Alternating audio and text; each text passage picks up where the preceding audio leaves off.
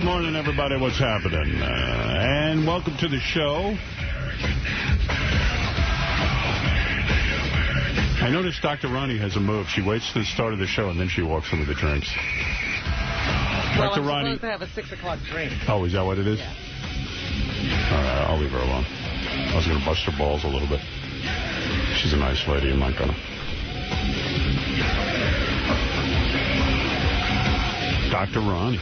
How'd that go this weekend? Fine. Yeah? How you doing? You skinny or what? I don't know. See. Yeah. Face is way thinner. That's all I have to see of you. Yeah, you look good. Yeah. Well, thank you do. Yeah, it's a definite difference. It's fucking starving. I'm not starving Yes, you at are. all. You shitting your brains out? No. Tell the truth. I'm telling you the truth. Well, when we last left you, you'd gone like crazy. Well, that was a colonic, yeah. But I haven't had a colonic since then. Once a week for the colonic. Do you look at yourself in the mirror nude and go, I'm looking good now? No. No? You don't check it out to see what's doing? I check it out, but I haven't said you're looking good yet. Do you weigh yourself on this or you don't? Sure I do. Oh, you do? Yeah. So you've lost weight, right? Yes. How much have you lost, do you know? I'm not telling you. Really? Is it a lot of weight? Yes. It's weird. Not that you look bad, but you look noticeably better, you know? Oh. Yeah. Why the secrecy? It embarrasses you? No, I don't want to shock you. Really? I've What do you lost mean? 500 pounds. Wow. But is it a shocking number? Is it a kind of number where you go, oh, I don't even want to admit that I had that much weight to lose or something? Is that what you're saying? No, I've got a lot of weight to lose. This isn't You don't that have that much. weight. You're sexy. I lost 75 pounds. 75 pounds, yeah. But most of that's water. You drink a tremendous... 75 pounds of water. What'd you lose? Come on. 15 pounds. Is that right? Wow. In how many days? A week. It was last Monday, that is. That's terrific. For abroad, that's a lot. For abroad, thank you. For abroad, that is a lot. Artie. Not you, a generic I'm broad. abroad. A generic, broad. But for a lady, that's a lot. 15 pounds. Wow. See it in your face. Sexy.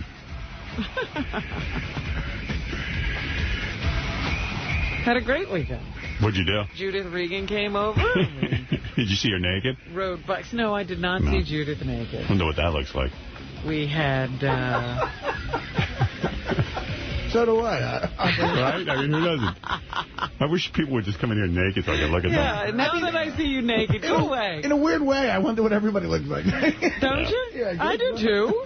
When I was doing my book, and Judith was incredible. I mean, just incredible to me. And I'd say to her, we'd always talk about sex. 90% of the time we were talking about. 99% of the time we were talking that about flowed sex. over into the air. Yeah, there was like sexual tension the entire time, which worked for the book. And she told me when she's with a man, like she never gets totally naked, like she keeps things hidden.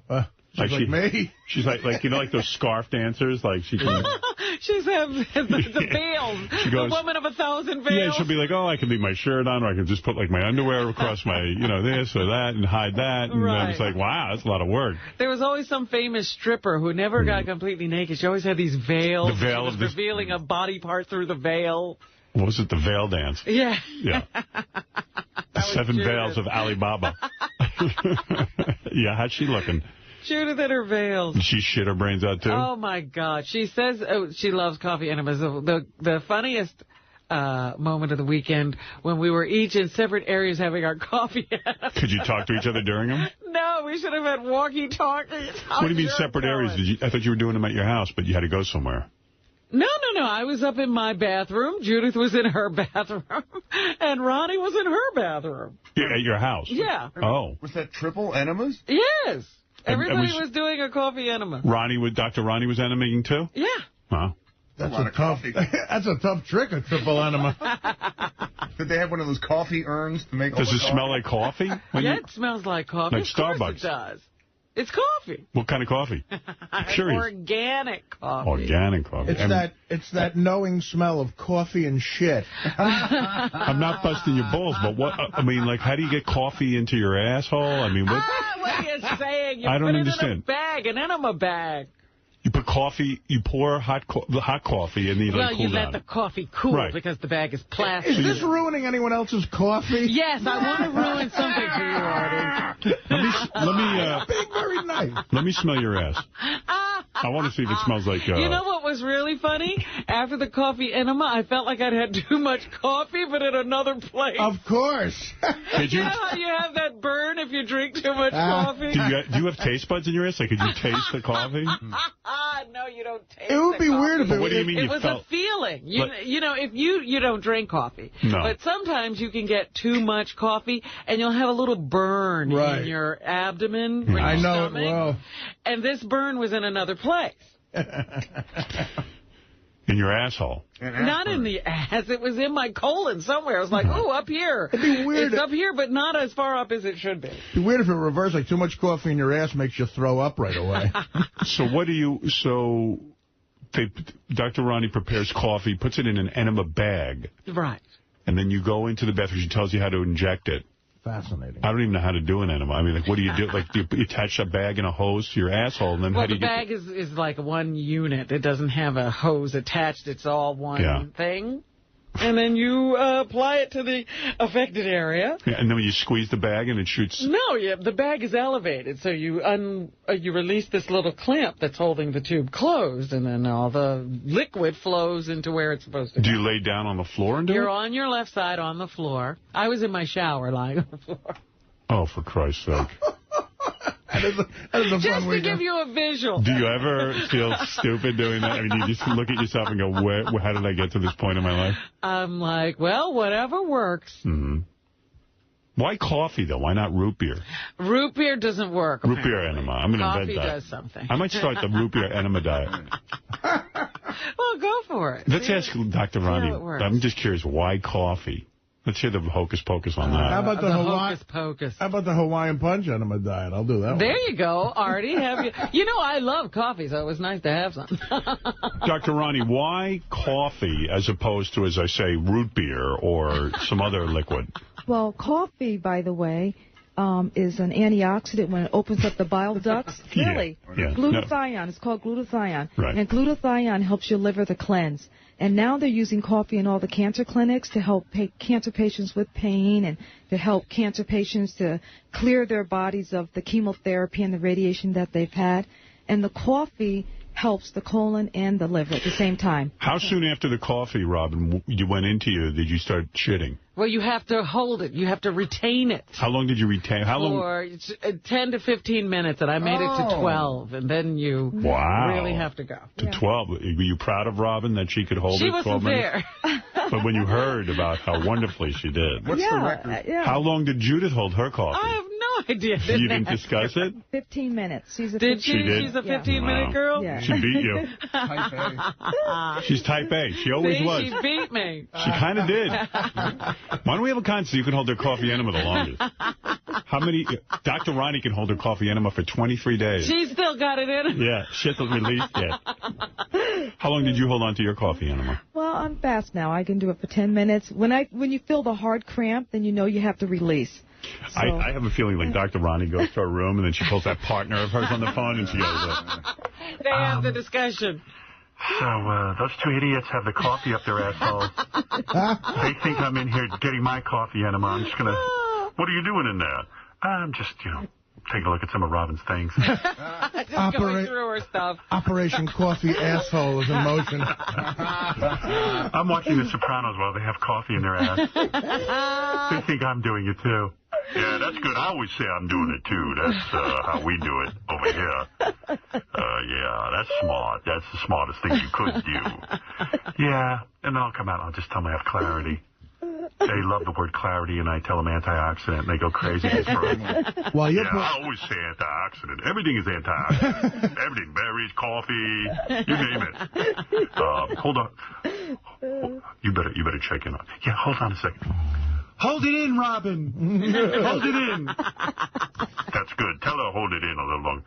But she says she's ready to release. Oh, tell her to hold it in. She can hold it another 10 minutes. It's only been 2 minutes. Tell her to hold it. I haven't gotten the whole entertainment center in the van yet. This flat screen is stuck to the wall. Well, you're putting coffee in her asshole. I'll put a blender in the truck. That's nothing. Tomorrow I'm going to tell them that tin foil on their tits is an antioxidant. That's a good one. Let me write that down. Put tin foil on your titties, and that's an antioxidant. How are you going to pass that off as an antioxidant? Well, the tin extracts cancers and other toxins. Yeah, that's a good one. We got to put that in the next book. Part 2. Tin foil diet. Yeah, that's a good one. I like it. You can probably pick up the radio station on that tinfoil titty. You can release toxins and get good reception. I make little tinfoil pyramids on their nipples. That's good. Tomorrow I'll tell her you can get a lot of antioxidants by giving you her Land Rover. Oh, my God. This is a good one. Tell Judith that the top cancer clinics are making people eat frying pans. Frying pans? I wonder if you could get those two to base their vaginas in chocolate. Oh, I know I could. They believe anything. They're laying on their sides in the shower with coffee going in their asshole. Tell them to put the chocolate on their vagina and get a picture of it if you could. Yeah, I'll tell them I need to catalog the chocolate and way it bubbles on the vagina. Yeah, that's crazy. These are two people who are considered intellectual. They're at the top of their fields, right? Gandhi drank his own urine, so it's quiet. I think he had to. They're at the top of their fields, right? Well, the Robin one is, but Judith's had some bad times lately. Oh, stop it. Judith's at the top of everything. What do you mean? What are we wasting our time on her for? Well, when I agreed to give her coffee enemas, she had her publishing job. But then she lost it when she interviewed O.J. I wouldn't waste my time with that one. I'd concentrate on the Robin one. You know. Wonder what you could do with hamburger meat. Put a hot dog up their nose while you put the chocolate on their vagina. I'll tell them the hot dog draws out cancer. You should write a new book, How to Make Smart Famous People Do the Most Ridiculous Shit. I'd read that. Look at you, Artie. Look at you. You're doing it all by yourself. I guess that's okay. I do a lot of ridiculous shit, but no one cares. Like I said, you can't argue with results. Hey, you look good. Wants to drop some pounds, and so she found somebody that will give her a high colonic. And so for the next couple weeks, she'll spread her cheeks, and that's when they deliver the high colonic. The shit that's shooting out will no doubt smell just like a zoo while she's thinking half. We'll all laugh and say insert the tube high, high, high, high, high, woo! She'll get a high colonic. A lot of songs. Mike Moore's checking in. I'm going to have them sandpaper their ass and sit in Jack Daniels. Good one. I'll write that down. Robin's got a doctor to study her poop. She's got too much money and big black boobs. Very ridiculous. Why he's got to crowbar the boobs in there? He's Always. obsessed. He loves it. The He boobs loves it. make every song. Yeah. Robin Quivers is going nuts. She's pouring coffee inside a bottle. Sal, thank you. Veggies fell in the bowl when she put some coffee in her asshole. Robin, baby, you need to quit, cause coffee ain't for taking shits. Drinking shakes wrapped like a mummy. You're really looking like such a dummy. Oh, my God. Oh, for goodness sakes. So the coffee you held for 12 minutes, and then everything is released Yep. into the bowl, and you're saying turds come out also, right? Yep. Yeah. Mm-hmm. Yes. Yep. Did you get a lot out, Dr. Ronnie, or are you such a pro at this point there's hardly any left? No, I always do. You got a lot out. Good. Yeah. And did Judith have clarity? She said she felt clarity when she usually has coffee. She felt so much more energy, was able to Really? leave full of vitality and go on her trip. Should have had a coffee enema before she interviewed O.J. Well, that's the problem. No. Did you have clarity, as Judith describes it? Well, I woke up very tired, and after the coffee energy, I had my voice back and everything. I was a little raspy. Really? Yeah. After the coffee enema, you felt All of a sudden, my voice energetic. was back, yeah. Wow. Wow. Well, Dr. So Ronnie. if your voice goes, give yourself a coffee enema. That's my recommendation. Once a week. Can't argue that with that kind of success. Yeah. When Robin's voice comes Plus, back. I was able to stay up for the Sopranos. That's the worst part. You should have gone to sleep. I know. Oh, we went for a bike ride. Oh, that's right. We rode bikes. Wow. Had a couple of heat treatments. Relaxed in the pool. Wow. Had some lovely meals, massages. Yeah, Elvis came down and gave us massages. Elvis? Yes. Elvis came Presley down. is my massage therapist. Yeah. Tell him Elvis Presley is a massage therapist. You're going to get the Wayne Newton enema. Have them hold a donut in their pussies. Why should I do that? I just want to think about it. Don't ask why, I just do it. Call it the policeman's diet or something. Wow. I love the voice you gave her partner. I know. It's like, who is that guy? Wait till you see James. Hello?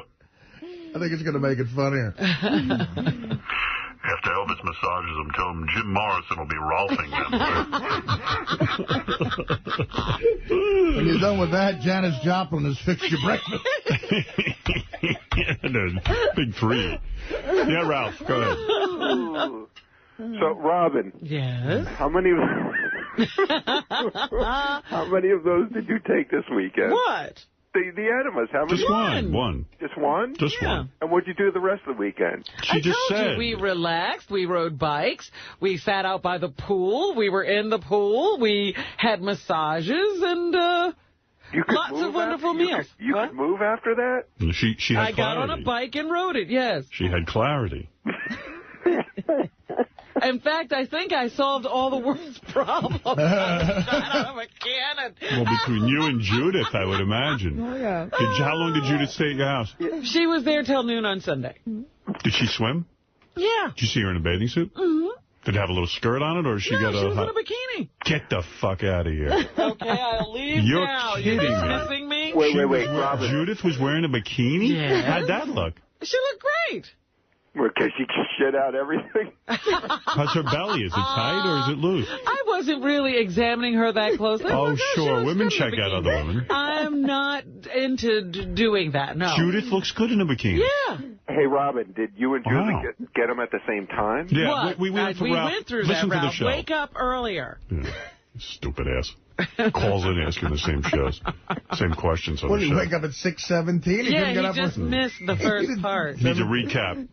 It's not going to be officially working, Robin, until you guys have a crazy weekend of fucking. That's when you know, that's when you know it's all work. Dr. Ronnie did a job. Huh? Judith wears a bikini. I would have thought a one piece. Well, I was surprised, too, but there she was. She in her bikini. She looked fine. How's the thighs? I don't know, Howard. Did you see cellulite? No. What did you think of her, Dr. Ronnie, in a bikini? I think she looks wonderful.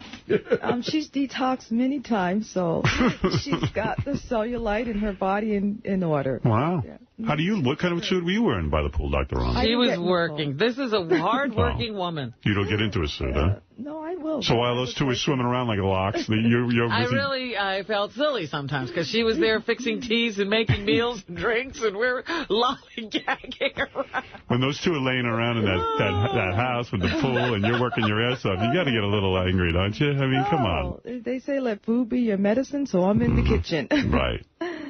Fixing juice. Judith hairy?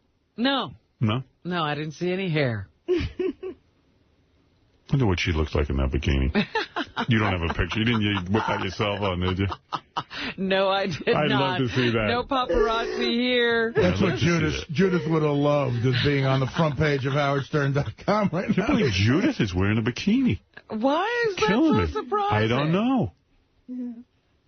Good for her. And it wasn't inappropriate, in other words. No, she looked good. How's the titties? Looking that top. Again, she looked great. Really? Yeah. Son of a bitch. You did have a good weekend. And her ass isn't saggy, huh? No. We walked the beach. What do you want? We had a good time. Oh, you were out at that summer house. Well, yeah, that's where I am now. Wow. She have varicose veins at all? Nope. Wow. Wow. I'm shocked. I didn't picture her in a bikini. That's very nice. Oh, they expect Robin to come in with a lot of imperfections written down. Next time, take notes. A list. Dropping loads that cover your face. Some kind of baby. Dropping loads. Sucking like water. You nasty kid. Wow. All right. Well, it sounds crazy, but the coffee enema thing is wild, but good for you gals. I'm glad you approve. Me, Saturday night, I had chicken parm and spaghetti. All clogging your all arteries. Clogged up. Where? Unlike you, I love food. Just, sitting in your stomach, putrefying. I was listening back to I was driving around in my car to get the paper, and I'm listening to the replay where I really get to listen to you because, sometimes when I'm doing the show, I'm busy. No, none of us are listening to each other. And you were doing your whole rap on how you hate food. And I go, she doesn't hate food. No, you don't understand you love what food. I'm saying. Yeah, you're saying it. I like eating gourmet food, which is about that wide and around when you eat it. You would weigh 20 pounds if you didn't like food. Right, okay. It's true. Don't like the effect that food has on me. Well, because you got to eat light. Howard, if I eat anything, it just sits there. That's like me saying I hate sex, and I have it all the time. No. I don't like the effect food has on me either. Look. I only wish I was having as much fun with food as Artie. Well, but look what it's done to me, though. I'm not eating cupcakes. I'm not eating yo-yos. Yo-yos. Whatever they're Yankee I don't eat Doodles. that either. But you're thin. No, I have to work at it. It doesn't work the same on me. And then I hurt myself, and now I can't even get back into an exercise routine. So I need some self-imposed discipline and a change completely in my diet and my habits, and that's what I'm doing. Now, what's going to happen, Dr. Ronnie, when Robin's off, when you move out of her house? We were talking about the maintenance plan yesterday. What's going to be the plan? You're going to keep drinking drinks? No, she understands the maintenance plan. We went over What is she going to be doing? She will be eating really good food. Smaller portions every 3 to 4 hours. What kind of food is she going to be eating? Correctly.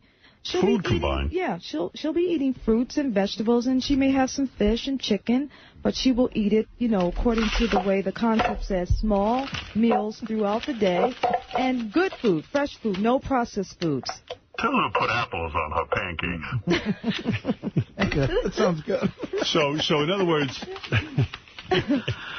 so Robin will be eating a very strict regimen of food. I wouldn't say strict. I would just say healthy. Like, what will she have for breakfast so I can prepare myself? She will probably have, I don't know if she wants grains or not, but she can have, like, an egg if she wants eggs. A whole egg? Yeah, sure. Look at you, Robin. Wow, look at me. I'm so lucky.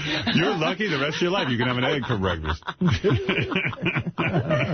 Oh, she loves can chop that. vegetables in her eggs. She can have an omelet. Okay. Okay. Sounding better? Oh, my, yes. She knows she won't eat food that's going to damage her digestive system ever again. Tell her to put the tin foil on her titties. Please. How long before she can have the French Grand Slam at Denny's? See, something I would never have. I would never have that. Once a year you're allowed. What is it, Ralph?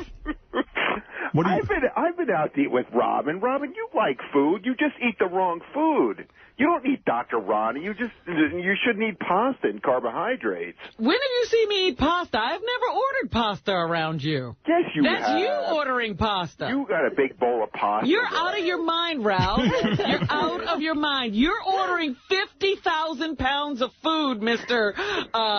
Calamari. I'm not ordering the pasta. Yeah, but you see, it's all clean protein. You're eating these complex calamari, which is full of breadcrumbs. What are you talking about, clean protein?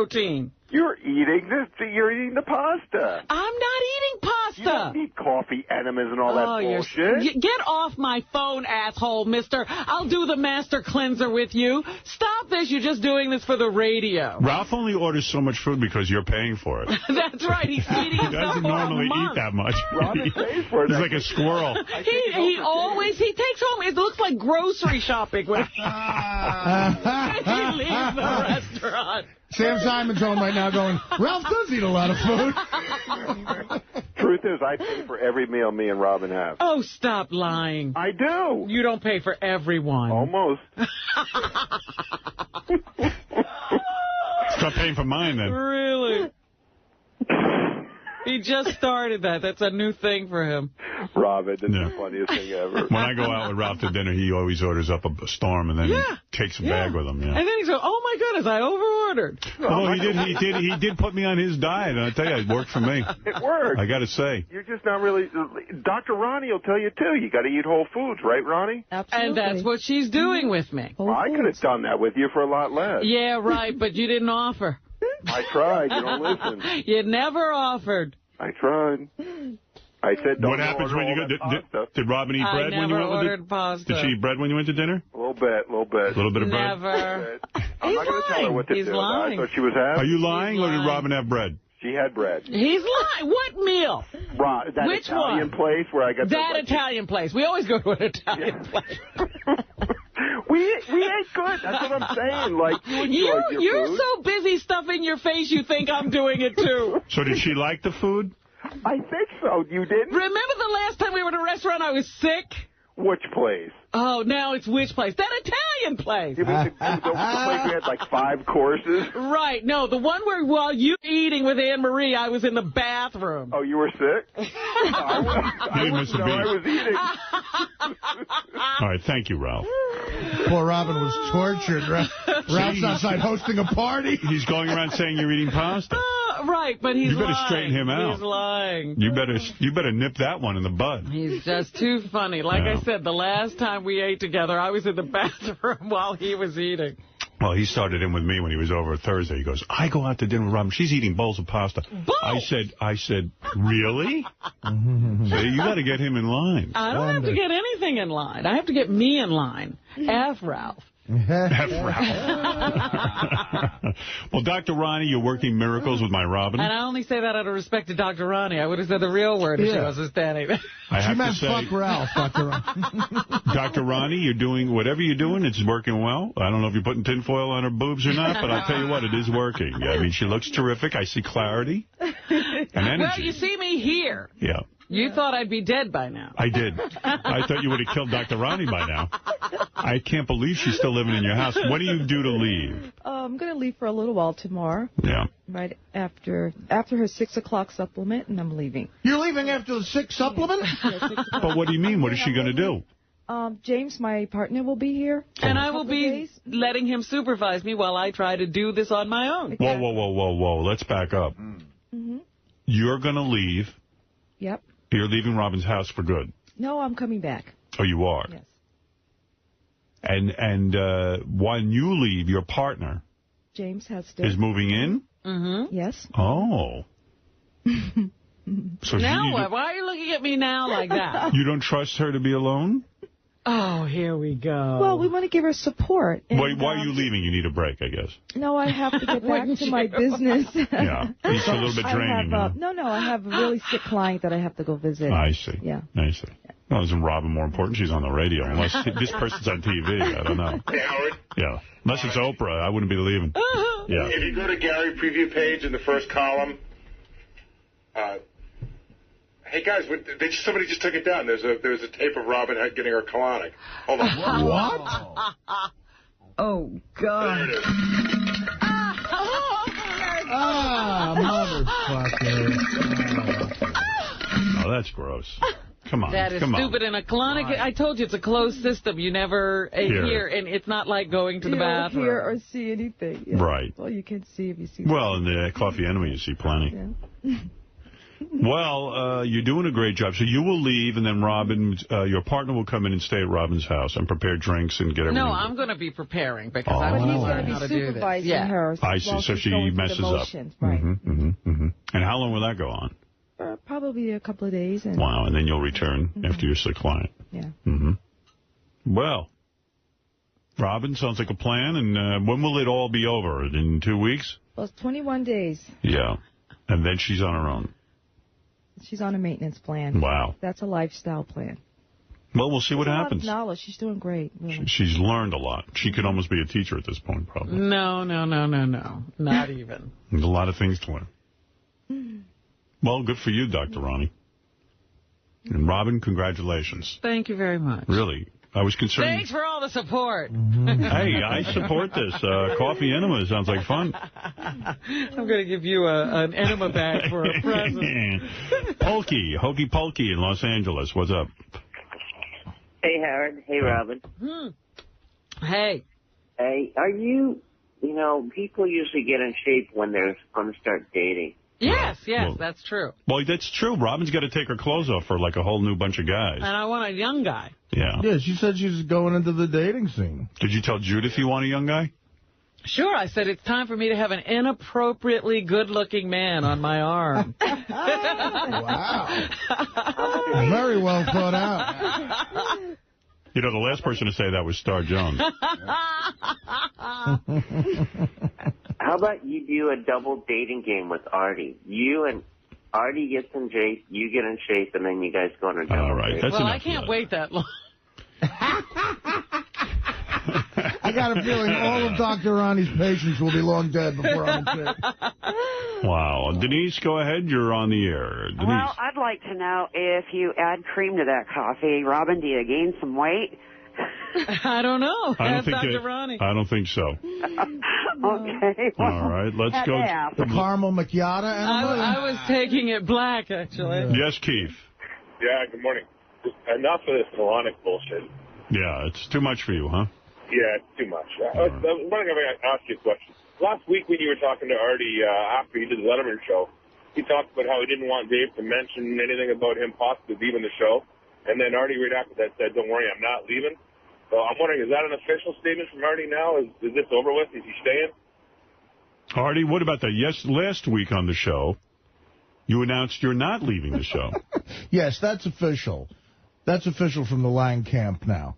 Yes. I guess. I don't know. Artie says he is staying with the show now. Great news. All right, there you go, Keith. What? Why the change of heart?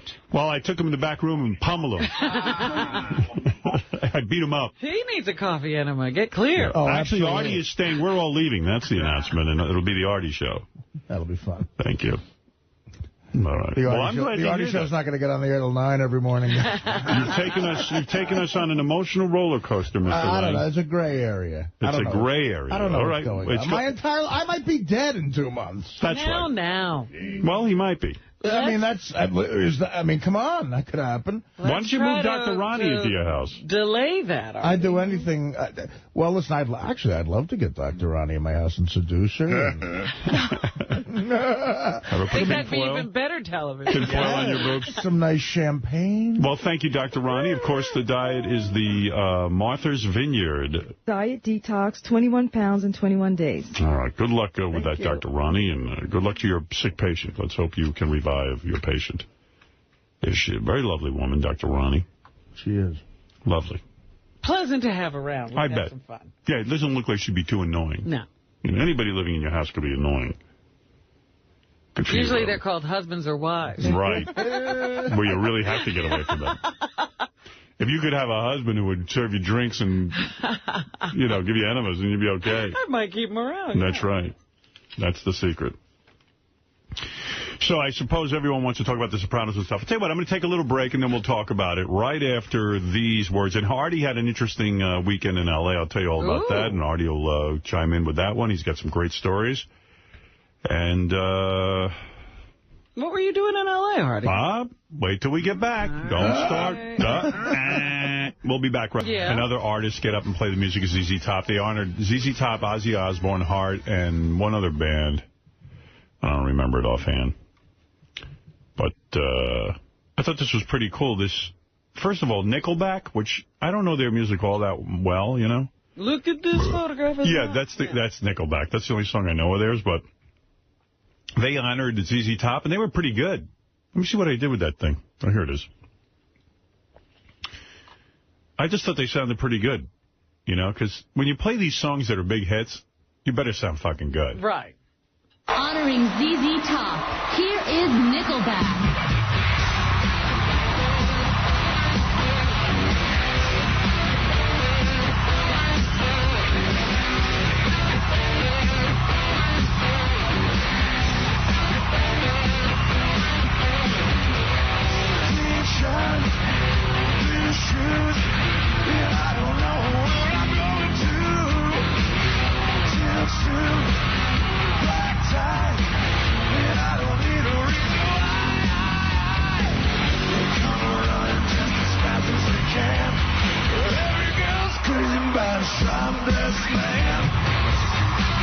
They were pretty good. You know, they didn't fuck it up. And then I don't know this country artist. Her name is Gretchen Wilson. Do you know her at all? No. I know she's a, country singer. She's got a real good voice. She got out there with Alice in Chains and did a Heart song. Really? Yeah. And I thought she had a real good voice. She's kind of like it happens in country every once in a while. Like she actually had some talent, I thought. I don't know how it sounds. I'll play you some of it, though.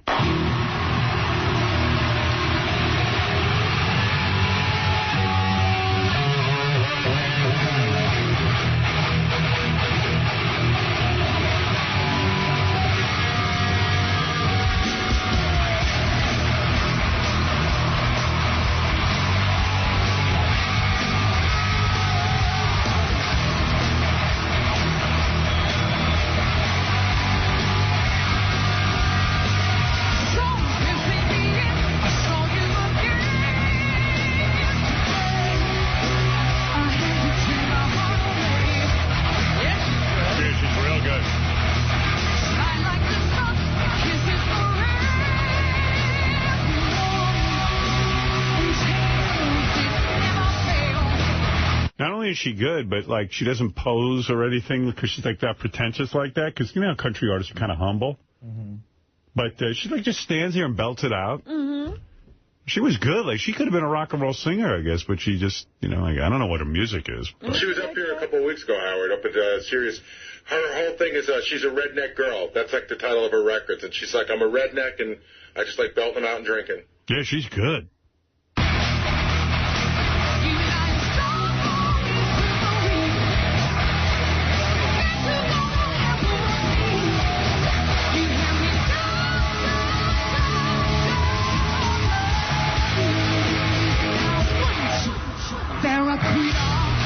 That can't be easy to sing, that song. No, not at all. Yeah.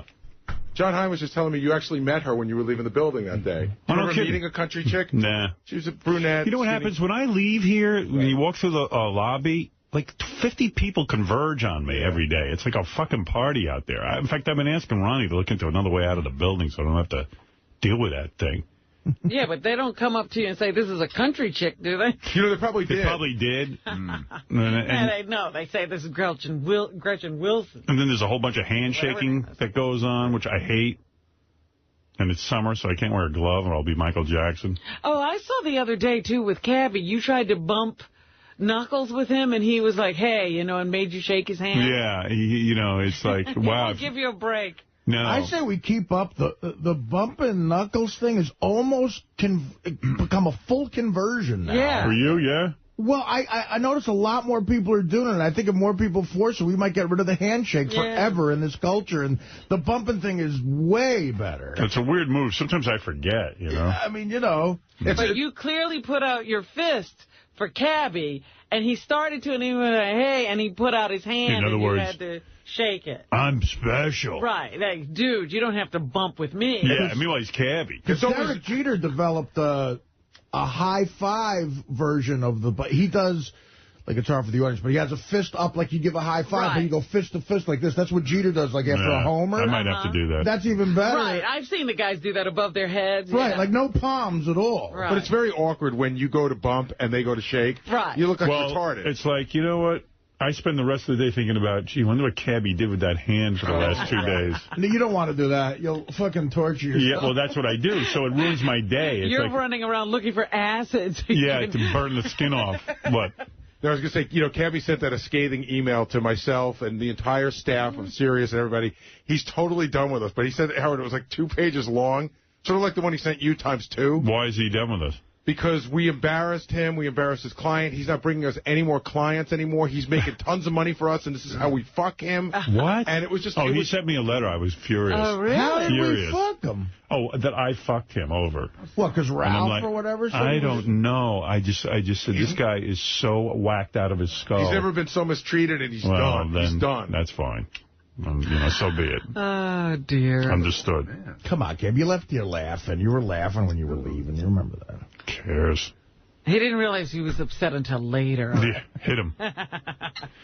So I'll tell you my review of The Sopranos. Of course, it was a huge disappointment. I don't think any fan of The Sopranos who has just stuck with it for as many seasons as I have, right from the beginning, wouldn't be disappointed. When my screen went black at the end, I thought there was something wrong with the cable television. Right. Didn't you start thinking, oh, man, are the lights going out, or did cable just break? What happened? Yeah, I didn't know what was going on, and I was not satisfied. You know, Me and my mother were able to play an amazing trick on my sister. Like, because we were on the phone again. We said, let's see if we can get Stace to...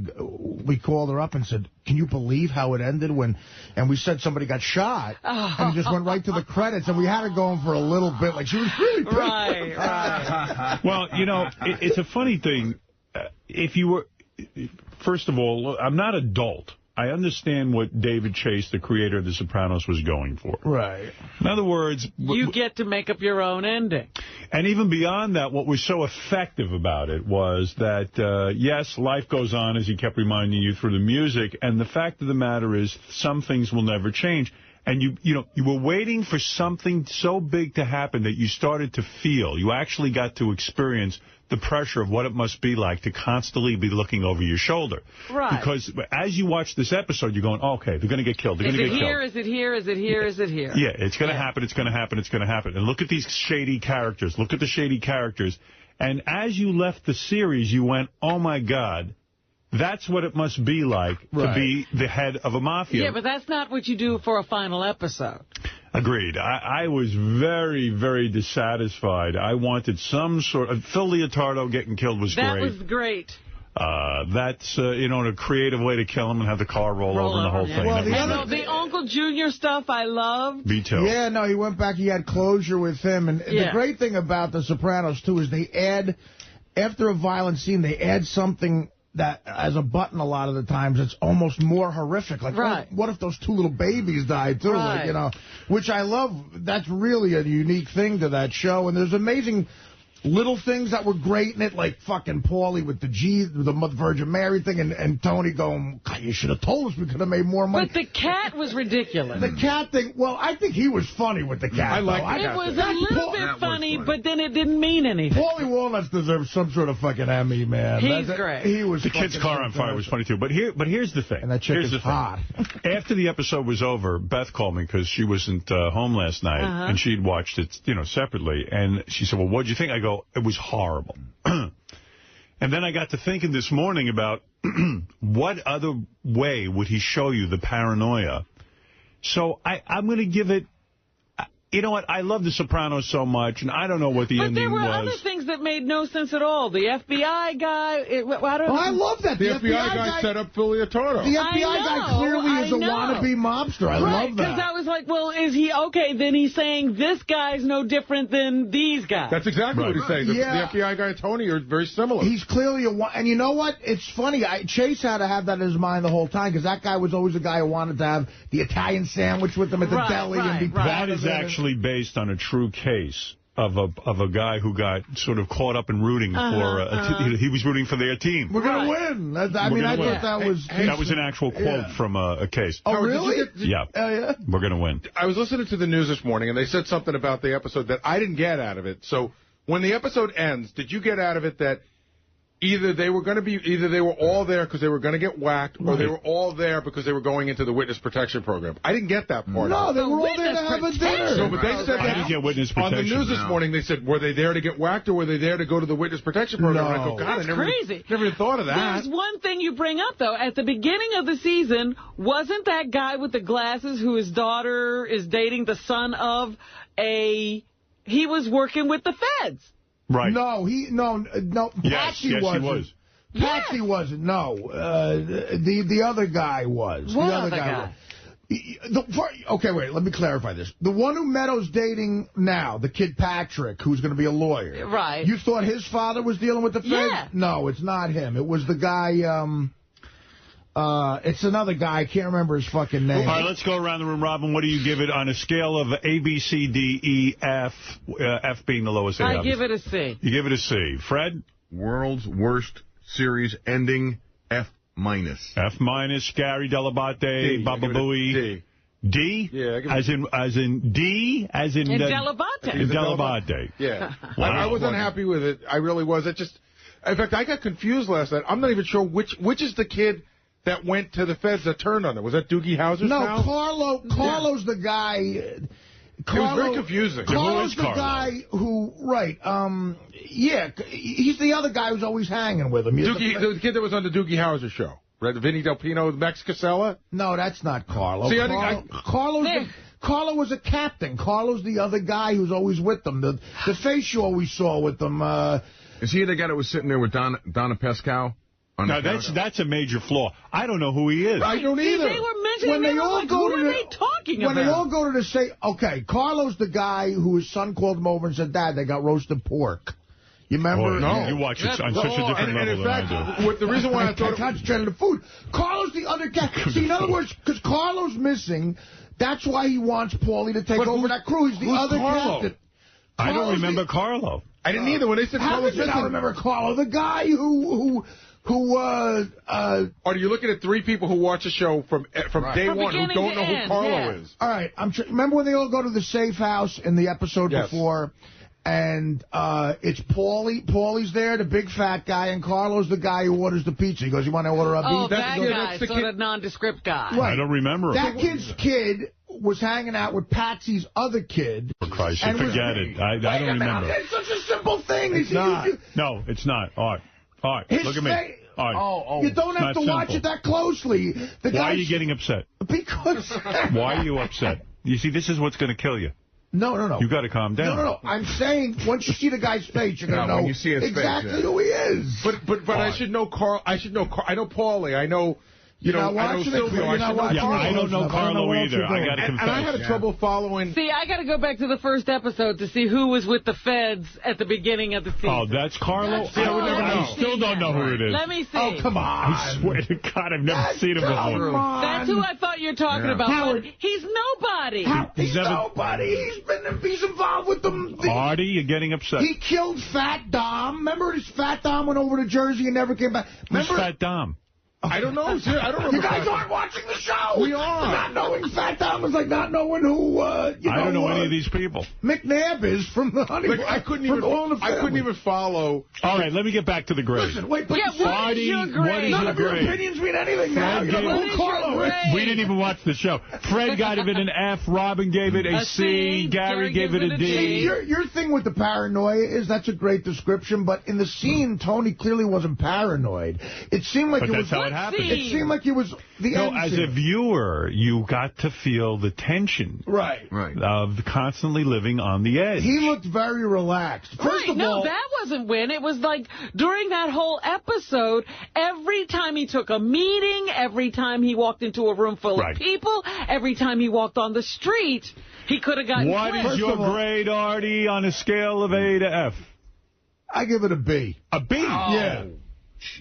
Because he knows Carla. Listen, guys, Ralph, what do you give it? Ralph, what do you give it?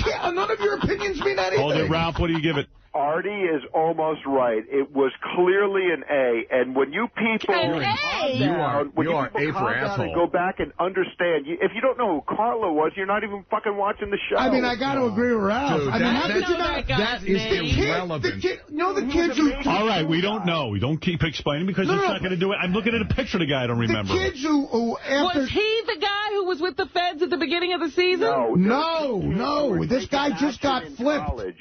who AJ hooked up with. All right, Ralph, will you give it an A? I would give it an A. If there was one more pivotal scene, I would have given him an A+. Come on, Phil got his head rolled over. Big deal. Wait, what about the other 48 minutes? What about the ending? The ending. What about Uncle Junior when they come to that realization that it all means shit? That's right. That was beautiful. He's trying to make chicken salad out of chicken shit. Fred, Come you know on, what? dude. You don't know what your fuck you're talking And about. neither do you, Ralph. The answer You're going on the street and you talk to anybody who's like an average, regular person viewer who has watched the show religiously but those are the since day. stupid people. Oh, so now we're making it for Mensa candidates? It's for smart people. Get real. The Daily News got it right. The headline of the Daily News today says... understand it. The Daily News headline today says... Great, so let's watch, Plato. Sopranos wax fans. That's how No, I it's think the New York Post. That's the New York Post. You're looking. All right. Now for the dumb opinion. All right, there's a guy who gives it an A. Do you remember... Ralph is so off. Do you remember the guy... Fred, do you remember... Fred, do me a favor. You're off, man. Go back and watch these You're episodes. so off. No, you're trying to make it something that it's not. It's a masterwork. It is not. You know what it is? It's the equivalent of Godfather 3. You don't know the show. You don't even I know the show as well as anybody else knows the show. I'm watching it on just a regular viewer. It's like it's not like a college course, Ralph. What was the trucking company in season 1? It was mentioned about 10 times that Uncle Junior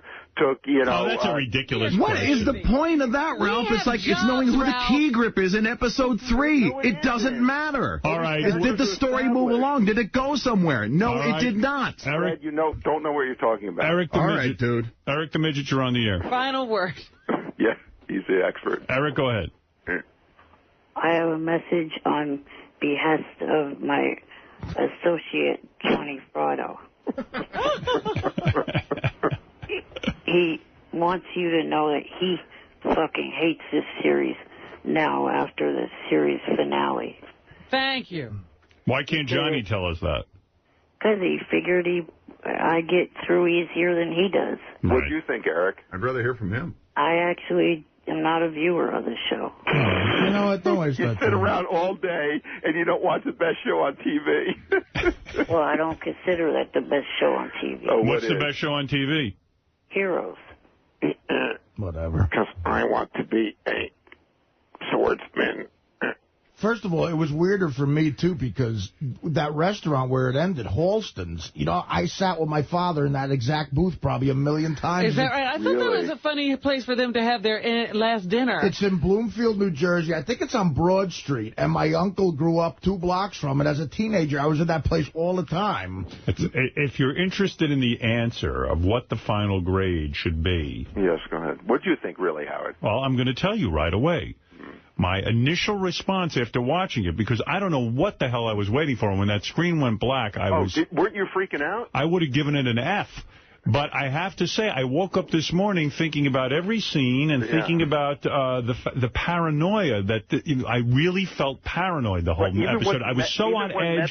I was sick to my stomach. I was getting sick. I was like, uh-oh, something's going to happen. Something's going to happen. And this must be the paranoia. I'm going to give it a final grade of a B+. It was unsatisfying. But it was not the episode. I wanted revenge, and I wanted to see killing. The other great thing, I wanted to see an old-fashioned mob movie. You want to see everything you want to happen. You know what I mean? He left you wanting so much more. I gave it a B+, which is... without knowing... here's my It made me thing. wish that I hadn't watched this entire season. Without the last scene, he seemed very comfortable. But that guy going to the bathroom, you know what? Again, you think that's a hitman. I felt the same way you did, Fred, but I felt he did a Francis Ford Coppola. Coppola got us like the goodwill of Godfather 1 and Godfather 2. And then he made Godfather 3, and it was like the biggest letdown of all time. It's the equivalent of at the end of Godfather 3, when Michael Corleone... Could you shut up for a fucking minute, Ralph?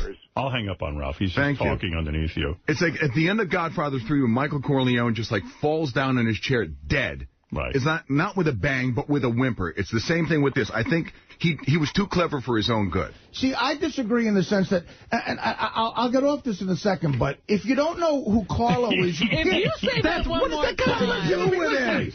Tony is paranoid about something. What's the difference? What did his lawyer say? Family. It could have been a stripper. Let Artie finish his thought. He's never going to get off this otherwise. Guys, Tony's more paranoid about the feds than anything right now because he's about to... They think he's going to get indicted. And the reason he's so paranoid is because the guy they flipped, Carlo, knows everything about him. I mean, he's like Paulie. Okay. So his kid got busted for ecstasy. Clearly, that was leverage they used to flip the guy. So Tony's telling Carmela, listen, they're going to indict me. She said, you talk to your lawyer again? He's like, yeah, Carlo's going to testify.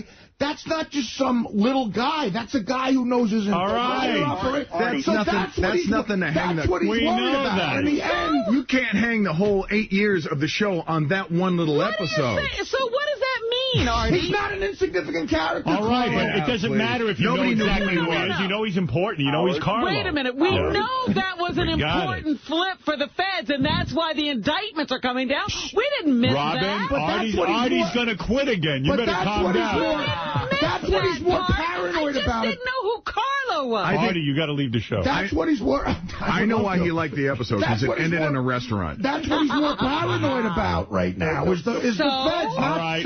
Not the hitmen. Let me say one more thing. Stop. The point is... He's not paranoid about that. He knows that's going to happen. The point is, it was such a great relief that it was just an indictment. He wasn't getting killed, and his family wasn't getting killed, and you felt a sense of relief. That was fucking great. All right. Now you're making shit up.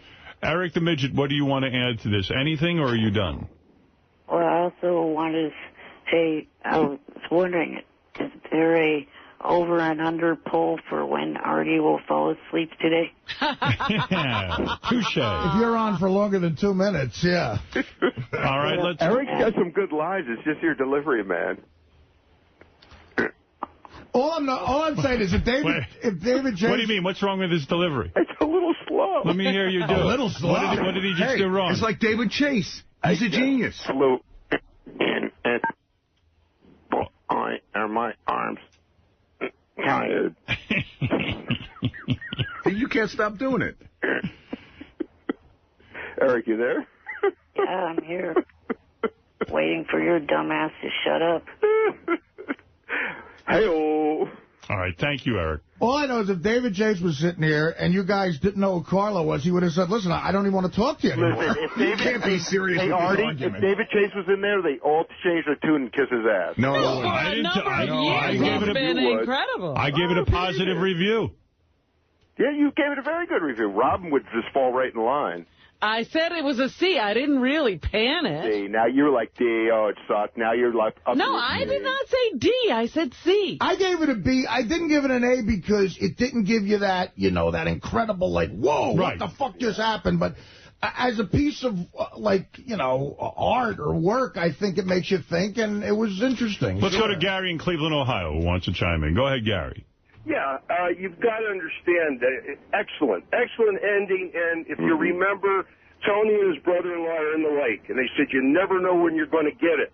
Right. We were third-party viewers going into that restaurant. We're watching that thing. We really did get whacked as viewers. That was the end for us. We did feel the paranoia. We saw it. We never saw it coming. But that's exactly... All right, Gary liked it. Gary, unlike the other Gary, makes a good point. Now, let's go to Mike. Mike, you're on the air. Hey, Howard, how's it going? I was just wondering, do you think with the way the whole ending played out that would dovetail directly into a Sopranos movie? Well, there is talk of a Sopranos movie, actually. And John was saying that this morning. He thinks since they left so much on the table and so many people are still alive. They could do it. And if I was James Gandolfini, I wouldn't run from the character Tony Soprano, because I got news for you. He's like Beaver, like anybody, like Superman. These people are typecast. And absolutely. He's stuck. And he should do it, and he should milk it. And you know what? People love it, and don't be so uptight about it. Let's go to Eric. Eric, you're on the air in Albany. Hey, Howard, how's it going, man? Good. Hey, I got to tell you, Artie, I love you, but a couple of weeks ago when you're debriefing the Sopranos show and you're going through everything Phil said, you called Paulie Gualtieri Paulie Viltieri. And it's like, no, I didn't. Kind of like a big fan that you did. And no, I didn't. I didn't say Viltieri. You said Viltieri. No, I didn't. He might have been asleep. But anyway, guys, just want to chime in. Thank you. I love you. The show's great. You're the best. Thank you. John Hine, you own you used to own the website jumptheshark.com. What are they saying? People are pissed, but of course they're going to be pissed. You want that great finale to live up to your expectations. What do you think, John? Here's what I think, Ralph. There's no way you can give it an A+, and I'll tell you why. I said A. That last scene, all I'm thinking is, they're going to whack this family. I can't believe what they're about to do. Right, this is going to be incredible. But who would have done that? That would have been awesome. Who would have ordered that? Yeah, Think it about wouldn't it. happen. Who would have John ordered? wanted it would They made happen. peace with the other guys. Phil is dead. Yeah. But they Paulie clearly is just said, "Look, I'm in your allegiance forever." Who would have ordered that hit? You didn't know they made peace. They were questioning that. Yes, they did. No. Come on, they said we're backing off. No, they were. His head run over. They were questioning. No, not that He Phil. had his head run over. No, not that Phil got whacked. There was a scene later when he was talking to Paulie, and they weren't so sure about New York. They said, and actually he said it to Carmela later. He's like, he wasn't What sure. does that have to do with the ending? Because at the very end, you want some kind of payoff, Ralph. And I You don't want resolution. And I don't want we're going to leave it up to you. That's my own personal opinion. I think I agree with Fred. You feel it's a cop-out. It's like build it yourself. If they had shot Tony, it's like, why did they shoot the last 10 minutes like blank screen and let everybody in the audience imagine their own fucking ending? If that guy in the members only jacket comes out in the bathroom and blows Tony's head off, right, and that's how the show ends. Yes. Who do you think ordered that hit? I don't want to do it yourself show. I want the guy to tell me the story. John, was it great when Agent Harris tipped Tony off? Absolutely. Was it great that scene with Uncle Junior in the hospital? I think they could have ended the show. I think they could have ended the show with the Uncle scene Junior with scene. Uncle Junior. Like right there. Yeah. I would have been satisfied. But then don't have Meadow Parallel Park, build up all this tension, Journey playing in the background. Attention we're talking about. Attention to nothing. Yeah. You're going to see it in 2 or 3 years when that movie comes out. Let's go to Fa Fooey. I What do you want to tell say? you that because all the guys have been asking me. So the thing that Kid Chris told me. I was going to say, and this is how it I wish he'd tell. I mean, how could he ruin it? It never happened. But it really ruined my viewing experience when I tell you. So with 3 episodes left, he tells me that Meadow is going to get whacked. Which is a very interesting thing, because you believe that Phil Leotardo... So he didn't know shit. But you believe that Phil Leotardo's so mad at Tony that he might go after his family. So all I'm doing is watching the last 3 episodes, and when she's parallel parking, I'm just waiting for the fucking gun to hit her in the head. Right. Hey, Gary, you always get duped, like computer viruses. Duped? Like somebody hits you up and, like, tips you off. What was the thing you knew, Howard? I knew that... Bobby Bacalari was going to die. Yeah. And Ralph, by the way, how do you get duped when a guy IMs you? That's not duped. The guy had wrong information. It's not that I believed it. It's that now I have to watch it. He probably set you up. He probably made up some shit, Kid Chris, and then... See, I he thought... sent a bunch to JD as well. I thought he was going to... I thought after that ending, I agree with Howard. Like, what could he have told you? I thought maybe he just said Tony lives, you know? Right. Let's go to Abe. Abe, you're on the air. Good morning. I'm going to make my case in 15 seconds for why Tony is dead. When he was in the boat with Bobby Bacala, he said when the ending happens, you don't know what hits you. And this whole show has been about Tony. From day one, it's always been about Tony. Tony died at the end. And that's why the screen went black. But why wouldn't they show that, as Fred says? Why wouldn't they just... why not? Well, you don't even have to show... Tony doesn't see the massacre and the bloodbath. The bullet happens and it's all over. I see. In other words...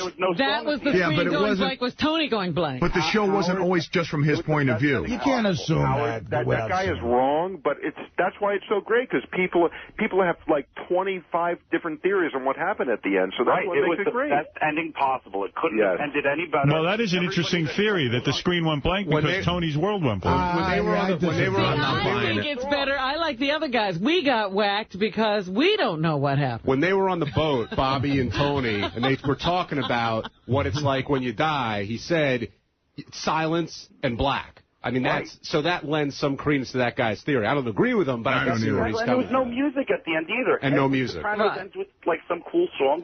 That was the other thing. No music. What Fred's point is, and show us him getting whacked. Or, you know what, you don't even have to show the bullet. You don't have to show him. You take a wide shot from outside of the restaurant. You see gun flash, cut to black. All right, there you go. Then you still don't know what happened, but you know something happened. What they did. You're right. It's a button. It's a period at the end of a sentence. You're on the air. If you remember, Tony, when he goes to the psychiatrist, talks about his father's death. And when his father dies, Tony can't understand because all of a sudden it just happens. And if you remember, they're all at a restaurant. And he goes outside, the father, and gets killed. Tony ends the same. Or he's in a restaurant. Yes, he was. Tony's father gets killed at a restaurant when after the last thing. Every scene is in a restaurant in that show. No. When Tony's in therapy, The confusion for him is why death had to happen that way. At the end, there's no music because Tony's dead. There's no music. It's all black. When you get killed like that, there's nothing else. How do you know? He's been dead. Oh, if you get killed other ways, there's still music. No, but not when you hear like a cool Elvis Costello song? The show, it's all from Tony's perspective. Nothing has... No, it wasn't. You can't assume he's dead. The story was always us watching Tony, not from his... He never talked to us directly. He never saw those other scenes with other people. That's the whole point. That's the whole point of it all, is why is there just black? But why should we have a question at the end of the show? We should know what happened, is Fred's point. I thought it was the side. What happened? I thought there were... You don't know what happened. You think you know. I got out of it that you're living with constant fear. The most unrealistic part about it was... We don't know that he died. The most unrealistic part about it was that there were black kids in Halston. I've never seen that. There's nothing resolved. His sister's not resolved. There's really... His uncle is not resolved. Are you kidding? His sister is all alone again. She's been alone before. Love. Yeah, but she was plotting to get Uncle Junior's money like she usually does, and he made sure Uncle Junior was going to leave it for the kids. How about this theory? And this is a crazy theory. How about there was actually a blackout last night, and we never got to see the ending, that there is a real ending? And it came back on right at the credits? Yes. That's a good one. I like that the best. You like that? I'm praying that's the way it ended. I'm jumping up and down, hitting my TV. Then I can't wait for one of the replays this week. Did you hit your TV? I thought something was wrong with my television. I was freaking out. I thought my TiVo went out. I'm hitting the computer box. I'm like, yeah, did it cut it off early? I went into a total panic. I ran downstairs to my other television, checked, made sure that one was okay. Mike, you're on the air. I was watching HBO for a half an hour after and hoping someone would whack John from Cincinnati. Please. How bad was that? I don't know. I haven't seen it. You know what? That was a bad time to premiere anything. We're all thinking about the episode. I don't have time to get into John from Cincinnati. That's why it's an A. I agree. Look, Ralph, I gave it a B just because... You gave it a B+. They were pushing that John from Cincinnati real heavily. When HBO John from pushed Cincinnati. And those two Australian guys, too. Oh, that looks really awful. What, John from Cincinnati? No, the two guys from New Zealand or wherever they're from. Flight of the Conchords. Good. I hope HBO drops dead. Oh, they have no chance. Yeah, even that Entourage is getting kind of pussy. Yeah, this season wasn't all that great. Yeah, they're having too much fun. It's like, fuck you. Ralph, it's a good episode, but it's not an A. It's not. It's a B+. What do you think it is, John? I'd give it a B. John, what would make you happy? What do you want to happen then? Paul, he wanted a resolution. He wanted to see an ending. He didn't get to see it. That's what made it flawed. Mike, you're on the air in Worcester. There's an ending. Hey, Ralph, I'm going to hang up on you. You're too chatty. It was Mike, almost like the Russian guys. Mike, go ahead. Right. Howard, at the end, they were kind of showing, like, the paranoia from everybody. Like, they showed the Middle Eastern guy sitting at the counter. Then he went into the bathroom. And then at the end, they showed the two black guys come in. And they were kind of showing, he was scared of, had to be paranoid about everybody in the world. Absolutely. We all got that. Yeah, that we got. I mean, and that was a good way to show it, but I don't know. Danny, go ahead. We're coming toward the resolution of this conversation. Go ahead, Danny. God, no. Hello? Yes. Howard? Danny, quickly. Yeah, I agree with Ralph and Artie. I think it was an A. I think the only thing Artie didn't give it an A. I gave it a B. I gave it a B+, and Ralph gave it an A. Artie gave it a B because there wasn't enough food in it. I think the only thing they should have did is they should have whacked Carlo, and then it would have been an ending. Well, he was with the feds. They can't get to him. They didn't know where he was. Carlo didn't matter. It mattered Tony's state of mind. But the show is all about Tony. To put a closure to everything. All right, thank you. Well, that's the whole thing. He doesn't know what's going to happen to him now. That's great. As the lawyer said before he got the ketchup bottle grabbed out of his hand. That was funny. That was That's great. why we try these cases. Johnny Fratto, you're on the air. That was fun. Are you motherfuckers kidding me? I'm so fucking pissed. 7 fucking loyal motherfucking years I've been to these people, to this family. And look at how they... Are you kidding? An A... Who said A? Ralph. Yeah. Ralph, the idiot. Yeah, Ralph, what the... I wish Ralph was my teacher. Johnny, you're one of these people who just sort of watched it with half an ear and half an eye. You don't know the ins and outs of the show. Oh, he doesn't know the ins and outs of the What are you saying, mob Johnny's either, not right? smart? What are you saying? Johnny's not smart? No, he doesn't know that. He makes a good living. He's sort of What do you smart. mean by the ins and outs? Johnny, you don't know the show. Do you know You don't know the Carla? characters. You don't know the You got to fucking be kidding me. What do you mean he doesn't know the show? That's his life. Well, He I know the characters. But we're talking about a TV show. Ralph, how can you sit and question whether or not somebody is intelligent enough to watch The Sopranos? And Ralph's the most intelligent. I mean, give me 10 questions. and the guy on the phone here with you, he lived the life of AJ. He is I don't care AJ. what he lived. I hope he's not AJ. AJ was a fuck-up. Are you saying Johnny? He's not. No, I'm saying Johnny was the son of a mob guy. He would know. He doesn't know the Sopranos. You know, I got to hang up on you, Ralph. You're annoying me. I know the Sopranos. I'm right. I know the characters, and I'm going to tell you something. I understand David Chase might have been going, well, you know what? We're going to make this like real life. What we're going to do is we're going to end it with nothing but, you know, we're going to put him in about 4 or 5, or make the viewer think he's going to see 4 or 5 bad endings. But we're going to end it just like life ends. That's some fucking creative shit. But that ain't why I buy HBO. That's right. We got life. See, you know what? Yeah, we're already living life. We want to see a story, right? He hit on a valid I point. want him fucking dead. They better bring that motherfucker back and get him dead. Because I'm watching a television show. I don't care about how close to life or art it looks. He's right. Him to be dead. And you know I what? want him dead. You know what? Thank you. But that's You not know what he kind of the show touched you've on, been though? It's like watching. everybody likes to try and make this show like it was like, oh, it's about family. It's always been about family. It's like, no, it's not. Everybody loves this show because it's about the fucking mob. Right. Let's get real. Yeah, but And here's and let me tell you what. Let me tell you one more thing about this discussion we're having now. What? And this is the most important thing to say about this. And this is the thing that'll blow the lid off it. You ready?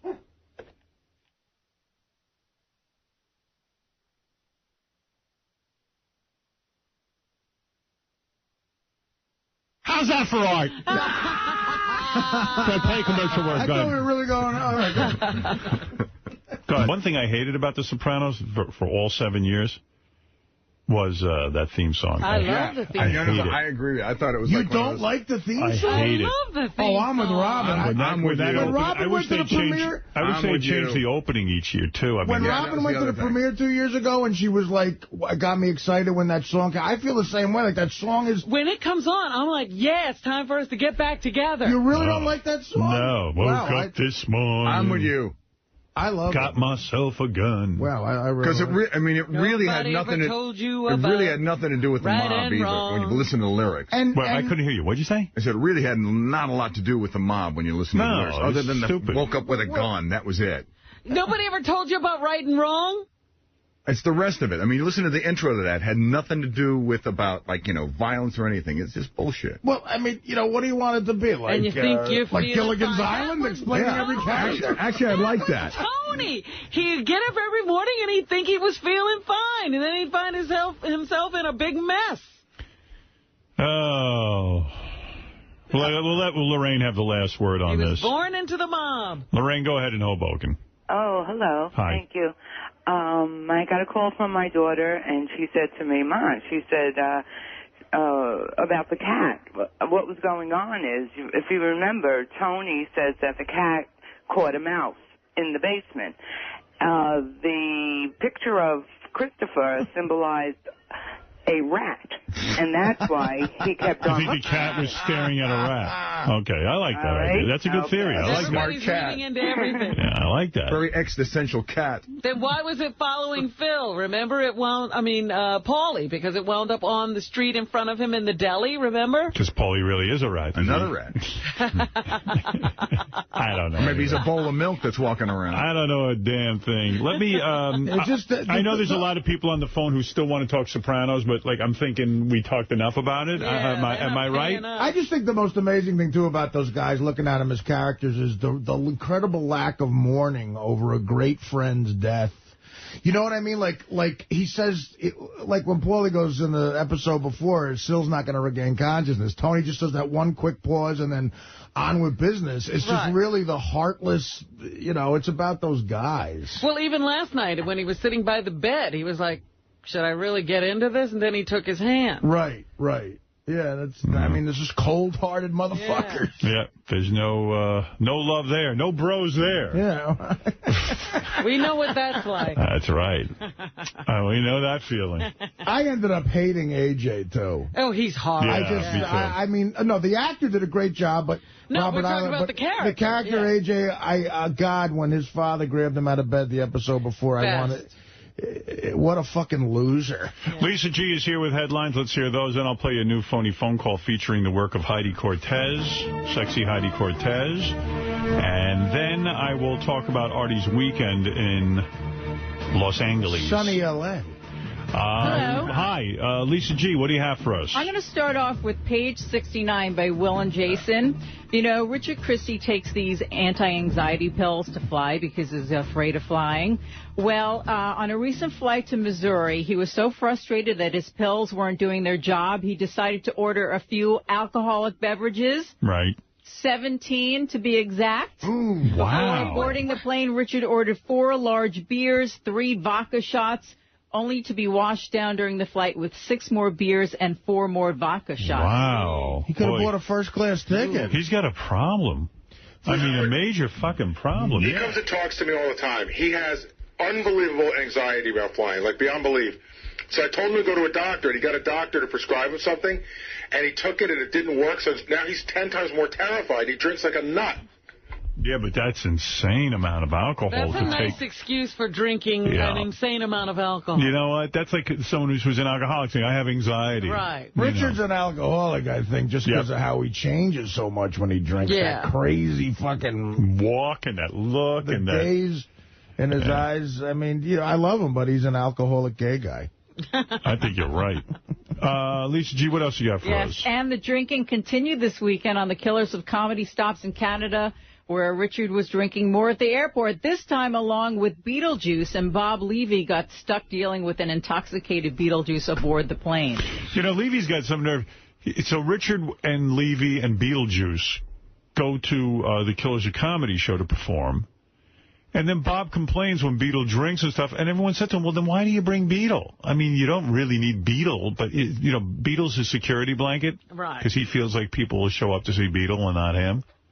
Yeah, well, but then he complains about babysitting the guy. Richard and Sal are big enough on the show now to where I don't think you need Beetle, man, as far as tickets are. If you want a great story and everything. Then Richard and Levy got into an argument because, like, Levy goes, you shouldn't let him drink. And Richard goes, well, he's a grown man. And then Levy goes, he's not a grown man, he's retarded. And then they got into this whole rap. Can you limit a retarded guy from drinking? I mean, he is a man, but he's a boy. Listen, I hate saying this, too, because I want Beetlejuice to make money. I love Beetlejuice. I want him to make cash. But I'm sure he could get gigs on his own. I think you guys bitch him on. I agree with Howard. I don't think you need him there. And then when you get him there, you complain. Yeah, it's totally your decision to have him. I mean, I wasn't complaining. I told Bob, let Beetle sit next to me if there's a problem. And Bob's like, no, I'll take care of him.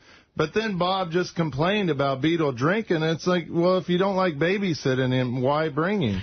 I don't think Beetlejuice needs you guys. I think you're bringing him down. Yeah, I mean, Beetlejuice can sell tickets. He could go solo. Huh? Yeah, he doesn't need these two maniacs to keep him from drinking. You know, it's funny. Out in L.A., my agent like was doing that whole thing where he every time he introduces me, he tells people I sold out Carnegie Hall.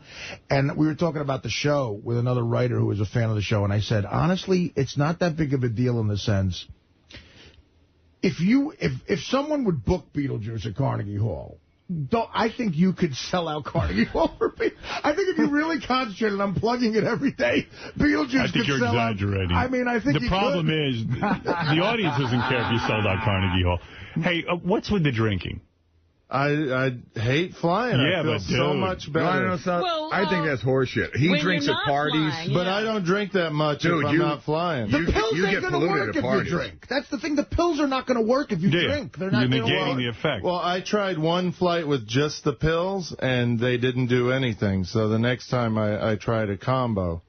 Yes, Edward, you're on the air. It's like he doesn't get drunk at these other functions we've seen. Yeah. All right, Doc. Well, not as drunk, Robin. What is that, Edward? Hey, Howard, how's it going? Listen, tell that stupid-ass Richard to stop drinking and taking benzos. I'm sure he takes, Xanax when you fly? No, it's buspirone or something it's called. Buspirone, yeah, you shouldn't drink. You really shouldn't drink. It'll depress your respiratory system. You can actually die from that. Sir, is what he just said, I've never heard of that. Is it like Xanax? Does it get you high? Nah, Buspar, it's an anti-anxiety and antidepressant one. It's used to stop smoking. Yeah. What are you, a doctor? You down. Yeah, I'm a doctor of pharmacy. Yeah, you're good. No, because Xanax gets you high. Well, here's the thing. How many of those buprofen do you take? Just a half of one. Yeah, and then I got to figure the flight to... Where'd you go, Montreal? Kansas City. Oh, you went to Kansas City. How long is the flight? 2.5 hours. That's a short 2.5 hours? You had 17 drinks in 2.5 hours? Dude, do you realize how much alcohol that is? I was at the airport for about 2 hours, too. Oh, so in 4 hours you had 17 drinks? Yeah. That's a lot for 10 hours. That's over 4 drinks an hour, which is a pretty good pace. They cut me off. Last time I flew from California, they cut me off because I had so many. All right, thank you. They said that, Sal tells me, that Richard drinks on the plane and he orders cans of beer and he puts them under his seat, and then when the plane shifts, they all roll around. It's like, did someone get married in the back? Anything else, Lisa? Yes, the king of all media. Last week you were pleased to learn that your likeness has appeared on a Hollywood zombie trading card. Well, I contacted Topps Trading Cards, and they had a comment for me. They said, quote, "First of all, Howard, you know, we here at Topps are huge fans of his and have been for many, many years. Our new Hollywood zombie trading cards continue a long tradition of parody. Parody and satire." Oh, that's the way they get around it, parody. No, they're using my likeness and they're selling an item of me. Parody. Yeah, okay. Fucking bullshit artists. So what are you going to do? Don't know. I haven't even given it, you know what? I haven't given it an ounce of thought. They sent a bunch of cards here.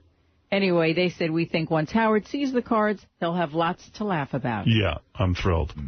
That's it. Thank you, Lisa G. You know, I think you'd have an excellent case if you wanted to bother with it. Because I think when you sign a Major League contract, I think you're also signing something. Right. Major League has an agreement with Topps where they could use your... you have no such agreement. No, I have no agreement. They're just hoping that, you'll laugh about it and not care. But the fact is, I don't want them selling that bullshit to my fans.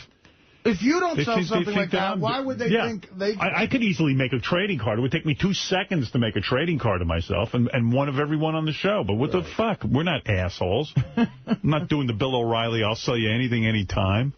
You know who's selling a lot of stuff now on his website is Riley Martin. Really? Yeah, Riley Martin. I'm sure. I was on there. Someone shot me an email, and I went on his website. He's got Okwatanzinwan cups. He's got... wait, I printed out some of the stuff he's got. Okwatanzinwan. He's got... Listen to this. Okay, first of all, you can buy you can buy his book and his symbols and all that shit. Then there's an audio book. That's not enough bullshit. Right. Riley Martin black T-shirt that says, things of this nature. You know what it is? Someone in our audience probably made up a bunch of shirts and said, hey, Riley, you should sell these. Right. So he has a whole bunch of different things of this nature. Then he has one that just says, Tarzishians are obviously reptilian. Then he's got a cup that says, Tanjin Wan O Kwa Omsa Laji Wan, ceramic mug. That's $14.99. And then he's got a bunch of other ceramic mugs. Then he's got some kind of keychain, Biavian symbol on a keychain, on a crystal keychain. I guess that keeps you safe, too.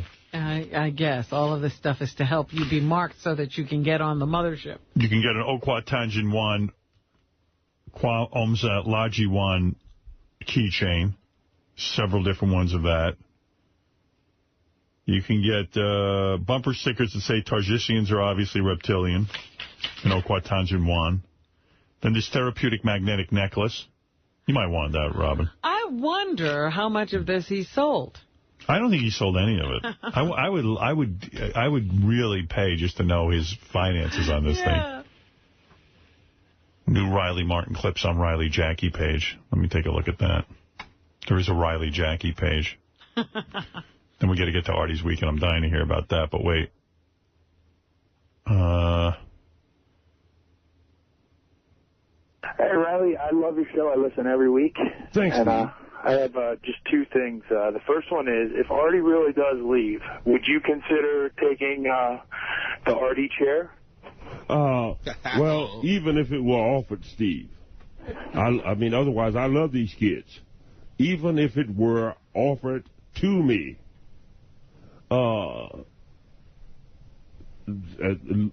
sitting around licking each other's nuts, putting whores on machines, and doing other diverse things is not my fare. You understand? I am actually trying to save what's left of this dying planet. And I do not get off necessarily. I mean, I'm a fun guy, but I do not necessarily get off on the general fare of the daytime show. So, no, I could not take such a position. He certainly knows what's happening here. I mean, I'm a fun guy. Licking each other's nuts. All right, Riley, this next call is Paul from Toms River, New Jersey. Hey, Riley, thank you so much for the 4 symbols that you sent my wife and kids and I. They are absolutely amazing. This audience knows how to work him. And they're beautiful. Yeah, they're great. Wonderful. And, Beautiful. Howard and Robin make fun of them. I don't know what they're looking at, but these symbols are absolutely stunning to look at, and I encourage everybody to buy them. They're absolutely Well, thank you, man. Well, Howard and Robin, just like so many would-be superstars that has lots of money, feel that any type of recognition given anyone else ever on the face of the earth disgruntles them.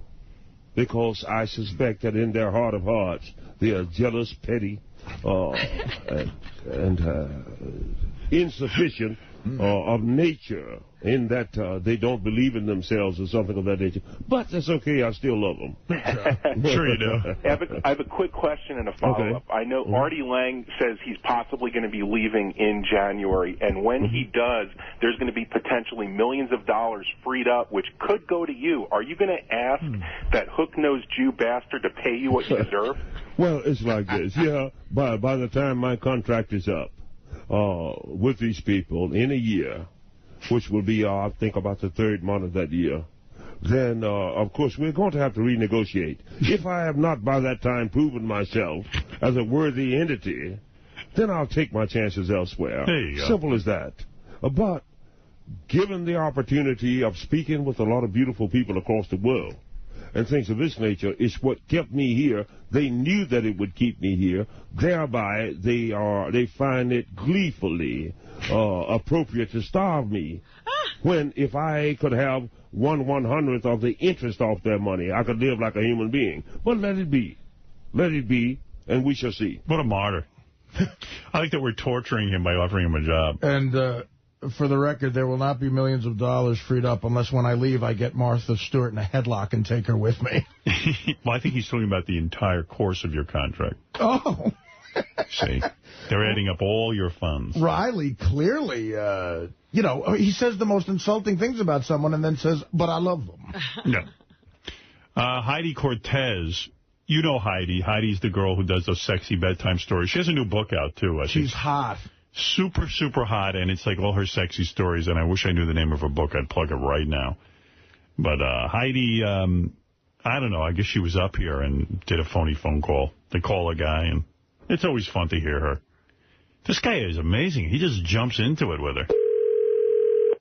Hello? Is Jeff there? Jeff, is this you? No, I'm not Jeff. My name is Mike. I'm sorry. Oh, Mike, you sound just like my friend Jeff. Oh, that's it. No, I'm sorry. Oh, what are you doing? Who's this? This is Heidi. Jeff, are you playing a joke on me? Come on. I'm not Jeff. My name is Mike. I'm sorry. Okay, if this is Mike, then you definitely do not know the answer to this. Am I shaved or not shaved?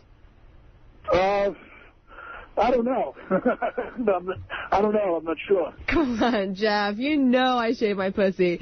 Did you and I get on? Did I suck your cock 2 nights ago? No, this is Mike. This isn't Jeff. Oh, my God. Did I totally get the wrong number? Yeah. But you sound so cute. Where are you? Well, let me ask you something. What do you look like? I'm tall. I'm 5'7". I have giant double D boobs. Nice. Oh, God. I have long blonde hair down to the middle of my back. And, I mean, I have brown eyes, and sometimes people say that's good, but... No, it's hot. Yeah, and my pussy's totally shaved, and... How old are you, first of all? I don't want to be messing with anything. No, I'm 24. That's great. I could be your dad almost, but, it sounds interesting. You sound like really hot, though. What do you look like? I'll put it this way. I'm a cross between Corky from Life Goes On and Joe Pesci rolled into one. I love Joe Pesci. Can you just say something like Joe Pesci? Because that's how I'm picturing you right now. Oh, yeah, okay. Hey, you motherfucker, shut the fuck up. Oh, yeah. Wendy, come here. Hang on, this is my girlfriend. She's going to lick my twat while you talk dirty to me. Oh, God. Pretend you're Joe Pesci fucking us. You want to hear Pesci fucking you? All right, you fucking stag. I'll tear your fucking tits off if you don't give me a fucking blowjob. Yes. Joe. Fuck me like I'll that. fuck you in the ass and back of the trunk, you fucking whore. Shut the fuck up already. And let me clamp into your mouth, you fucking whore. Yeah. I can't help it, Joe. Up. Oh, God. Oh, my God. I'm going to squirt on my friend. Squirt on my face. Keep it going, baby. I'll put that pipe up your fucking... Oh, yeah. Not so far, your fucking grandmother will have to pull it fucking out of you. Joe. Oh, my God. I'm going to squirt. Go ahead. Squirt, honey. Squirt like a fucking... over my face. Yeah. Don't make me fucking smack you with a beer bottle, you cunt motherfucker. Joe Pesci, take out your cock. I will, honey. Oh, my God. I'm getting so hot. Yes. Take it in your mouth. Oh, God, my fucking balls. Yeah, keep talking about your fucking sweating balls. Come on. Yeah. Oh, my fucking cock is up in the heavens, sweetie. What the... Oh, my God. I think I'm going to come. I think... Joe, oh, my God. Joe, your cock's going to make it come. Yes. Oh, God. Thank you, girls. Thank you. Thank you, Joe. Thank you. Oh, God. There it is. Pretty good, huh? She is amazing. She's amazing. And that guy really loved his role. Hey, you know, I just want to mention two stories in the paper. One was, I read on Saturday, I believe, or Sunday. I don't remember, but yeah, it was yesterday, that an athlete died, a young woman, I think high school athlete. Oh, yeah, I read that, too. Death by Bengay or some sort. You know these creams you rub in when you have a muscle ache? Right. Well, evidently this kid was abusing Bengay or one of those products so much. Was it Bengay, Robin? They said it was Bengay. They said there are a lot of products with that same ingredient in them, and it's a Bengay-like product, even if it wasn't Bengay. But the kid died. Wow. Apparently, runners sometimes slather themselves up before they run with this stuff. Yeah. And then what happens? It gets into the system? It soaks into the... Who knew that? They said, she was using an exorbitant amount, so she overdosed. I mean, it's sad, but, I mean, what the hell are people up to? I never heard of such a thing. Oh, by the way, Heidi Cortez's book is called Heidi's Bedtime Stories. Okay. Oh, and I also was handed a note. Howard TV is doing a Riley Martin retrospective that's going to air in 2 weeks. So that's going to be another one of those little bonus programs they always stick in there. So, also, I thought it was pretty wild that Letterman's... You know the guy who a couple of years ago was arrested in Montana because Letterman had a place out there and he was supposedly plotting to kidnap Letterman's son, Harry? Oh, right. He escaped from prison. He's out on the loose. Now, what do you make of that? That now he's an escape artist. He and another guy got out of the jail. Yeah, I mean, the guy was... They're running around maybe with guns. First of all, lest you forget, the guy was never convicted of attempted kidnapping. That was a real complicated case, right? Well, what they did was they let him plea bargain it out. He got 10 years for charging Letterman too much to paint his house. Right, yeah. Believe it or not, I remember that, they didn't want to go through the whole trial with him about the kidnapping thing because things were questionable. But they did learn that he was overcharging Letterman. So he got 10 years for overcharging Letterman. Yeah, for that paint job. So somehow they worked out a deal. So he was in for 10 years. He was on a kind of... a loose situation where you work out in a field, I guess he had proven himself with good behavior. And then he just took off. He ran off.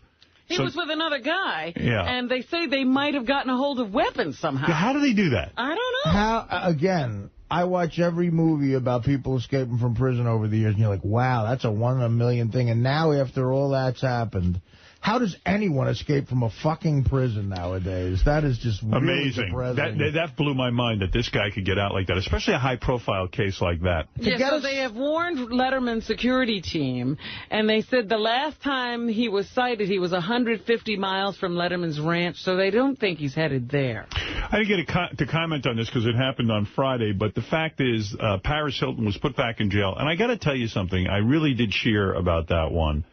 Well, you know what happened, Howard? They put her in jail, and they discovered she was crazy. Yeah. Well, let me say something. They put her in jail, and, you know, jail's supposed to upset you. And obviously it upset her because, I mean, think about her day. She's super rich. She's never had to do a fucking thing for herself. She probably gets to sit by a pool all day and get in the shower and give herself coffee enemas. Dote on her. Right, and she's having a great life. So to go to prison for her is a real drag. But here, this girl pissed in the face of the justice system. Mind you, she wasn't put in jail for drunk driving. She was put in jail for violating the probation of drunk driving. Right. And when it came down to going to court to talk to a judge, she showed up late. You don't do that to a judge. So it shows you it's an arrogance and not caring and not feeling what the situation is, the seriousness of it. So the judge said, listen, I don't know what to do with you. You're incorrigible. I can't condone drunk driving. You obviously don't take this seriously. You've been you violated your probation by driving with a suspended license or something like that. I don't know the detail. Who followed it? I got a life. But the fact of the matter is, then he threw her in the clink, and it turned out it was going to be 23 days with good behavior. This All chick, you had to do was sit there. Yeah, this chick is so vapid that you can't even find a book to read in past 23 days. Okay. So she freaks out. She stops eating because she doesn't want to eat or drink because she doesn't want to take a shit or a piss on the prison toilet because she's afraid they're going to take a picture of her. This is a girl who's blowing guys. You don't eat. You gotta pee. Yeah, this is a girl who's blowing guys in film, and it's not actually shy. She's showing her chooch all over town. I don't think she was made up. I think that was the problem. Yeah, there was no makeup around, so she was afraid of being photographed, whatever. So she stops eating. She probably got herself in a hallucinatory state. Who knows if she did or didn't. They claim now she was on some kind of medication before she got to the hospital, and they weren't, to the jail, and they weren't aware she was medicated. So the jail guy, the sheriff, first of all, he had enough of the nonsense. Imagine she was so annoying you didn't want to keep her there. But also, it turns out he gets contributions from... Not only that, he has 5 reality shows. Yeah, he's a showbiz kind of guy, showbiz sheriff out there. And, I hadn't heard that. Paris Did he really? Yeah. I think Paris's grandfather... donated to his campaign. Somebody named Hilton gave $1,000 to his campaign. Along with a ton of other celebrities. Right. So, the fact of the matter is, but this judge felt like an asshole. He had made a point of saying to her, this is what you got to do. It's a high-profile case. They pissed all over the judge's decision. And the judge hauled her ass right back into court, and you got to do that. Not because what she did is the most heinous thing, although I got to tell you something. I don't take drunk driving lightly. This girl was probably one step away from hitting somebody with her fucking car. A lot of people consider it, hard-line people consider it attempted murder. Absolutely. If she had hit somebody, I would consider it murder. Who needs her driving around? First of all, she's so rich, she doesn't even need to drive her own car. She could have a limo service 24 hours a day. And it wouldn't even make her blink in terms of her bottom line. So, this is outrageous. Outrageous. And he threw her in the clink, and rightly so, and it's good for her. And for the full 45 days now, since she tried to get out of it, now she's going back, and they put her in the hospital part of the prison because they say she's crazy. Annoying. She'll milk that out. She'll be lying in a bed for most of it, and... again, they say if this guy Baca, the sheriff that released her, had just said, look, it's because of overcrowding, which is a legitimate reason a lot of people do get, released early, the judge might have went for it. It's the fact that it seemed to make up this medical condition, this mysterious thing, got pissed. So I like it. Does anybody here disagree with what I've said? Or are they upset that Paris Hilton is in jail? I hope she's in jail for the next 20 years. All right. Melrose Larry Green, you're on the air in Los Angeles. Howard, how are you? Good. I'm told from several sources that Paris is a big fan of the show. Well, that has nothing to do with it. Oh, then we're for her getting out. Several sources, who are they? Its sources are, I think, Captain Jenks. Several sources. Right. Well, let me tell you, Melrose. Yes. I'm sure I have many fans who I've said things about who are not pleased. Yes. I am sure she would like to not go to jail. I'm sure her parents would not like her in jail. Yes. But really, this is what's got to be. This is a high-profile situation where she's shitting on a guy. He's a judge.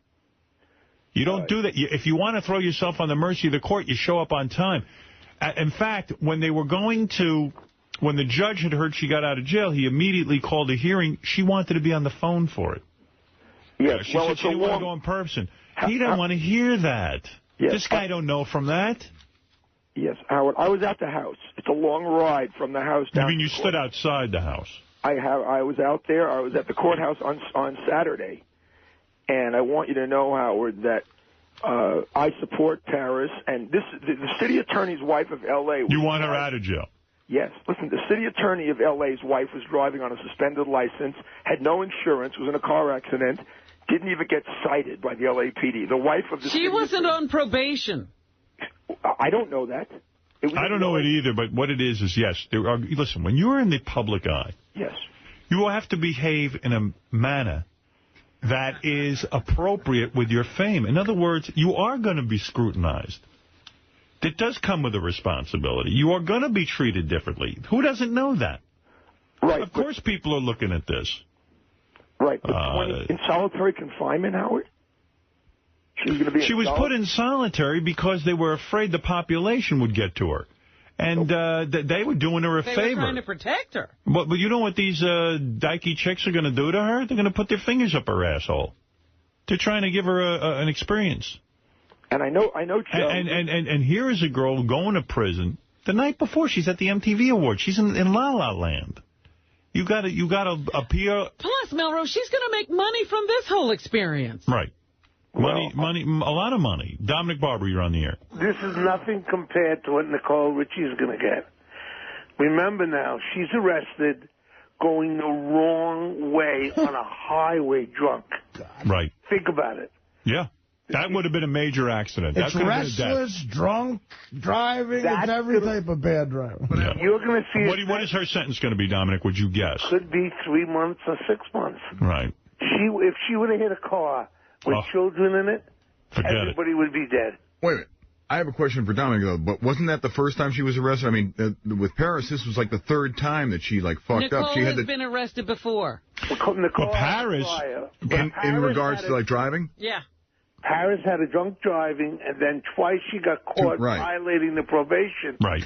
But I do believe that she should have gotten the 45 days, but let out on overcrowding. That was the mistake the judge. Well, yeah, but the sheriff made. Yeah. Thank you, Dominic.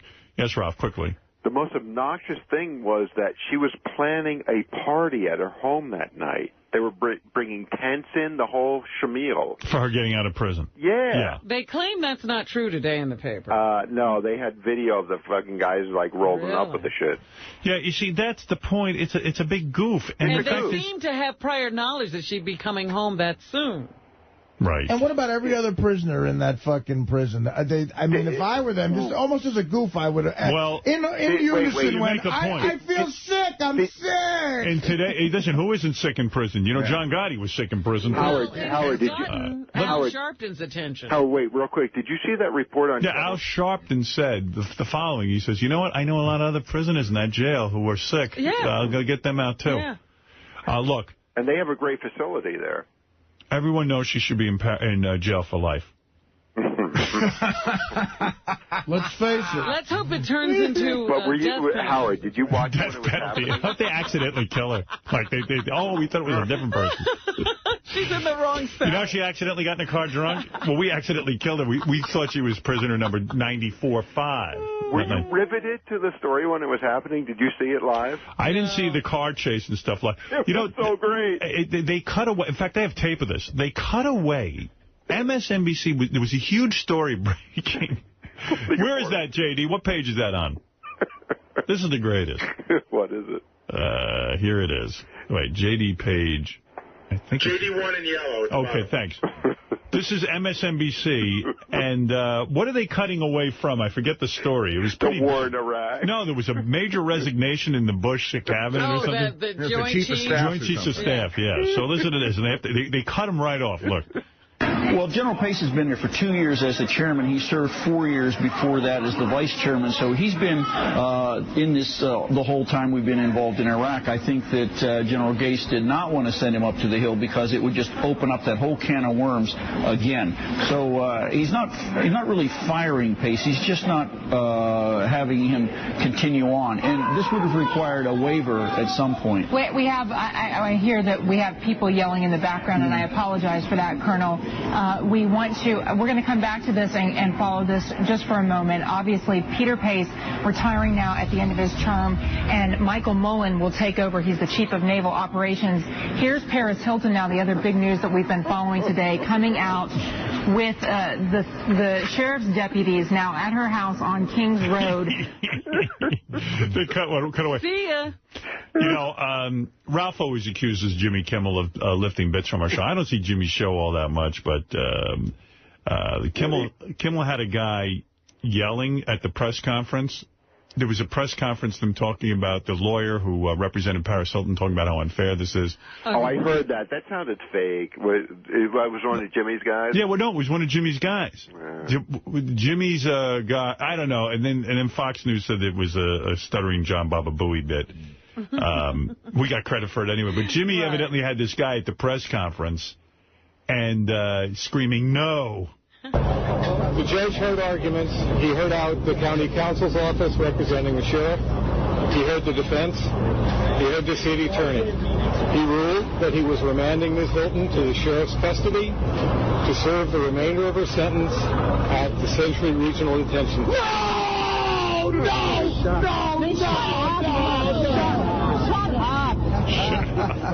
You know, and I got to give it to Jimmy because when that guy yelled, the sheriff didn't even flinch. Yeah, well, you know what it reminds me of when I got yelled at by those reporters at ABC when right. But anyway, Shepard Smith then on Fox News commented. As the judge said from the bench, yesterday afternoon, the undersheriff called him. Undersheriff asked him if he would modify the terms of his sentencing order. The judge said on the record that he advised the undersheriff to file appropriate documents with a factual basis, an appropriate factual basis. He said that didn't happen. Is everybody looking at this guy in the background here with his mouth open? I mean, how weird is that with the I Love Paris hat? That's a plant from a television show. I mean, I'm like, is Stuttering John next? Baba Booey, Baba Booey. You know, this is what we've come to. I got some good stuff here from the judge. Right when he got in his car, he said, this is today, I at no time condoned the actions of the sheriff and at no time told him I approved of said actions. He said of the decision to release Harris from jail after 3 days. Quoting again, at no time did I approve of the defendant being released from custody to her home on Kings Road. His Honor is displeased. Listen to this guy and watch the guy with the mouth open in the back. He's funny, isn't it? You'll see him tonight on Jimmy Kimmel or something. This is no different than any other defendant. See? Yeah, but you know what's funny? That guy goes, this is what we've come to, like indicting you or something. Yeah, like I get thrown in. No, this is what we've come to. They're reporting on Paris Hilton, giving her wall-to-wall coverage. Yeah, this is what we've come to. You. Yeah, why am I getting shit? First of all, it's Jimmy's thing, and then I'm getting the blasted. But look at what they're doing. Yeah, they're breaking in to cover Paris Hilton. They almost killed each other trying to get a picture of her in the police car. There were helicopters following her. All right, how great was that picture of her crying in the back of the car? Fantastic. I mean, it was just so great. My favorite Paris picture. Yeah. And then, there was a thing in the paper today that I guess her sister, Nikki Hilton, went to go visit her. And she got to cut into the line. It's usually a 4-hour wait to get into prison. Wait a second, Howard. 15 minutes they got her right through. You know the story with Nikki. They both used to be blonde. They used to go party. Paris embarrassed her. She dyed her hair black. She's avoided her for like 3 years. You don't see those two together anymore, right? What's that got to do with her? She's going to visit her, and she gets to jump the line. She was in prison for 4 days. Nikki didn't give. No, Nikki went to. I'm telling you, she just went to visit her. No, she just did now when she went back. But she did. What am I arguing with him for? I get into these ridiculous. There is no point. Why do I pick up the phone on that guy? I agree with all the emails. I don't know. Everybody wants is why you're even his friend. I don't even know. You're acting like one of us is picking up. Why are you telling me to pick up the phone, Artie? No, it's funny that when Ralph makes it sound like, well, first of all, you know the deal with Nicky. What does he know? He knows nothing. We met Nicky Hilton at a party for 3 seconds once. He really does make it sound like he knows exactly what's going on. I know. And that arrogant fuck. This is going back before I met Beth. I'm at a party and I see this Nicky Hilton. I didn't even know who she was at the time. I'm talking to her, and they tell me she's an heiress. So I call Paris? Nicky. Right. So I call Ralph over. I go, hey, Ralph. This is before Paris Hilton was even famous, really well known. Right. I go, this girl over here that I'm talking to, she seems pretty gettable, and she's an heiress. Why don't you fucking go out with her? Right. He goes to me, I think she's got a sister. That's the hot one. I'll hold out for her. He's still holding out. Like holding out. Like she's being offered up. Yeah, and I go, dude, bird in the hand, asshole. But what better way to get to the sister than to go through this one? I think Nicky has a better body, but I hate to say this because Paris has that flat ass. I really don't like that. Right. But God, does Paris Hilton have a face you just want to You really think so? I look at her lately. I think she's just got a sexy, arrogant, fucking sexy face. It's just a stupid look on her face. That's sexy. I think she's, I don't know, man. I think she's losing the looks a little bit. I think her face is sexy. Yeah. I think her sister has a better body. I'm hoping the looks are lost soon. Her prison rocks her so much. Exactly. Rob her of her one thing. Well, when you realize she really is crazy, that she can't spend 2 minutes in a prison cell without having a nervous breakdown. The girl is a nut, a fragile little nut. Screaming mommy. I know a lot of spoiled kids who can't entertain themselves. They're literally bored all the time. Yeah, well, literally, literally screaming mommy, though, this time. Right, yeah. She's not in danger of getting beat up by anybody else. Is she a little old to be calling her mother mommy? Well, she doesn't call her mother mommy. She's not calling her when she's out there in the spotlight at the red carpet on the MTV, red carpet. She's calling her mom now because she's in trouble. She's a little baby. She's never grown up. No, but she's calling her mommy. I mean, the word mommy is a 4-year-old. When do you call your mother mommy? No, she called her mom. It was mommy. Mom. No, they reported in the paper, mommy. Mommy! Listen, and you don't know who Carlo is? I will get the quote. And I will be vindicated. All right, anyway. He was a capo de tutto capo. So tell me let me take the break, and then we'll get to Artie's weekend. Right. Let me take the break. By the way, at 8:30 or so, Maroon 5 is coming in. Adam Levine performing. Well, it's not the whole band. They're going to do a little acoustic thing in honor of their new album. Really? And I know they were going to do their big hit song, but also... I saw him the other day. What was it? I think it was on the American Idol, or one of those result shows. He looked very gay. This guy ain't gay. Let me tell you something. This fucking guy looked like. has fucked every hot chick on the planet. Has he really? He was switching around. What? They're going to do their hit song, This Love, and then they're going to do the Beatles, Don't Let Me Down? Don't Let Me Down. Yeah. Yeah, that's going to be good. But how many girls has this guy had sex with? Oh, my God. He makes that Wall of Valderrama. He's like rivaling him. There's a lot of hot chicks, Howard. Jessica Simpson is one of them, right? Yeah. Yeah, I mean, this is a guy I can talk to. He might look gay, but hot chicks evidently like that look. They do. I think he wears eye makeup. Hey. So does Artie. I should. Yeah, I should. The makeup people at this event.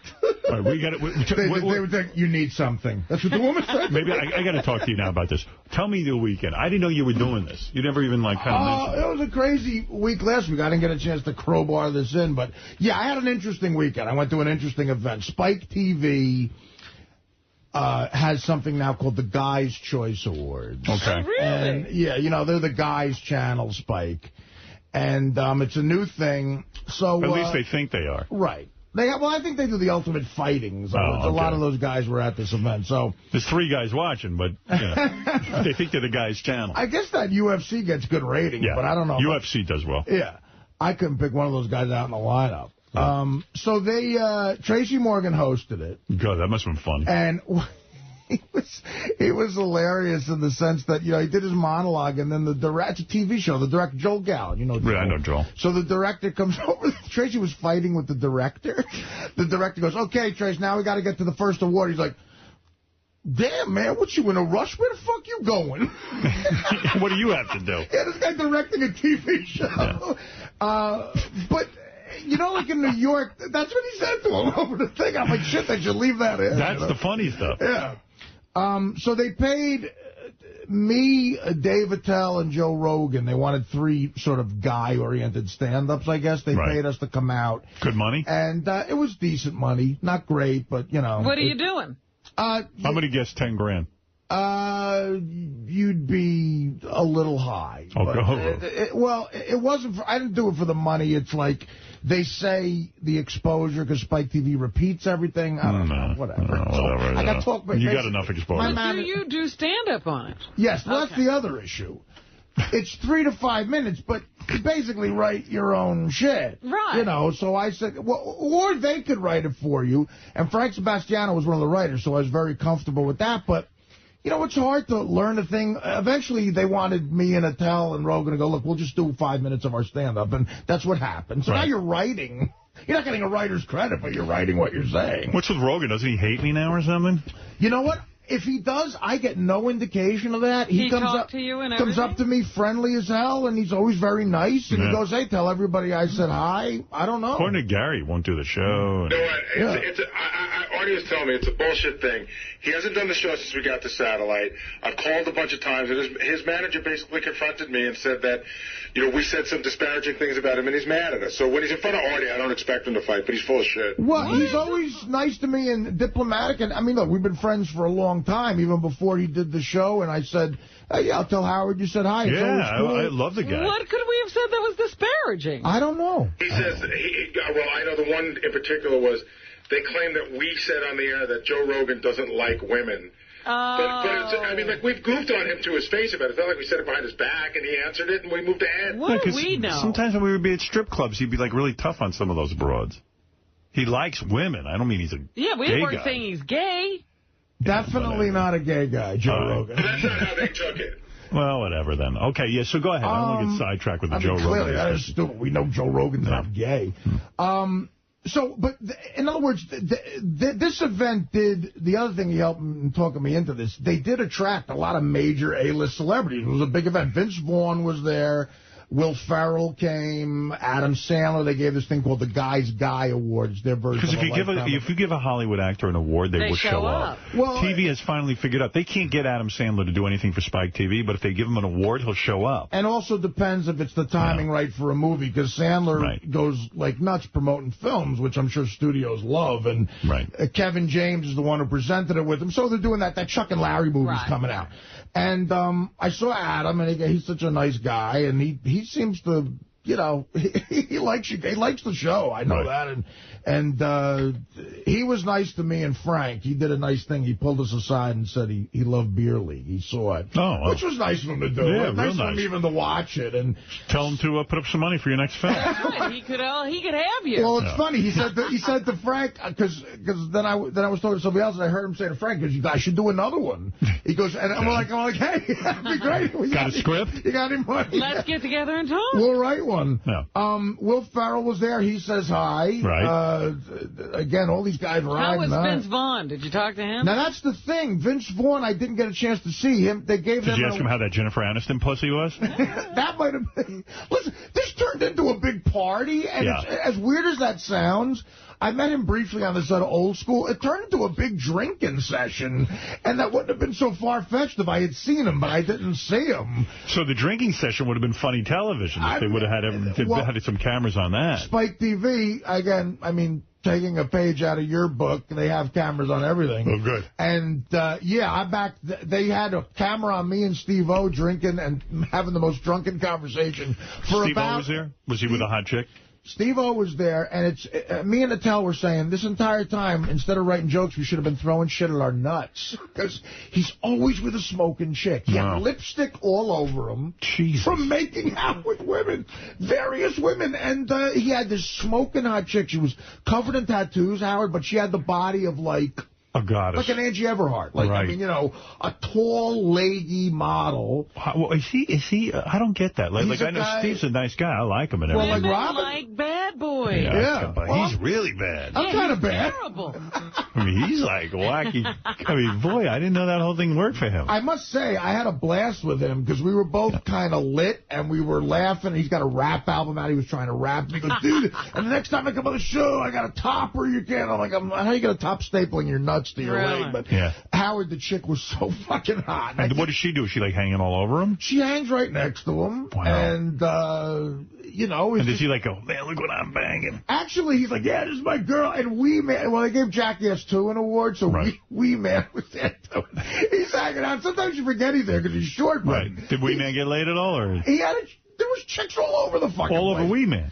Okay. So did he have regular-sized chicks? What they did was... He should be hanging around with a midget. That ain't right. This is what... when I saw Steve-O, I was like, yeah, man, this is my girl. Look at my girl. And it's like, I'm like, yeah, God bless you. Yeah. I'm standing next to You're Dave ready to Attell. get a staple to your nuts. There are billionaires can't get girls like that. Well, that's what me and Dave were saying. Like, yeah, we should have just been throwing bricks at our head this entire time. Right. So I had a fun conversation with him. He says hi. But what they do with these shows out there, they did this with the Shatner roast, too. They try to create an intimate setting. Right. Like in New York, they have the roast at the Hilton, and it's kind of a grand ballroom. They try to recreate that on a huge soundstage at this CBS Radford lot, and they fill it with all hip, beautiful people. Right. Now, it's like 500 people. It's banquet seating, and Howard, they had 500 waitresses wearing mini dresses that were just the hottest. Like, where did they manufacture these girls? Like, it's almost like they went to the bus fucking stop. Every hot chick that came Well, off every hot chick in the country goes to Los Angeles. I guess so. I mean, but some of them were famous. Now, this was weird. When I said, fuck it. I said, I'm going to hit on every fucking broad here. Good. So, you got to get one of them. But some of them are famous chicks that I don't know, so I don't have a shot at them. Like, you know who was there, who was one of the hottest things I've ever seen in person? Tara Connor, the Miss USA. And she's a waitress on this thing? No, she was a presenter, but she stands by the waitresses, and they're just as hot. But she's a special kind of. Remember the pictures of her when she was going through that trouble in the paper? Yeah. As hot as they were, it didn't do her justice. Wow. She's like 22. Fucking hot. And you know she's kind of a bad girl, too. Like, there were, allegations with drugs with her. Yeah, but is she minding her P's and Q's now? That's perfect. She was nice. They gave her some thing to do, and she went up and did it. But even amongst these hot chicks, she stood out. Uh-huh. Another chick, now I don't watch this show, maybe Robin does, Nip Tuck. Do you ever see Nip Tuck? A lot of people watch Beth that. watches it. Bubba watches it. Yeah, Beth's a big fan. There's a blonde girl that was introduced like she's from Nip Tuck, who was the hottest. Now, her, I accidentally said something to thinking it was a What'd you say? Well, every hot waitress, I was kind of going, because they knew me, they knew I was on the show. I made sure I went to rehearsal. I rehearsed my spot in front of the hot waitress. Good. Yeah, you work them. And I went to the Nip Tuck chick, and I was not knowing she wasn't a waitress, and I was like, hey, how's it going? And she's like completely just looking over my shoulder like I was invisible. Cunt. And then a publicist like whisked her away, and I don't even know if she saw me. What did you, so did you end up getting lucky this weekend? That's the thing, no. And I'll tell you what. How many shots did you take and miss? 500. Wow. Because or maybe more, right? Because there were a couple of the hot chicks, too, that were... Well, Rogan, again, me and Attell and Rogan, we all did our thing, and Rogan's good with broads. I don't know. Every time I saw him, he was talking to somebody different. But Rogan's in good shape, too. He's got that going for him. I think he does fine with women. But me and Attell were, like, in heat. We were, like, fucking, like, where's... Did Attell get lucky? I don't know. When I left Dave, actually... You're 50 times better looking than Attell. You should get laid before him, no? Look, you know what? It's weird. Like, sometimes on these weekends I get lucky, and sometimes I don't. And it's like, sometimes you're hitting, and sometimes you... Everything, it just wasn't working, man. I couldn't get the... If I was abroad, I'd fuck... Why didn't you concentrate on the waitresses? If I was abroad, I'd fuck Dave Attell. I love Dave. Well, yeah, I mean, the good thing about this gaggle of hot women is they all just saw us perform. They all know we're some... Someone's got to be impressed by that. Well, that's what I said to Dave. Out of all this whole room, no one's impressed enough to bang you? I said to Dave at one point, I'm like, there's always hot chicks walking around with these guys. They look like arms dealers or something. Like, aren't we supposed to be the big deal in the room? Adam Sandler's married. He wasn't fucking around. So nothing. No, I did not get any pussy. No phone numbers, nothing. Not a phone number, no. And it wasn't a lack of trying, man. Yeah. Sorry. Well, what did you say to these waitresses? I don't know. As a matter of fact, a couple of them came up to me and said, oh, you're very funny. I like, blah, blah, blah. And, can you do something for me? I guess. I mean, I would have bullshitted them that I could have at that point. You know what? You should have just started stapling your nuts. What did you just say? Thank you and let them go? This was an event. What I found out was if there was a chick I was working on out there trying to fuck, I should have taken her. There would have been a closer. I stayed at the Bel Air Hotel, which is my new favorite. Were there any kind of medium-looking chicks that would have maybe sucked you off or something? Yeah, but my mistake was I went for the 10. The hottest. I was mesmerized. Because you're coming off that roll with that chick here the other day. So. I'm thinking... My confidence level might be a little too high. You didn't have John and Gary to pump you up. So it was a good weekend, huh? It was. First of all, you hung with Sandler and you hung with... we talked for a little bit, and so Tracy Morgan afterwards had a little after party at the Hollywood Roosevelt. Nice. A bar called Teddy. Uh-huh. And so, okay, me and Attell figure, fuck, we'll go over there. Right. So now we go to this bar, and it's set up where there's all bungalows around. Mm-hmm. And there's a couple fucking, like violently fucking. What? Basically in the middle of this club.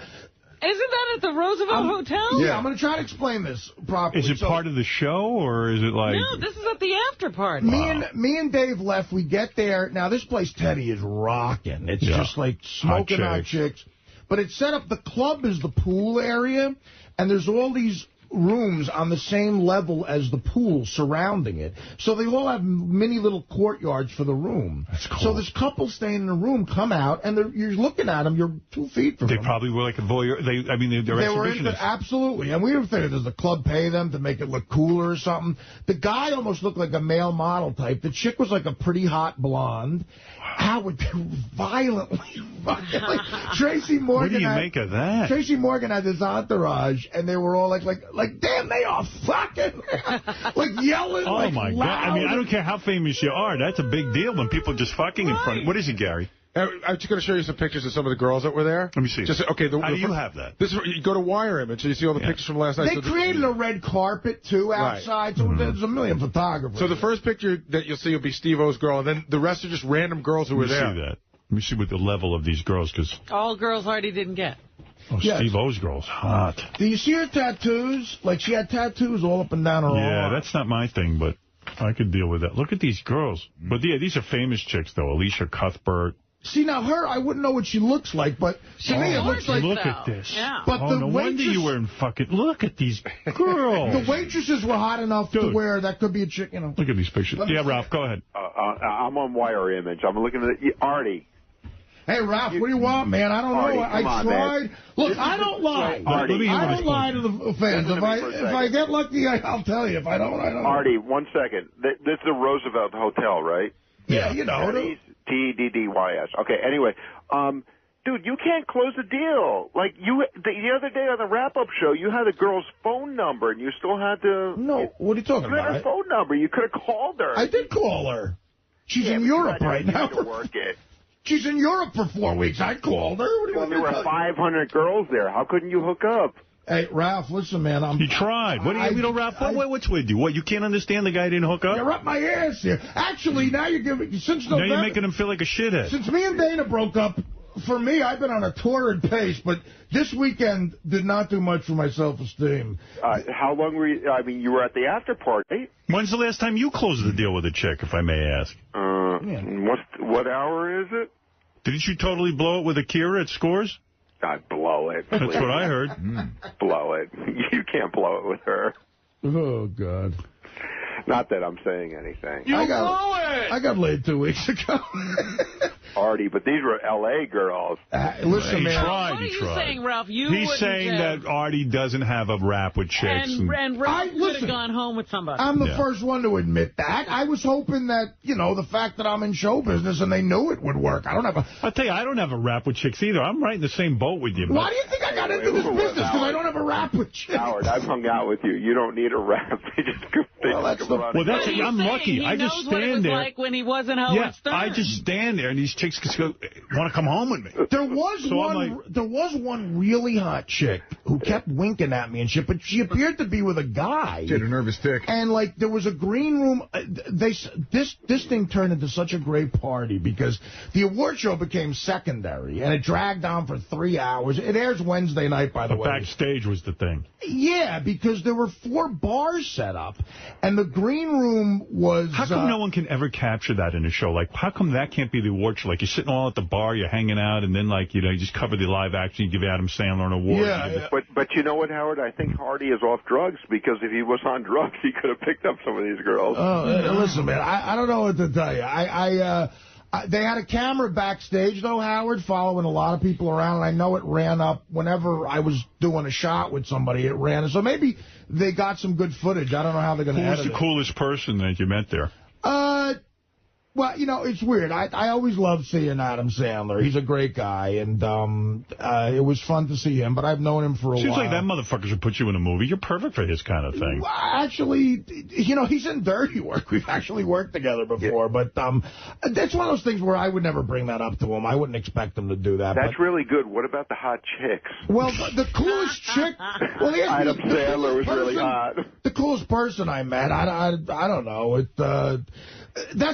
Carmen Electra was there. That's the other thing. Oh, yeah. So here was my part of it, okay? Yeah. I had to come out and do, like, 3 to 5 minutes of stand-up, and then I introduced ZZ Top. Oh, that's cool. Which was cool. Yeah. And, but Carmen Electra danced while ZZ Top was playing. So I had to introduce the two of them. Now, Carmen Electra had that gaggle of broads that she... Pussycat Dolls? No, she's in something else now. She's got her own. Pussy Bros. I don't know what they call them, but yeah, you know, I know Carmen Electra like dances with some group, like the Pussycat Dolls, and then she switched to another group, and you're like, what the fuck? Who even knows what the fuck that all is? Yeah, like, who cares? Carmen Electra looked so fucking What was she wearing? She was wearing like a stripper outfit, man, and she danced like a stripper the whole time. With 7 other chicks who were all in her little gaggle of stuff. She drives me nuts. So Carmen Electra's holding it together. She's got to be like 40-something, right? Yeah. I think 50. No. She's 57 years old.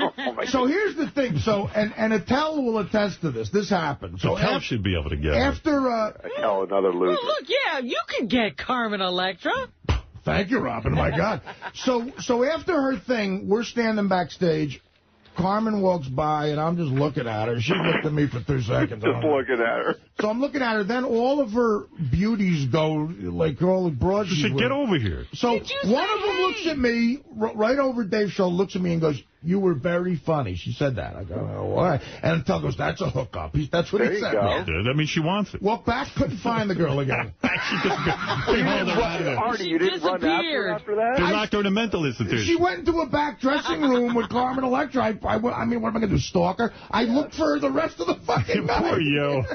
They're chasing her around. Hey, by the way, sort of, that's what I was doing. Carmen Electra turned 35 last month. 35? It's not that old. No, I'm just kidding around. I'm teasing. Yeah, she's hot, She looks good. So there were a bunch of Ultimate Fighting Champion guys there, so it was weird. She presented with this enormous Dennis Rodman-looking black guy who I think just beat like a chocolate, one of the big UFC guys he just beat. So that's what they were saying. But I got to hear ZZ Top. I think they did Sharp Dressed Man. Yep. Did a couple of really cool live tunes.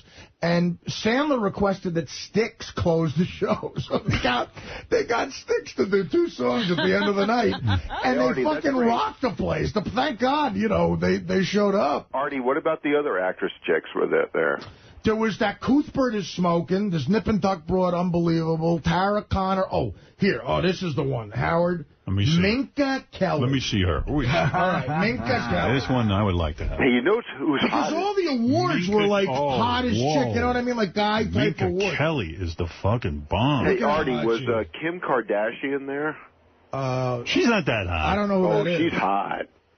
Look at this one. Sophia Viagra. What's her name? I know who that is.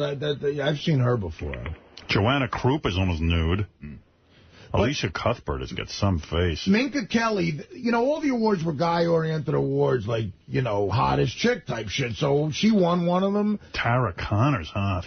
You got to see Tara Connor in person. That's the Miss USA chick. Yeah. I'm throwing that out. I don't want to look at that. So So afterwards, you know, Tracy announces this after party, so we all went over there. And it was a blast. Yeah. And everything, and we closed this place, Teddy, at 2 a.m.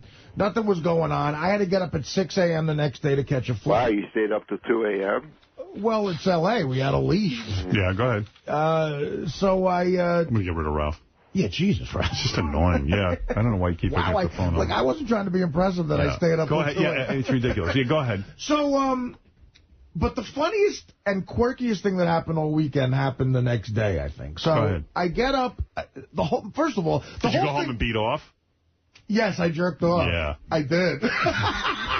I think I jerked off a combination of Minka and Minka Connor was the name. So you didn't even need like a porn or anything. You just beat off to the night. Howard, as God is my witness, I jerked off to chicks I had met an hour before at my $850 a night suite at the Bel Air Hotel. Romantic. Good night. Good sheets. High thread count. I fucked myself. Did you come real quick or did you drag it out? As quick as you can imagine. Yeah. I had a Kit Kat from the minibar within minutes. Yeah, I beat off before The Sopranos last night. I just wanted to get it out of the way because I knew I'd be up late, so I just figured, like, beat off before. And I'm into this Savannah Sampson kick where I just watch all her porno. She's hot. Yeah. For a porno chick, she's so hot. So now I'm just pissed at my manager because he talked me into going out there. And if I'd gotten laid, it would have been the greatest thing ever. The money was... But, you know, and again, this show, 3 hours long, Joel Gallen, I don't know how he's going to edit something together, but I can't wait to watch what they edit together. Well, if I was Spike TV, I'd leave it on for 16 hours, because what else do they got? And the other thing is, they should do a whole special, like you said, backstage, because it was really... With a narrator. You know, we were all having fun. There wasn't any crazy shit going on, but Wee Man, Steve-O, me and Attell drinking. Yeah, we were having a blast. Right. And all these hot chicks. So my whole thing was, now I got to get home. I'm afraid the flight's going to be late because I don't want to miss The Sopranos. You lose the 3 hours. So that's why I got such an early flight. I leave at 7 a.m. from my hotel. I get to the airport. I'm rushing around, and I go to, you know those kiosk things where you could check in on your own? Doesn't work. The first time in forever it doesn't. Now I got to get online. But thank God I had a first-class ticket. I notice right in front of me with enormous luggage, like he's moving to Europe for 10 years, is Elliot Gould. Oh. The actor. Famous actor, Elliot. Star of the movie MASH. Yes, who's now in Ocean's 30. He's in these Oceans. Yeah, he's in the Oceans movies. He's having a resurgence. So he's That's the guy who's self-destructed. Go ahead. Well, that plays into that. Go ahead. That's what happened. So, I'm a big movie buff. I'm a fan, so I know he is. And I'm just waiting behind him, and he's doing nothing for minute after minute. And I realize he doesn't know what to do. Either he's a celebrity or an older guy who doesn't know what's going on. So this Mexican woman starts yelling at him. Why? And because she's like, you have to move, so you have to move. No, and he's you're like, blocking the way. And he keeps going to her, I don't know what to do. I don't know how to use one of those computers. So she goes, I'll show you. So now she's pushing Elliot Gould around. This little Mexican woman has no idea who he is. And I'm sort of laughing in the back, and she was trying to pull his luggage, but my bag was in the way, and I moved, and I said, I'm sorry, Mr. Gould, I got it. And he's like, and he sort of gives me just a blank stare, like he didn't know what was going on. Yeah. This woman checks him in, and then I check in, and I don't see him again. I get on my plane, and I'm in first class. I'm all the way in the front.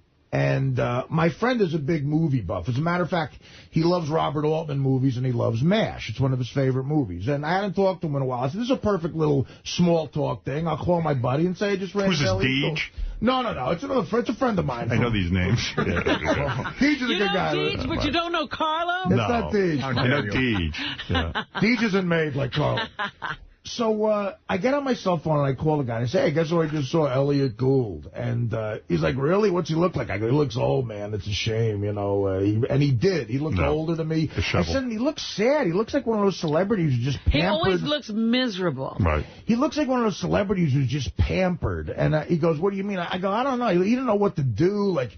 He doesn't know how to do anything on his own. Right. It looks like he needed to be led around. I was waiting behind him. I was late. I was like, what the fuck is this guy doing? But I don't want to bust his chops. And he goes, really? He said, that's disappointing. I go, well, I didn't talk to the guy. I don't know if he's an asshole. But I said, isn't they have a reputation for being an asshole? My friend goes, yeah. He blew up his whole career, Elliot Gould. Supposedly he did, like what they say. He was so difficult to work with when he was young, and he was #1 at the box office in the world. Right. And directors, after a while, said they couldn't work with the guy. That's exactly what my friend said. Yeah. So I said, yeah, I heard that. He goes, yeah. And as a matter of fact, my friend said, yeah, Howard talks about that sometimes at Elliot Gould. Now he's calm. I mean, he works now. Oh, now he's nice to work with. Now he's nice. Had it all going on. I'm going, really? He's supposed to be a real asswipe? And the guy's like, yeah. And I'm talking on the phone, and the guy next to me is like giggling at what I'm saying. I think he knew who I was. So I'm just having a regular conversation. And I said, does he was married to Barbara Streisand. And he goes, yeah, and they had a kid. And then I said, isn't this kid a fruit? And I said, like, it turned into a jerk-off Jersey conversation. Right. I said, this kid's like a fruit, right? Like, this kid's like a gay guy. And he goes, yeah, I think the kid he had with Barbara Streisand is gay. And I'm like, oh, this fucking guy, he's fucking Barbara Streisand. He's got a gay kid. Nobody in Hollywood likes him. And he seems like a miserable fuck. And me and him are laughing, just talking. So we have this 10-minute conversation. I hang up the phone. Now, I'm looking forward, and... I think I know where we're going. You know exactly where we're going. Yeah. I start to put two and two together. I was talking loud enough to where the guy next to me across the aisle heard me. And they were even giggling at what I was saying. I'm calling this kid a fag, and how miserable he is, right? Dude. And I start to put two and two together. Elliot Gould, we're in the same first-class line. Right. He's not flying to St. Louis. Right. He's probably going to New York like me. Odds are he's in first class. Yeah, he's in this cabin with you. So now I realize I just had this, like, obnoxious, asswipe, Jersey, like, classless conversation. Calling him miserable, calling him a fag. And I go, you know what? It's one of those first classes with 6 rows. So I'm like, I'm going to turn around. He's got to be in here, but maybe I'm lucky. Howard, I turn around. He's 1 foot from my face. He's the seat right behind me, and he's staring at me. He is just now. I got a full 5-hour flight home. Did a guy say something to you? To his cry. Look, I don't know if he didn't hear it, if he's oblivious, which I'm hoping. But Howard, he was closer to me than the guy across the way was. Oh, he heard the whole thing. Who was laughing. So now, but the look he gave me was like a blank stare. Oh, my God. Sort of disgusted, but sort of a blank stare. And now I'm like, I got to do this 5-hour flight with Elliot Gould, and he might want... In other words... You should have turned around and go, you know what? You've been punked. I work with Mr. Ashton Kutcher. I'm a comedian. Howard, I was so obnoxious that if he had gotten up... And you know what? You were probably getting laughs with your phone conversation. You were probably playing it up, too. The guy knew who I was. Yeah. Hey, here's Big R. He's already being a funny asswipe. Wait a minute. Maybe the guy who's laughing across the way is laughing because he knows you're doing this in front of Elliot Gould. I thought of that, too, and I asked the guy later... You said his son's a fag. Well, that's what it was like. It was so obnoxious, Howard, to where if he had gotten up and punched me in the face, he would have been totally justified. I would have been like, you know what? I deserve more. Yeah, you said, hit me now, and then let's get it off. Marianne from Brooklyn. I'm putting my hands behind my back. So you never said anything to each other. Nothing. He was either classy or didn't hear it. Marianne from Brooklyn, you're on the air. Artie, if you can't get laid in fucking Bel Air and you want to go to a mozzarella farm in Italy, I can't figure you out. Huh? I can't fucking figure out. Last week... What is this? What are you talking about? Wrap-up show. I'm getting yelled at because I couldn't get laid. I'm sorry. Last week... How about when I get laid? Nobody calls up to congratulate me. Last week you were at the wrap-up show. All you did was drop Howard's name and the Letterman name to get the girl in the band. A week before Marianne, we were doing a bit, Marianne. Doesn't anybody get that? People call up and say, oh, he sounds like a douchebag. Yeah, that was the point. You know what? And by the way, it worked. He's laughing at himself. You don't know if you're coming or going. There was a nice girl there. I saw her on Howard TV. She was very cute. She liked her. Oh, I can't take it. I got to take a break. When we come back. Marianne, I try to love you every day, but I don't know what the fuck you're talking about. And by the way, acting like a douchebag got me a chick's phone number. I mean... Hey, Adam Levine of Maroon 5 is coming in to perform next. And also, I got to read you the email. There's a lot of comments on, Artie on Letterman, a lot of stuff about... Another quirky Letterman thing happened, Howard, too. About Robin, about Fred. I mean, don't ask. There's lots of stuff. Yes. The makeup woman in Letterman, before I went on, she's looking at his monologue while I'm getting makeup and said, how's his lip looking? I said, what's the matter? She goes, he was playing with his kid, and his kid accidentally hit his lip. Oh, he had a little bump. He was bleeding. So, of course, that's all I'm fixated on. Now I'm talking to Letterman, and I'm trying to, think about what I'm saying, and his lip started to crack. I'm fixated on his lip. Was it bleeding the whole time? Not really, but... I'm saying, what if he starts to bleed? Do we stop the interview? And it was just one of those things that you don't need. You were real good on Letterman. I watched it. The whole thing on yeah, it was really good. I was very happy. I was going to call you, but, I feel funny now. You're not a bro. I'm not a bro. I'm not a bro. All right, listen, we got to take a break. We'll be back. Elliot Gould is not my bro. We'll be back right after these words. Yeah. I'm doing it right now. Doing what? I'm doing my thing. That's right. I like the Beastie Boys. What happened to those motherfuckers? They're still somewhere. Where are those guys anyway? Didn't they put out an album last year? I don't know. Yeah, like a couple years ago. They're always good, though, no matter what, kind of. Hey, look who's sitting here. Adam Levine, Jesse Carmichael, Maroon 5's new album. We're here to celebrate. We're here to celebrate the release of the new album. Yeah, man. It's so good to be here. We're such big fans of the show. I just want to let you all know that. Thank you. Thank you for saying that. It must be nice being a rock star, huh? It's pretty good. Yeah. It's a good. When do you know that you know how many guys have bands and garage bands and all this stuff? When do you know? When does it hit you that you might be good enough to actually be a professional musician? Honestly. Well, you kind of have to pretend that you know for a long time when it's totally such a far reach, Is it tremendously difficult in your personal life when your parents and everyone are saying to you, listen, it's nice that you have a hobby with your music, but you know what? You better get a fucking job. No, well, actually, all of our parents actually were super supportive always, which was really cool and interesting and not typical, because usually parents think it's such bullshit. Right. And it's almost impossible to make it. So if my kid told me he wanted to be in a band, I'd be like, that's fucked up, But they've been really cool. But you had actual early success at 17 years old. Didn't you get signed by a record label? Yeah, we got signed to Reprise, which was Warner Brothers. But they took that away. Young age. Well, we failed miserably. Did you make an album? Yeah, we made an album. They spent tons of money on us, gave us a little bit of money. Rob Cavallo produced the record, and Rob Cavallo is an amazing producer. He does all Green Day's records. But the band wasn't called Maroon 5. We were called Cara's Flowers, and we sucked. Cara's Flowers? Yeah. And you were bad? We were terrible. I mean, I know you're not a huge fan of the band, but we really sucked back then. At 17, though, that you had to be the coolest kid in high school getting a band, right? I mean, it must have been insane. I swear that is why we graduated from high school, because I got horrible grades. I mean, the rest of them were all better than I was, but literally, we had all of a sudden, we went to this really kind of snobby, preppy school in L.A. Where'd you grow up? Oh, in L.A. In L.A. Huh. And I got horrible grades, and it was a prep school, so you had to go to college. Everyone went to amazing colleges. And, was it co-ed? Yeah. So I imagine getting signed at 17 to a record label, and you're good-looking dudes. Girls, yeah. Girls were always, that was never your problem. Well, when we started a band when we were like 14, we started, and we didn't get into it for the girls, but then you realize that that's why you stay in a band. That's not why you join a band, because I think we actually loved music, but then, this is going to be really good for our sex lives as well. So. Do you think you're even capable of ever getting married, because women, it's been so easy to get women. It's almost like the conversation I've had with John Stamos. You're good-looking dude, you make a lot of money, you got a great job. Is it almost impossible to get married?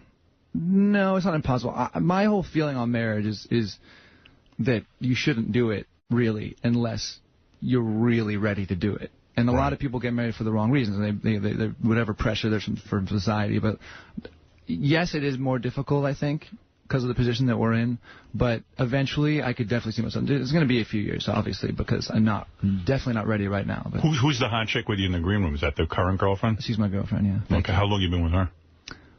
About a year, almost, actually. Yeah, we met about a year ago. Everybody's carrying on. She's so beautiful, and one of the best things about her is that she's not an actress or a model. She's a regular person and an artist, and she's amazing. Yeah, your life must be insane. In fact, one of our good-looking interns was all dressed up today because she knew you were coming and wanted to be the one to hand you. I think she got there. If an intern's real cool about it, we'll let them hand the release, because you have to sign a release when you come on. So I heard she got all dolled up. And it's got to be just great. You know what I mean? It's just got to be insane. It's funny. It's flattering. It's amazing. It's the coolest thing in the world. We've wanted this. We grew up together. Jesse and I have been best friends since we were 12, Jesse, you getting laid too? Yes. He's already gotten laid twice since he's been in the building. Have you got hit with any pussy shrapnel when he steps on the bomb? Yeah, because lead singer always gets the top choice, right? And then what do you do? How does that all work? That is the way. We all do pretty well, man. No, Jesse got a hot smoking girlfriend. We do pretty good. Nice. Yeah. So who's low man on a totem pole in the band? Drummer. Which instrument should you not take up? Drummer, you really think so? Drummers always get the shaft. The tuba. Our drummer just had a kid. Yeah, but you know what I mean. His wife, or his girlfriend/wife, is really drummers sit in the back. Yeah, I guess that's kind of because they don't get seen very often, too. So when you're in the foreground, usually that's when... You know what you guys should do? Like Led Zeppelin one day, you should fuck a chick with a shark. We've done that, actually. Cool. Have you done that? Did you go through the whole Led Zeppelin debauchery thing? Kind of. Well, here's the thing. Nice. That's my favorite song. First of all, hi, guys. I just wanted to say hello to you. By the way, this is such a great... I can almost play this on the car. No, well, here's the thing. Is the whole... I wish it were still like that. It's not like that anymore. Like in this... Back before all this crazy shit, especially AIDS and diseases and stuff, it was different. And it was also happening for the first time, kind of. So there was an innocence to it. Now... It shows it's just not like that. Like, you know, fans are different. Groupies don't really exist the way that they used to anymore. Can you sing this song? Of course. There by my love. I don't even know what does he say? What's that first line? Marshmallows are my... I know a little bit. That is a great tune. I love that So song. were you always like in chorus and glee club and stuff in school? Like, is that how you get into this whole business? Or you just had bands? I could sing, but it was never like... You know, I was into rock and roll music since I was like 10, 11 years old. So how'd you get the second shot? So no training or anything? No, actually, I took my first vocal lesson like 2 years ago because my voice went out. And this amazing dude who's just kind of does everyone, you know. How old were you when the fame actually hit, though? Like, wait a second, though. How old were you when the fame actually hit? Like, in other words, so then, like, you're 17, you get signed, then you guys sucked, and then you went away for a while. We went away for a while, then we came back. We started to get really big in, like, 04-ish time, you know, because, we had a couple really, really big radio hits, too. And knowing how tough it is to get songs on the radio, that was the biggest change. Because we accumulated fans, we tour, you know. That's like the biggest misconception with our band is that we're just like this manufactured boy bandy kind of like bullshit band. Play this love. Play one of your hits right now. Cool. Now that you were talking about a hit that hit for you. This wasn't a mistake. I was setting it up, dude.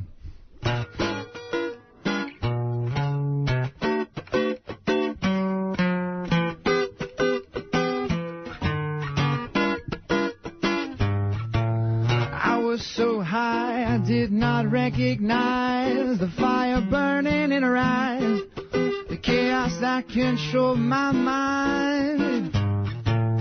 Whispered goodbye, she got on a plane, never to return again, but always in my heart.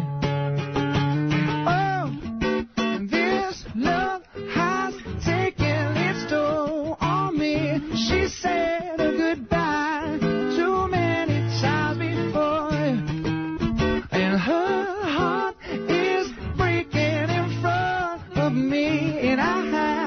Choice because I won't say goodbye anymore. Oh, oh, whoa, whoa. And I tried my best to feed her appetite and keep her coming every night. So hard to keep her satisfied. You're playing love like it was just a game, pretending to feel the same, and turn around and leave again. But oh, this love has taken its toll on me. She said goodbye too many times before, and her heart is breaking in front of me, and I have no choice. 'Cause I won't say goodbye anymore. Yeah, yeah, yeah. Whoa, whoa.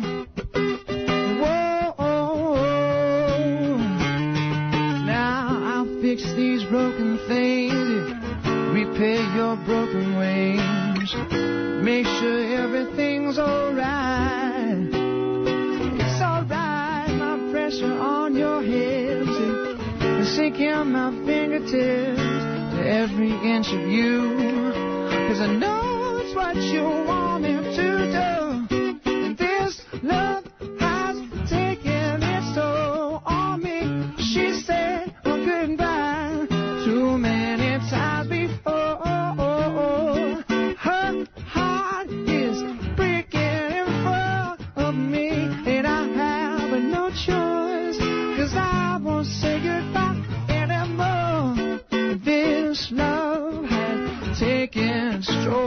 called me, she said goodbye too many times before.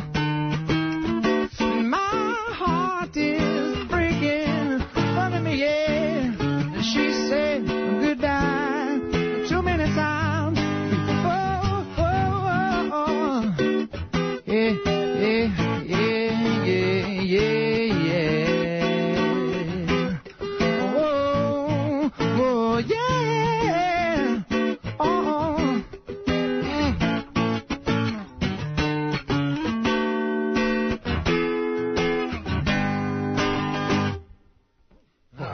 That.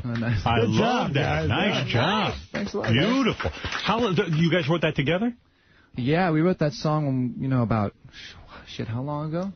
8 years ago, 7 years ago. And that's a beautiful rendition of that song. Thanks, man. It's nice acoustically. Thank you very much. Do you ever do it like that when you perform live? Do you ever just go out there with the guitar and do it? Yeah, for a big crowd, it's great for radio because it's really kind of stripped down and simple. But for live, we like to kind of play it loud. Yeah, it sounds good. And so when you write a song like that, do you feel like it's a hit? I mean, does the record company know right away? Man, I honestly, the way this business works is so insane. Like, I don't have any idea.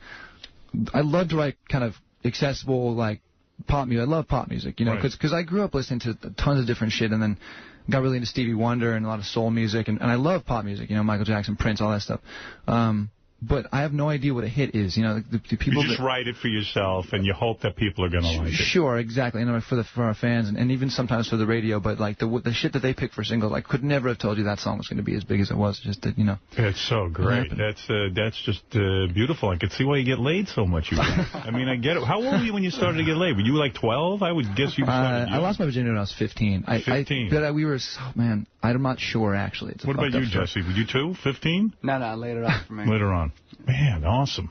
Jesse was like, you were like 17. So then when you got real big, that's when you started to get the celebrity chicks. Is that great? I had a few celebrities myself. Where are they from originally? But here's the thing, though. The thing about that whole overblown thing with me, screwing everybody in Hollywood is so exaggerated, and a lot of it isn't true. So some are true and some aren't. Most of it really isn't, and some of it is, and that's kind of why I don't like to talk about it, because I'd rather than think that I did. You keep that quiet? But Jessica Simpson was true. That was her score. Yeah. I would love that. You got her. Here's the thing. Here's the thing about this whole celebrity nonsense, which I've never really enjoyed being a part of. But, I listened to your show for such a long time, and it's almost as if, like, what I've learned from your show is a lot of dudes that come on here and talk about the chicks that they slept with, and there's people that talk about it in general. It's just they come off looking like douchebags no matter what. So it's just kind of keeping my mouth shut is probably a better idea. But where are you from originally? From Los Angeles, born and raised. Oh, okay. So you were out there in California anyway. I'm going to read your list. I'm going to read your list right now. The girls you had. Let's read it. You could. Let me tell you something. You Who could are say they attributing to you could say you don't talk about it, but I'm going to tell you something. There's a list I would be very, very proud of. When I say this, I say I've slept with everybody in the entire world. All right, here we go. Lindsay Lohan. Whoa. I would love that. It's too young for me. Never had it? So would I. Is it a fake? Is it fake? Just give me fake or real. Lindsay Lohan. Most of it's fake. I can't. Most of it. It's just. I bet it's Dina Lohan. Yeah, it's the mother. It's the mother. I met Dina Lohan. I think I could have gone there. Jessica Simpson. That to me would be a major score. And I don't care, smart, stupid. To me, very attractive. She's an attractive girl. She's beautiful. Beautiful. She's Paris Hilton you had. I gladly say that's actually not true. Not true at all. I've had like 50 guys in here who will say they had sex with Paris Hilton. It's not cute. I don't even know who this is. Maria Shapovalov. Oh, the tennis player, Sharapova. The tennis I shook her hand, and all of a sudden we were dating. So that was really not true. Yeah, she's really tall. I mean. Yeah, she's massive. Have you ever seen her in person? She's like 6'3". I don't know her. Yeah. And then she had heels on. We played her 18th birthday party, and then they quarantined this whole area, and they threw us into this photograph. And we were like, holy shit. And the next thing I knew, the next day we were dating and there was all these people. Well, you guys do that? Chick birthday party's the 18th. If a dad calls you up and says, hey, $1 million, come play my kid's bar mitzvah or something, would you do it? Hell yeah. You would? Why not? Go out and make some money, man. Right? It's so rare to make money doing what we do, period. We've known that from failing so miserably. Right. So hell yeah, and no one knows about it anyway. It's bar mitzvah, you're done. That's right. And the fact of the matter is that, as you say, it's good money, but B, why not? You're a singer. Hey, I'm Jewish. Why not? Go sing. That's I'll it. do a bar mitzvah. We've done some awkward shit, man. We've done some weird... What's the most awkward thing you had to do? We did this thing like in Utah. It was a wedding rehearsal dinner, so it wasn't even a wedding. There was like 50 people there. Who'd they have for the actual wedding? Led Zeppelin? Well, I think Hootie and the Blowfish was playing the actual wedding. They do that shit all the time. Right. And they took us out to this like remote mountain range in the middle of nowhere, and it was like a cowboy theme with a bunch of older people, and we were like, oh shit, this is just going to be weird. But the craziest part about it was that there was this massive setup. Like, it was set up for Zeppelin, honestly. It was like a huge PA and crazy, and there was like 15 people there barbecuing and like getting wasted. So we were like, this is really awkward. And then some girl that I knew from a long time ago that I think I'd hooked up with, like, was drunk, and she was with her fiance, and she got on stage, and she was dancing, and we were just like, get me the fuck out of here, man. Wow. But what do you get paid for a gig like that? Can you get $250 thou? More than that. More? Well, then what the hell? Who cares? Go through the embarrassment. Oh, absolutely. I go through it. There's no such thing as buying out. Not selling out, just buying in. Buying in. No, like I did a gig a couple of months ago for that guy, Jonathan Kraft, the Patriots guy, and I was thinking to myself, God, you know, this guy could buy me anytime he wants. Like, I mean, he flew me up on a private jet, you know? Yeah. Well, I mean, this dude that was getting married was so loaded. He had just made a bunch of internet money, like, you know, one of those internet billionaire guys. Right. And he met this chick like 6 months later and getting married. And Wow. Wow. But we do stuff like that all the time. No kidding. So when you start to make money, does the band have to split it up equally, or don't you two guys make more of the lion's share because you write all the songs? Yeah, well, the way we do it is we do it very deliberately. Like, from the beginning, it's the kind of thing where with bands there's such a weird chemistry, and you don't want there to be resentment, and some people do more than others. And, right. You know, Jesse and I do a lot of it, especially a lot of the songwriting. So we do it very like, you know, I wrote 75% of the song, you wrote 25%. If the bass player wrote 5%, whatever the case may be, you know. You'll actually break it down. We break it down just because then it avoids any kind of ambiguity, or like there's no gray area, so, you know. That's kind of cool. Let's see. Here's the rest of your list. Kirsten Dunst. True? Nice girl. Dated her? Friend. Friend, okay. That means you had her. Model Kelly McGee. I don't know who that is. Kelly McGee. I dated her for 2 years. So that was actually model, man. I hope she's you beautiful. got her. She's in the video. You haven't seen our videos, but she was in our video for This Love. Super hot. She's beautiful. Natasha Bedingfield. I don't know who that is. And Natalie Portman. That must have been interesting. I barely know Natalie, but she's just a friend too. I'm telling you, they love. Anybody you're with. And Paula Poundstone. Anybody I've ever met that's an attractive woman, I have slept with. I can't start any rumors. I tried to, at this event this weekend, I tried to stand next to every chick. I'm starting the Artie Paula Poundstone. She's foxy. I'll take it. And then the really scandalous thing is you might have had Jessica Simpson while she was still married to Nick Lachey. That's good. Yeah, but that's not true, though. Yeah, you really have a book in you know what I mean? And when you're later, that's, you know, later on you'll get that. Yeah, that was definitely not true. So. Maroon 5 has sold over 10 million copies worldwide. Wow. That's pretty awesome. I know. That's really great.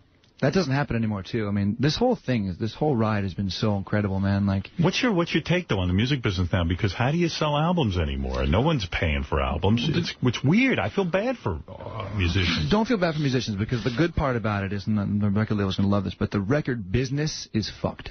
Right. The artist is not, because the cool thing is now that the internet, I mean, we have so much to attribute the internet's been a huge part of our success. Well, first of all, the only money you really make from being in a band is touring and radio. Right. So record sale, we sold 10 million records.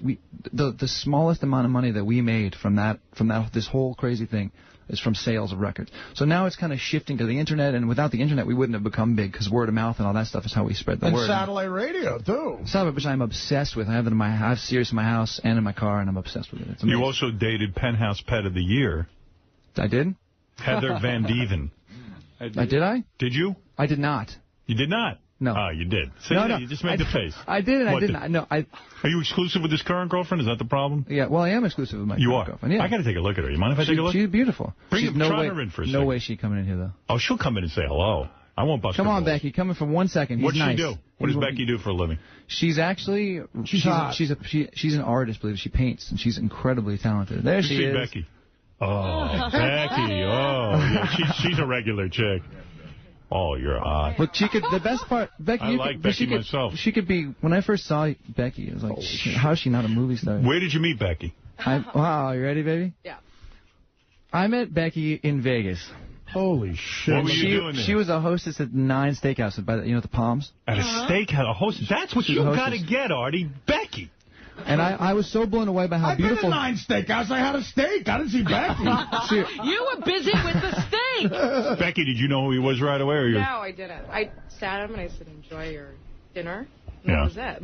And then she went into the back and they were all... But you probably thought he was good. Hostesses are the hottest chicks. We're supposed to be. I know, at restaurants and stuff like that. So now you're not hostessing anymore. What's the arrangement, though? Do you guys have a financial arrangement? No, not yet. Because if Becky's on tour with you and stuff and hanging out, which is what you want, you don't want to be separated because that would be a disaster. She's getting used to this whole thing. She's new. Well, sorry, I'm an sorry, independent girl, you know. Are you? But how much can you make when you're a hostess? What are you pulling down? She pulls down a lot of money right now. Shit, she's working in L.A. What are you doing now? Roosevelt.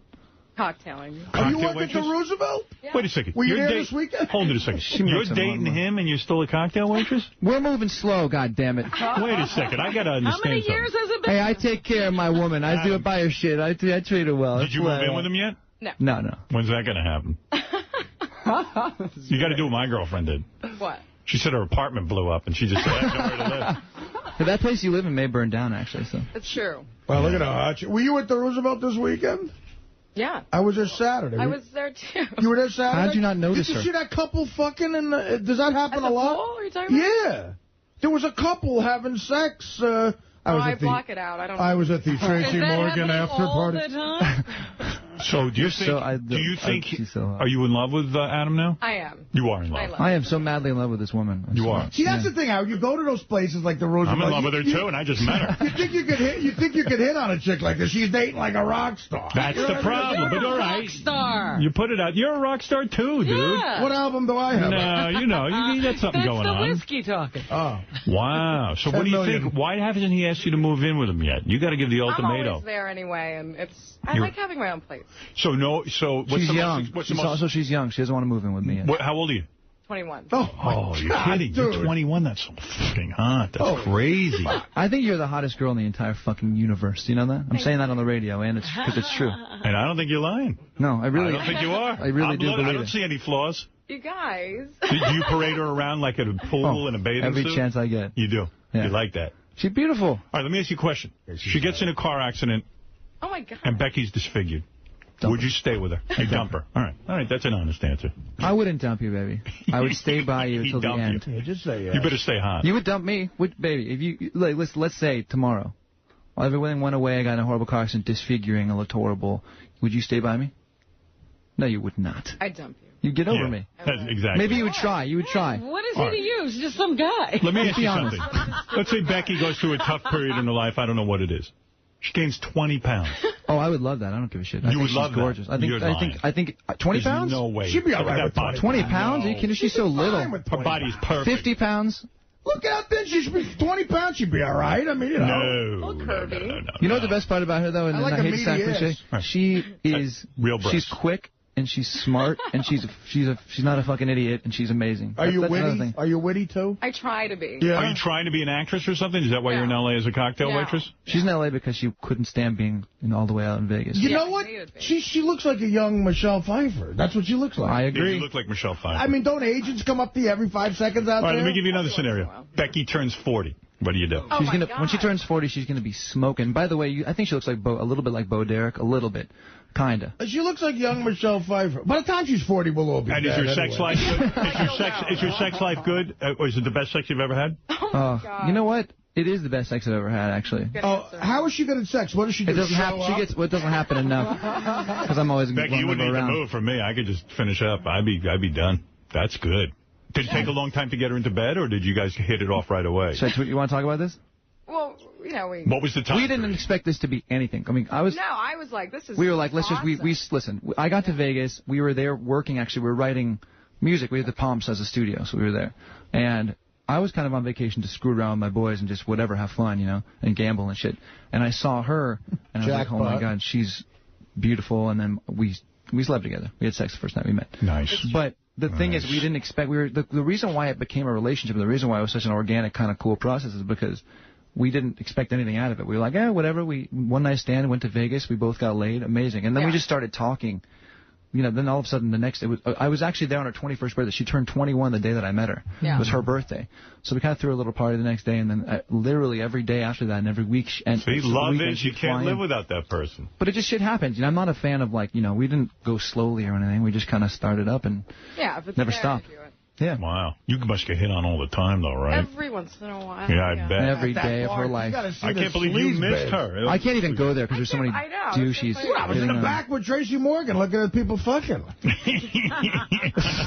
I was trying to get a Jack and water. Place. You're always in the wrong place. The wages there are too hot. You can't get a Jack and water in that fucking place. What kind of shoes you wearing? You wearing hot shoes? Boots. Yeah, you know exactly how to dress. Yeah. You don't want to hear the best part? She got off a red eye about an hour and a half ago. I did. Really? This is you at your worst. Yeah. Can't imagine. I have to see you at your best. She's the hottest chick we've ever had up here. Oh, will you stop? How much? Oh, go ahead, Artie. Do your rap. How much money? I can now. The guy. That's an achievement. Here, I would offer you. Good for you. So do you think it'd be a marriage? Do you think that you would spend the rest of your lives together or something like that? Well, our relationship was kind of founded on this anti-relationship idea, but it's now turned into a real full-fledged relationship. You're a couple. I don't think either one of us is thinking about getting married right now, but I'm certainly madly in love with this woman. Well, honey. Becky's too young to get married. I'm not doing it for her. She's too young. Listen to this guy's life. Prep school, this broad. How old are you? I'm 28. Oh, okay. Well, that's okay. I got 7 years on. That's not creepy. That's a good ratio, though. You haven't gotten to the creepy No. ratio. And also, that's... You ever see these guys date girls 19 years younger than them? Now, that's creepy. If there's any justice in the next life, he'll come back as like a slug or me. You have it too good. You have it too good. Well, listen, not a day goes by where I don't pinch myself. Hey, I heard you guys were going to do a Beatles song, and I'm excited about that. Yeah, if you want. Yeah, I would love to hear it. Right on. That would be good. Sounds good. I think Becky should be here for it. Becky can play tambourine. Becky, you want to sit down, back here? Yes, I do. Sit back here. Let's sit with Artie, yeah. Make him like our band. On the couch you can, right over there. The chair's not here today. It's here when Levy's here. Becky, sit down right there. Oh, all right. This is funny. Artie's... Don't touch her back there. Yeah, I won't touch her. This is your microphone. 3-foot zone. All right, here we go. Here are the guys. Maroon. Sing along, Becky. By the way, the new album it won't be soon. I'll play a cut in a few minutes. The album is called Before Long. It won't be soon before long. It won't be soon before long. And that's a very long title. Cut it down to Before Long. That's fine with me. This is the Beatles, Don't Let Me Down. I'm anxious to hear this. Don't let me down. Don't let me down. Don't let me down. Don't let me down. Nobody ever loved me like she does. Oh, she does. Yeah, she does. And if somebody loved me like she do me, oh, she do me. Yeah, she does. Don't let me down. Don't let me down. Don't let me down. Don't let me down. I'm in love for the first time. Don't you know it's gonna last? It's the love that lasts forever. It's the love that has no past. And don't let me down.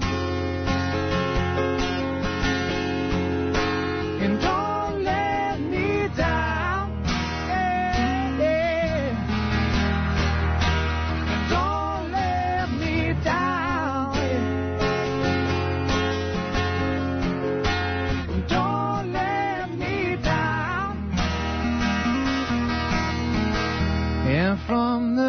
first time that she really done me. Ooh, she done me. She done me good. I'll bet nobody ever really done me. Ooh, she done me.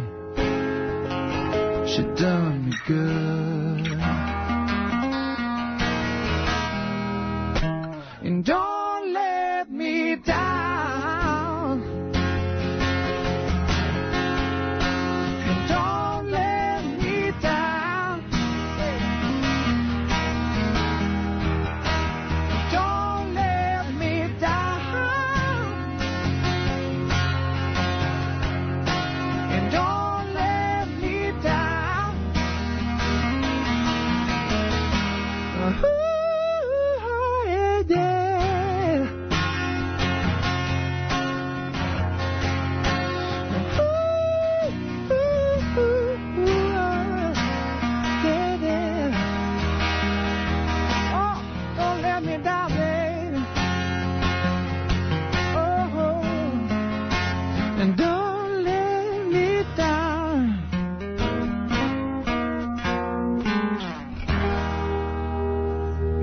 Wow, nice job. Thank you. Thank you. I like watching you guys play guitar. Excellent guitar work. Oh, thank you very much. I always dig, too, the harmony thing, you know? Yeah, man, Beatles harmony is the best in the world. If I was in a band, I'd want to be the guy playing the guitar, and every once in a while I'd step up the microphone and do the harmony thing. Yeah, I like that. You do a good job, man. You guys sound real good. Thanks That's really, really nice. And, you know, and Becky, I mean, what can we say? What killer. I don't have a shitty life. Yeah. Congratulations on Becky. Stuff's going well. I don't know where Becky's going to be better. But Becky, you must have just gotten out of high school or something, right? You're 21. Well, yeah. Yeah. I don't know. I don't have a mic on you. You remember? Yeah, that's what happened. Did Artie come on to you during the... what mic is that? I don't even know. Man, Guess 4. Oh. By the way, that's what I tell you guys, too. This is such a trip because when I was like 11...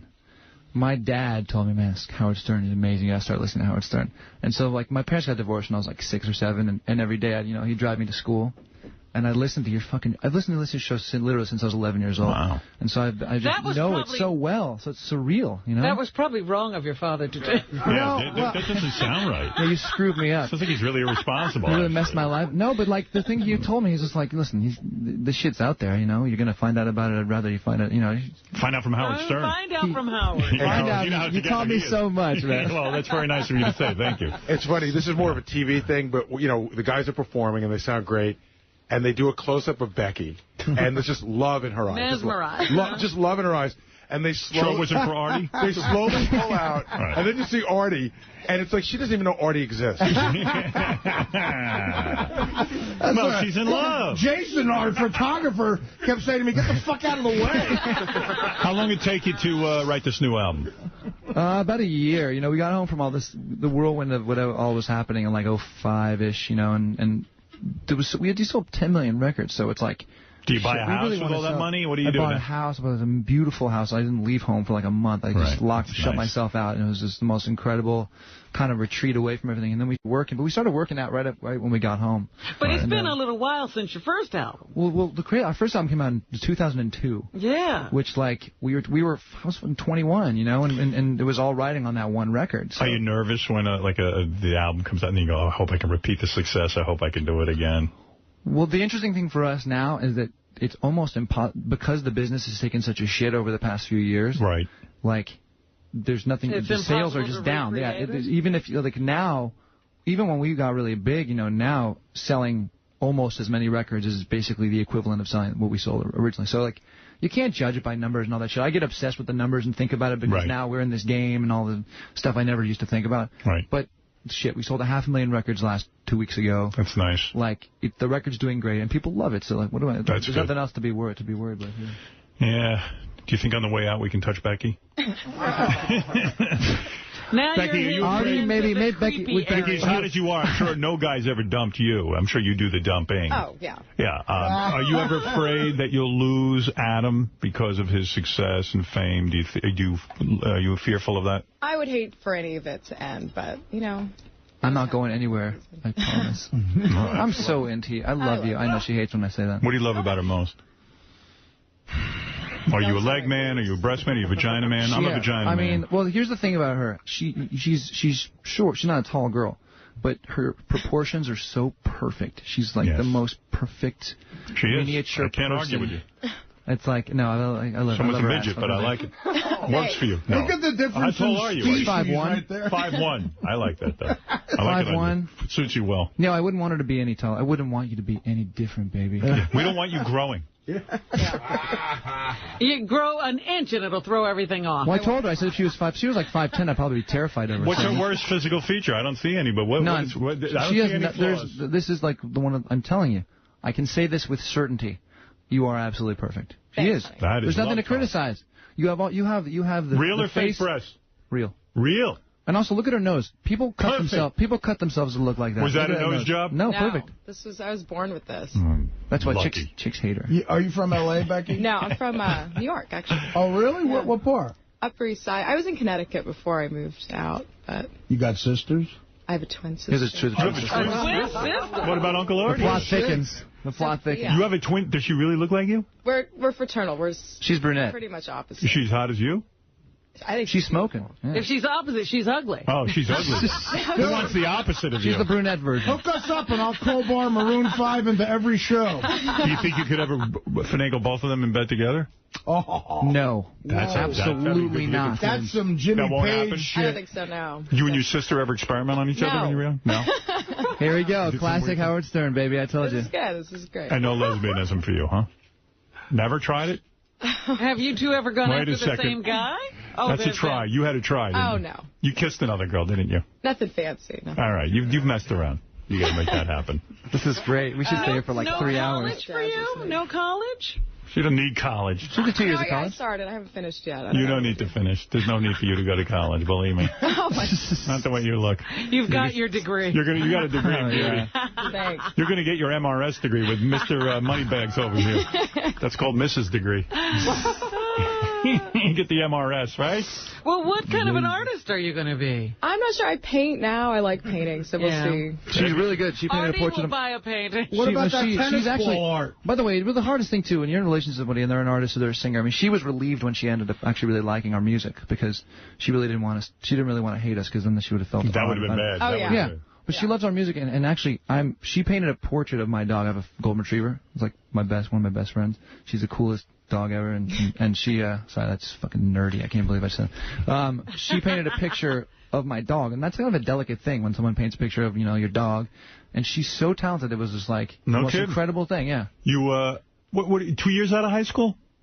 What, I'm like hot. 22 in a couple weeks, so 4 years. Are you 4 years? Yeah. 5 years now, I guess. Do you ever put on a schoolgirl outfit for lovemaking or put on outfits?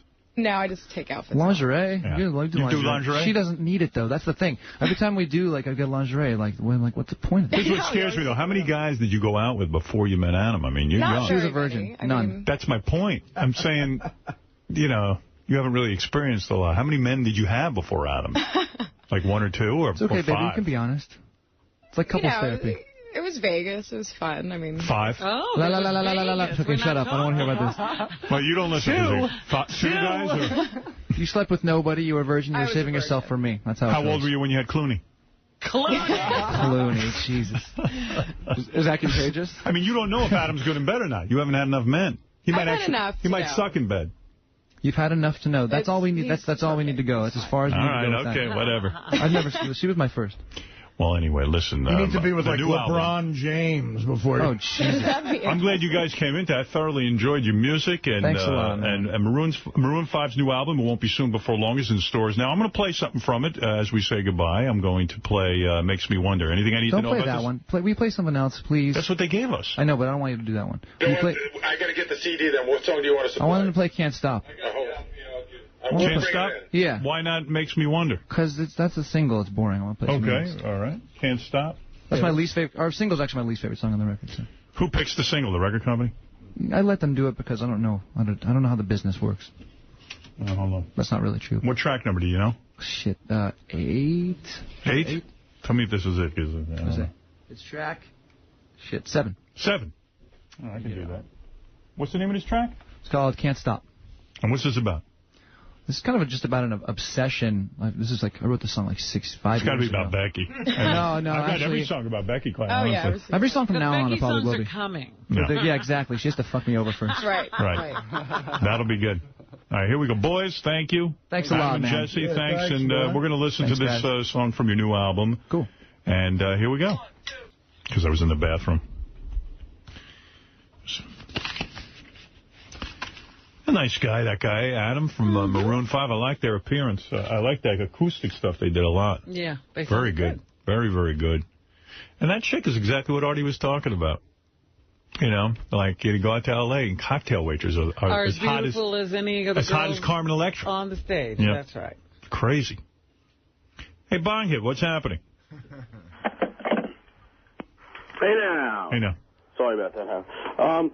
Just wanted to see if, like, Jason took a picture of that chick, Becky, to put on Howard.com. Hey, Jason, can you don't we have some sort of new software on HowardStern.com where you can just instantly put up a picture and people can access it? You got to see how hot this chick is. I'm going to put it. Great. Stay on the line. I want you to tell me what you think of this chick. This is what Artie was talking about. This chick's a 12. Oh God. And she's a cocktail waitress at some friggin' hotel. Basically, Artie has had close encounters with her twice and never gotten to her. This club. So in other words, this chick was walking around the club I was at Saturday night, and I didn't notice her. Yeah. I mean, was there really 500 girls there that were that hot? Well, 500 girls were at this Spike TV event. At the bar, look, it was probably... Name a celebrity that's hotter than that chick. There isn't one, I don't think. I really don't think... Like, she's as hot as Carmen Electra? I agree. Right. I agree completely. Carmen Electra's a little more my type, but fuck, you change your type. You would take her. Well, this chick's everybody's type. Right. I mean, she's just that. There's no other way to describe her, but she's smoking. Hold on, let me check into this new technology. Am I wrong, or did Doug Hurwitz say that there was a way to, like, now we have a player where you can just throw shit right up instantly? You tell me if this isn't the hottest chick. Oh, here's Jason. I don't know anything. I don't know. Doug runs that thing that puts the pictures up instantly, but they're uploading now. They'll be up in 2 minutes. I'll give you the high sign of the pictures I took. Yeah, give me the high sign because I want to see what Bonghead Eric thinks of this shit. Uploading right now. Did you get some good pictures of her? I see her on the couch and she had her legs crossed and she looked kind of good. She only let me take 2, but they came out good. They did. Yeah, I don't say she could take a bad picture. Do they do her justice?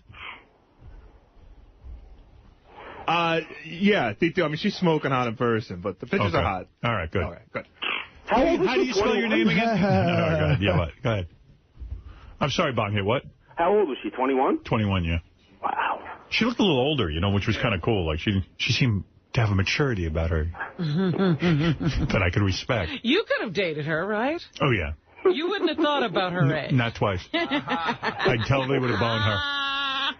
I'm only 53. It's not that big an age but swing. you said you had like a cutoff, but you'd lower it for her. I'm only 30-some-odd years older than her. Right. 53 is the new 30. You know when you're hanging out... 53 is the new 30? You're hanging out maybe at that Circle Bar at the Hard Rock or at the Palm, and you see a chick, if you go to Vegas with your buddies, and you see a chick who's that hot, and you go, God, in a million years, I wonder if I could ever fuck her. And you realize there's guys in that casino who could meet her and fuck her that night.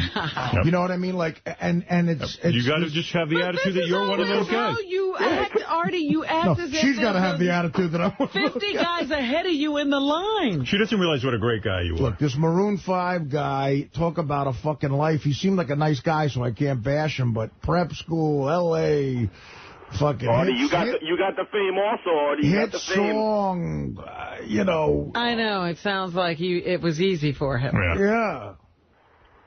If he's depressed, you want to. I like the guy, though. Did you like him? Yes, that's why. I thought they were pretty not good. Being mean to him. I don't know his music, but the 2 songs they did live were really good. You don't know Maroon 5? They had a ton of hits on that album. I know that. I know that. Good, right? Yeah, and I know that first song he did. I like it like that. I just know they're mentioned in a real funny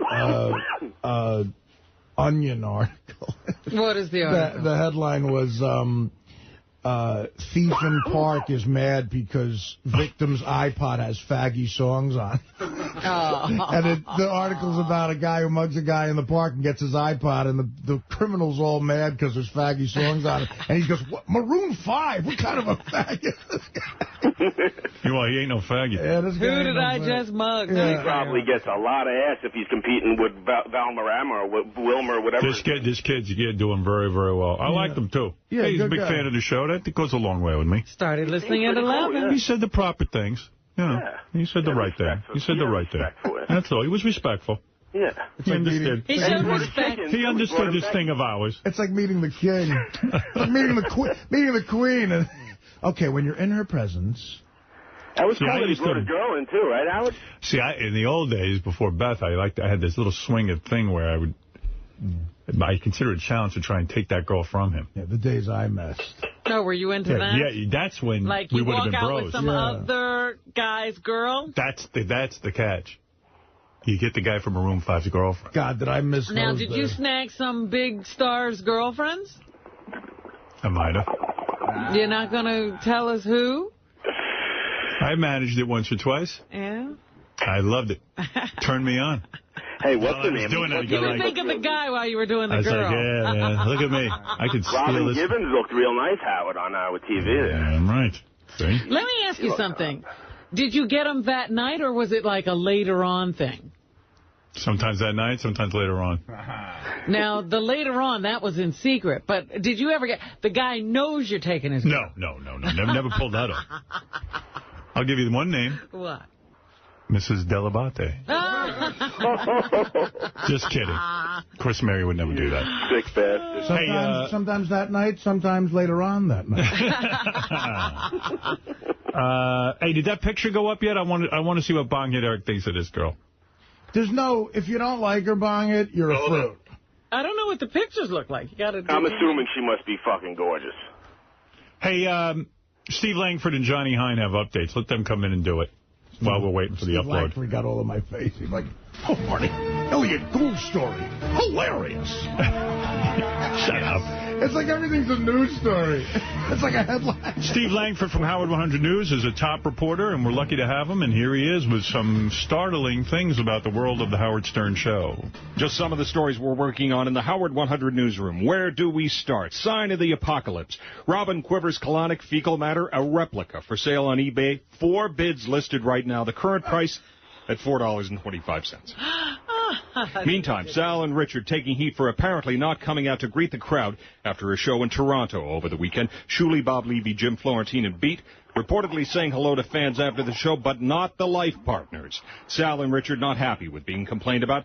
Sal saying he was backstage with a bunch of VIPs. Richard saying, what's wrong with wanting to relax? Okay. Stuttering John set to do live commercials on The Tonight Show, according to published reports. The first one by Jay Leno's announcer scheduled for tomorrow night. Oh, wow. All right, good. Give someone to tune in for that. I can't wait. Tom the Tree Man of Bubba infamy, fighting for his day job after the fire ants on the scrotum stunt and others. A public hearing late last week now, the morality police at the city of Pinellas Park, Florida, say they'll let Tom know if he's fired this week. Wow. That's terrible. And FuckYouArtieLang.com expanding. A bunch of new features, including a chat room where you can complain about Artie, a guest book where you can leave a hate mail for him, and an art gallery where you can submit your drawings of the Rescue Me star. I hadn't heard about that. Hey, it's Fuck You Artie Dashline. Is it? I don't have the rights to Fuck You Artie Lang. Anything else? Stern News you know to the Howard 100 News tip line 877-33-SIRIUS. Choose channel 100 or email us at howard100news@sirius-radio.com. All right, thanks. Steve Langford, everybody, with a big update from the Howard 100 News team. I'm going to go over to John Hine right now. Johnny boy. He never masturbated. Hot girls riding on the Sybian. Oh, he never masturbated. He never even rubs it. He leaves his tool alone. Even with a heart on, you never hear him moan. He never pops a boner. Got no testosterone. No. All right, Johnny Hine. Play any chess this weekend? I didn't. Yeah. He's a chess player. I was going to say, are you two still hooking up? No, I never see him on there. Who wins, anyway? We only played one time, and Howard kicked my ass. I think he let him win. Well, I play a little more than John. Howard's definitely on a different level than me when it comes to chess. But no other way do I compete, I'm telling you. Just Jeff. No, it was the Pirate-Yankee series this weekend, and it wasn't a very good thing. You're a Pirate fan. Fuck you! Anyway. Where's the girl's picture? I'm looking. I don't see it. It's not up there yet. We're waiting. So Bonghit's getting himself nice and toked up. So I know. Bonghit's going to fall over. Never. Come on. He's do extra hits. You know what it is? The longer he's on, the more hits he does. The only thing that would make Bonghit fall over is going to work. Oh, man. Go ahead, Johnny. Well, Adam Levine of Maroon 5 dropped by to play their hit This Love, and the Beatles Don't Let Me Down acoustically. What'd you think? I thought they were pretty good. They sounded good. Yeah. They sounded really good. Yeah. But I think the big hit in the studio was actually his girlfriend, Becky. What number do you give her? Do you think she's a 10? She's a 9.5, if not a 10. Yeah, solid. We're going to talk about how Adam sounded, his feelings on Maroon 5 not being a boy band, and the waitresses he bumps into versus the ones that everybody else does out on the West Coast. Yeah.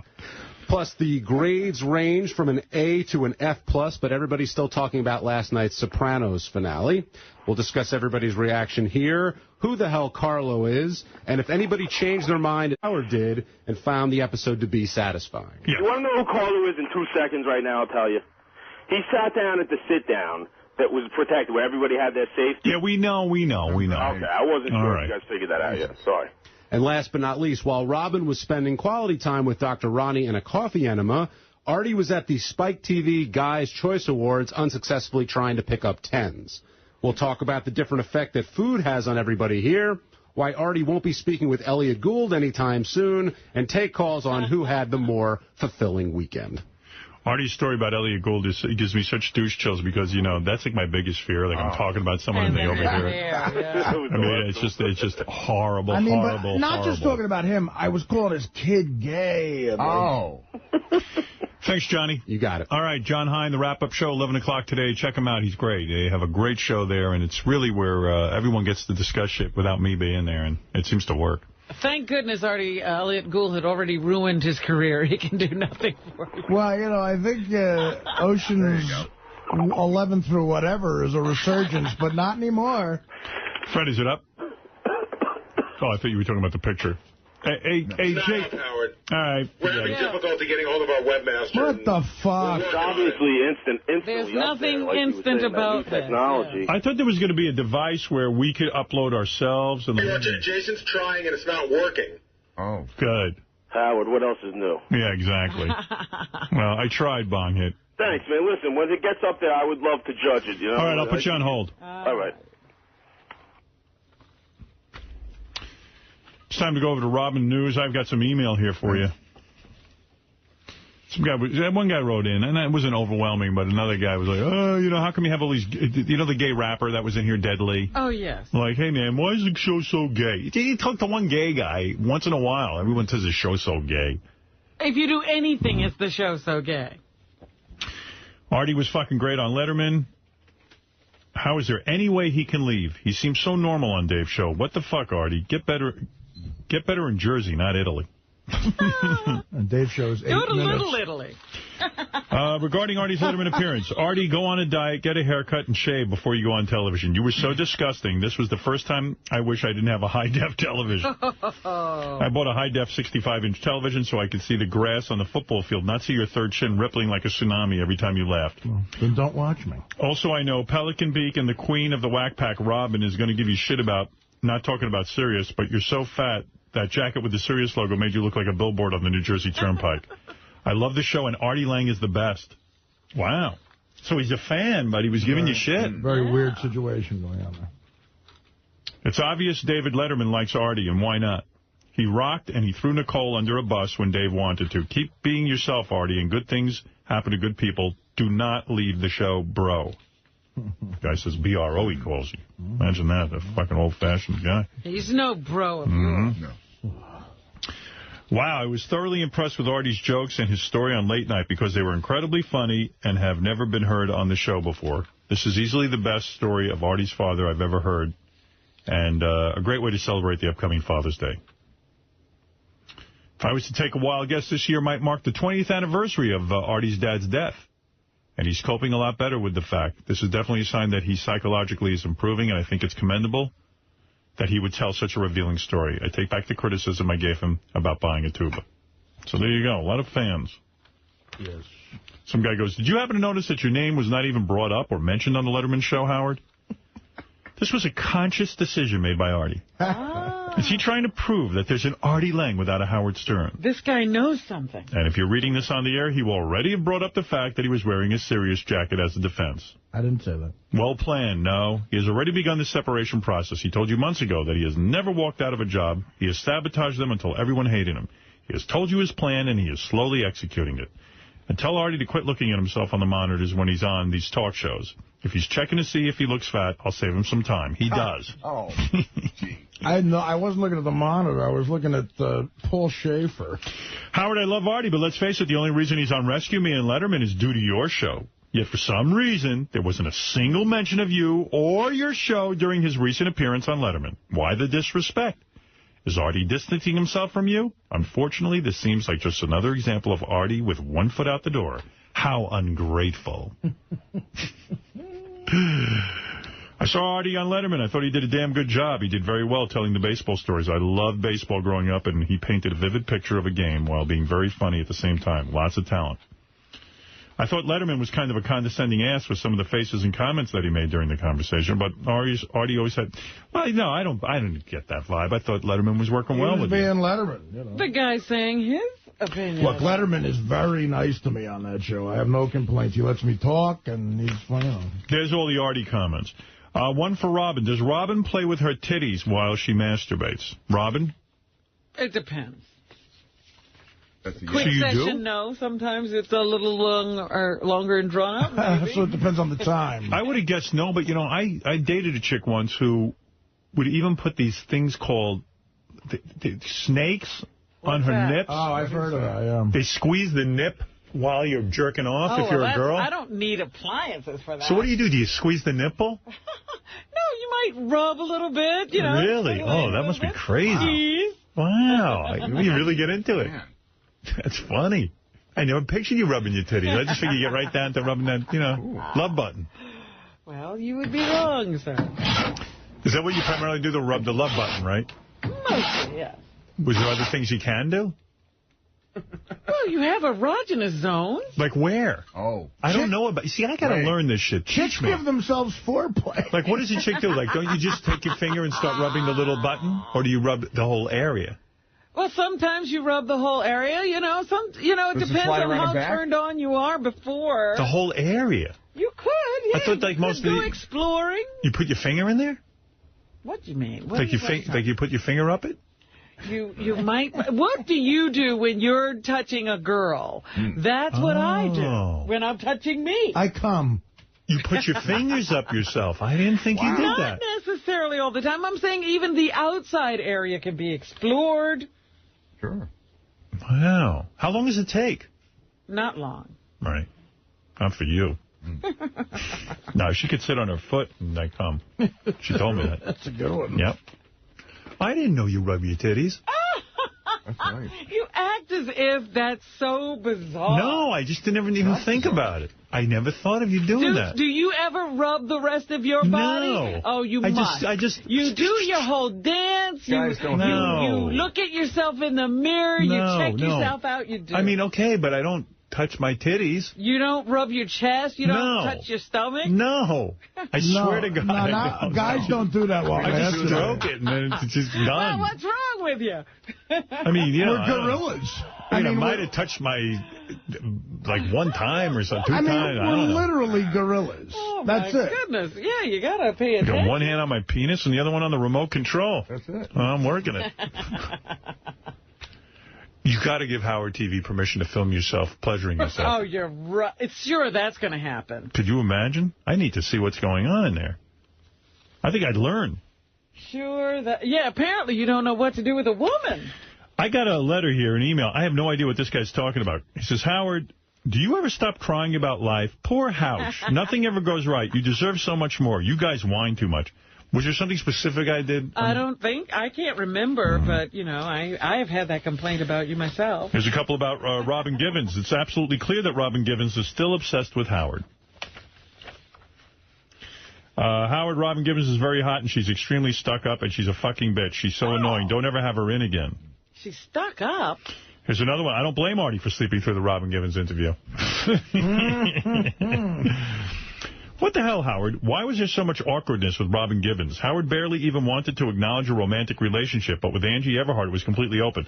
No, because Robin Givens, you know, hasn't acknowledged a romantic relationship with me. If she wants to open up about it, that's fine.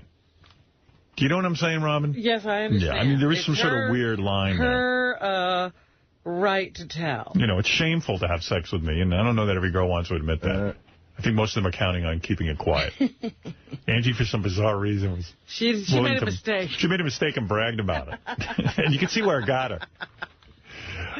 What is it, Jason? The pics are up. Oh. I'm putting more up now, but I got a few up there real quick. Okay, good. Bong hit. Hey, now, sorry about that. Do you see her picture now on howardstern.com? I'm going to check right now. Wow, Robin's really been opening up lately, huh? With the titties. Bathroom activity, masturbation activity. Very interesting radio. All right, so what do I click on here, Howard? It should be on the front page. Anything. It's right there on the front page. All right, let me try it again. Hold on. Yeah. You have to scroll through those pictures, though. Okay. Give me a sec. She should lose those boots and put on little hot stripper shoes. See, I knew you complimented her boots to her, but you don't like boots. I don't. I want to see the whole leg. I mean, on her, they look all right. They look okay. Covers up too much of her nice legs. She's hot. Oof, that picture's good, I think. That's a good picture, but it doesn't even come close to capturing her beauty, and it's still beautiful. What do you think? So far, I'm going through them. I got pictures of Miss Howard TV June. Bonner. Wait. Well, it's right on the front page, howardstern.com, isn't it? Well, it keeps scrolling through all those pictures. It's up on one of those. Like it goes to the Master Tape Theater pictures, and it switches to the... How do you stop that? That's what I'm asking you guys. I'm not sure. How do I... Ask Jason or whoever, like, what do I click on to get... I don't know. You know what? I don't understand our website. Wait a minute. Once you get there, you can click to some more pictures, but nothing's coming up. Just hit refresh, and there should be the first picture up there. It should be the first one up there. All right, let me refresh it. Hold on one sec. You know, must be a lot of people... No, the first one that comes up is Master Tape Theater. All right, forget it. Oh, I wow. give up on it. Look at the one with me and her. She actually looks so... What? See, there they are. I got to go anyway. I'm sorry, man. I don't know how this works. That's all right. Thanks for trying, Howard. I had one up. I just wanted a comment, that's all. Fucking turn it into a whole event. Yeah, I thought it would be pretty easy to get to. That instant stuff on the Internet is still not that instant. I'm scrolling. Well, I mean, Doug Hurwitz works on this day and night for the last 2 years, and then you go to use it, and it never works. Robin, did you get to it yet?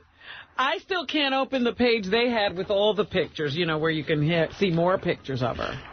Maybe Doug will call in and tell us how to do it. There's too many people on the... You know what? That could be it. I shouldn't maybe Doug can't fix it because there's so many people logging on at once. Maybe that's it. Is that it? I'm going to go on hold again until I can get it. All right, hold on. Hold on. Right. Let me see if I do this. What happens? Here's another one. Who the fuck does Robin Givens think she is asking Artie, do I know you? She's not even fucking famous anymore, and the only reason that she was allowed on the show is to promote her dumbass book and because she dated Howard. Who the fuck does she think she is? Tell Robin Givens to get fucked by Mike Tyson again, because that is the only reason anyone will ever pay attention to her. Were you offended when she said, who are you? Absolutely not. She didn't say it that way. It might have sounded differently. I thought she said, have I ever seen you before? Like that type of thing. Almost like in a friendly way. This guy's angry with Lisa G. What's this? Why can Lisa G leave if Howard takes too long to get to her? What the fuck else does she have to do? She should sit in the hallway until she's called on. And wait for you. I don't care if she isn't called for the entire 6 hours of the show. Her job is to come on the air and report the headlines. She should wait in the hallway until she gets on the air or the show ends. She's following breaking stories.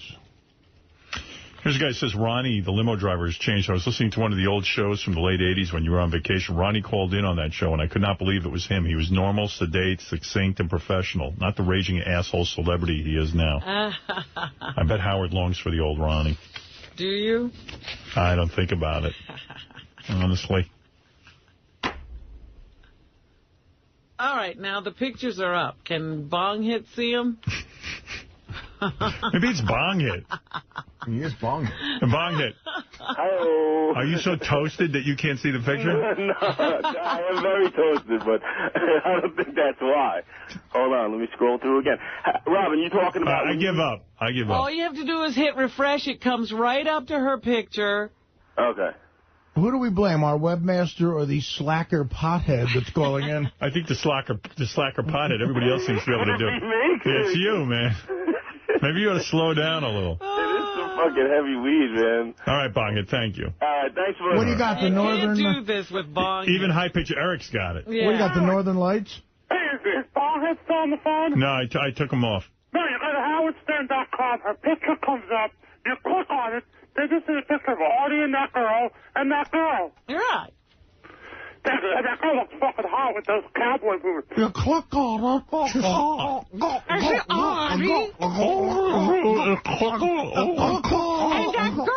Oh, thank you for your kindness. High Pitch came to my signing the other day.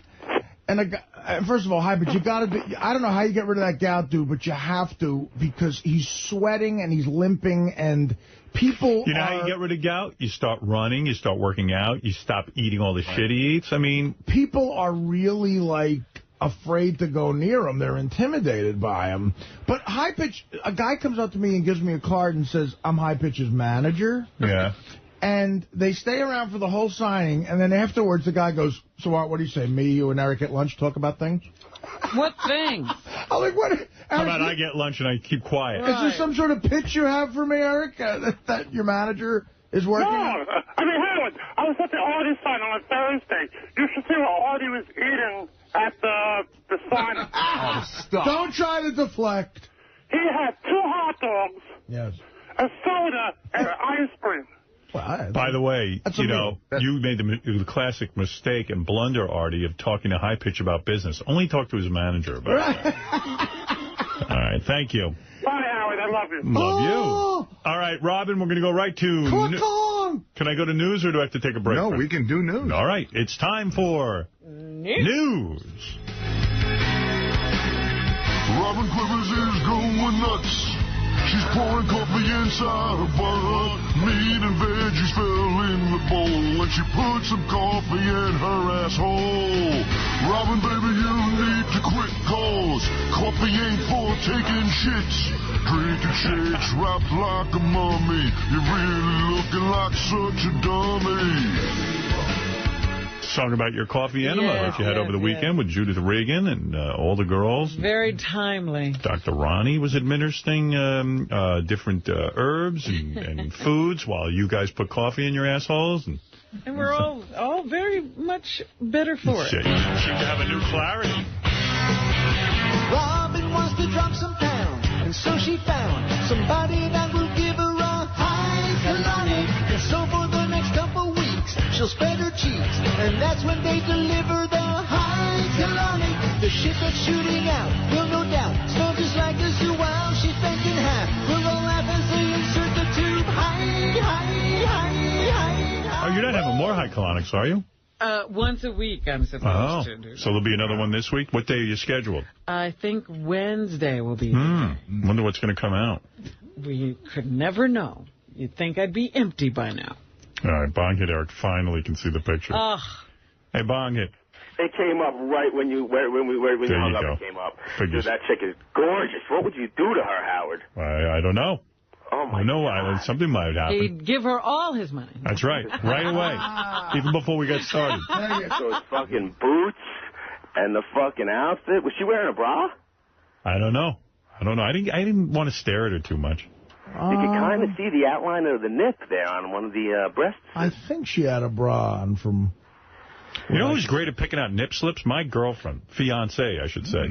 Yes. Really? How does she do that? I mean, what are you talking about? Beth was looking at Us magazine over the weekend, and the new one has a picture of Molly Sims at some premiere wearing a gown, and kind of a sexy gown.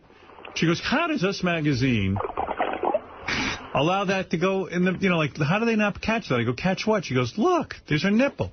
Really? Yeah, it's microscopic, but she sees it. Wow. Well, that's her business, I guess. She's used to looking at those kind of details. Yeah, and sure enough, there is a little tiny bit of nippage. I mean, it's minuscule, but yet there it is in Us Magazine.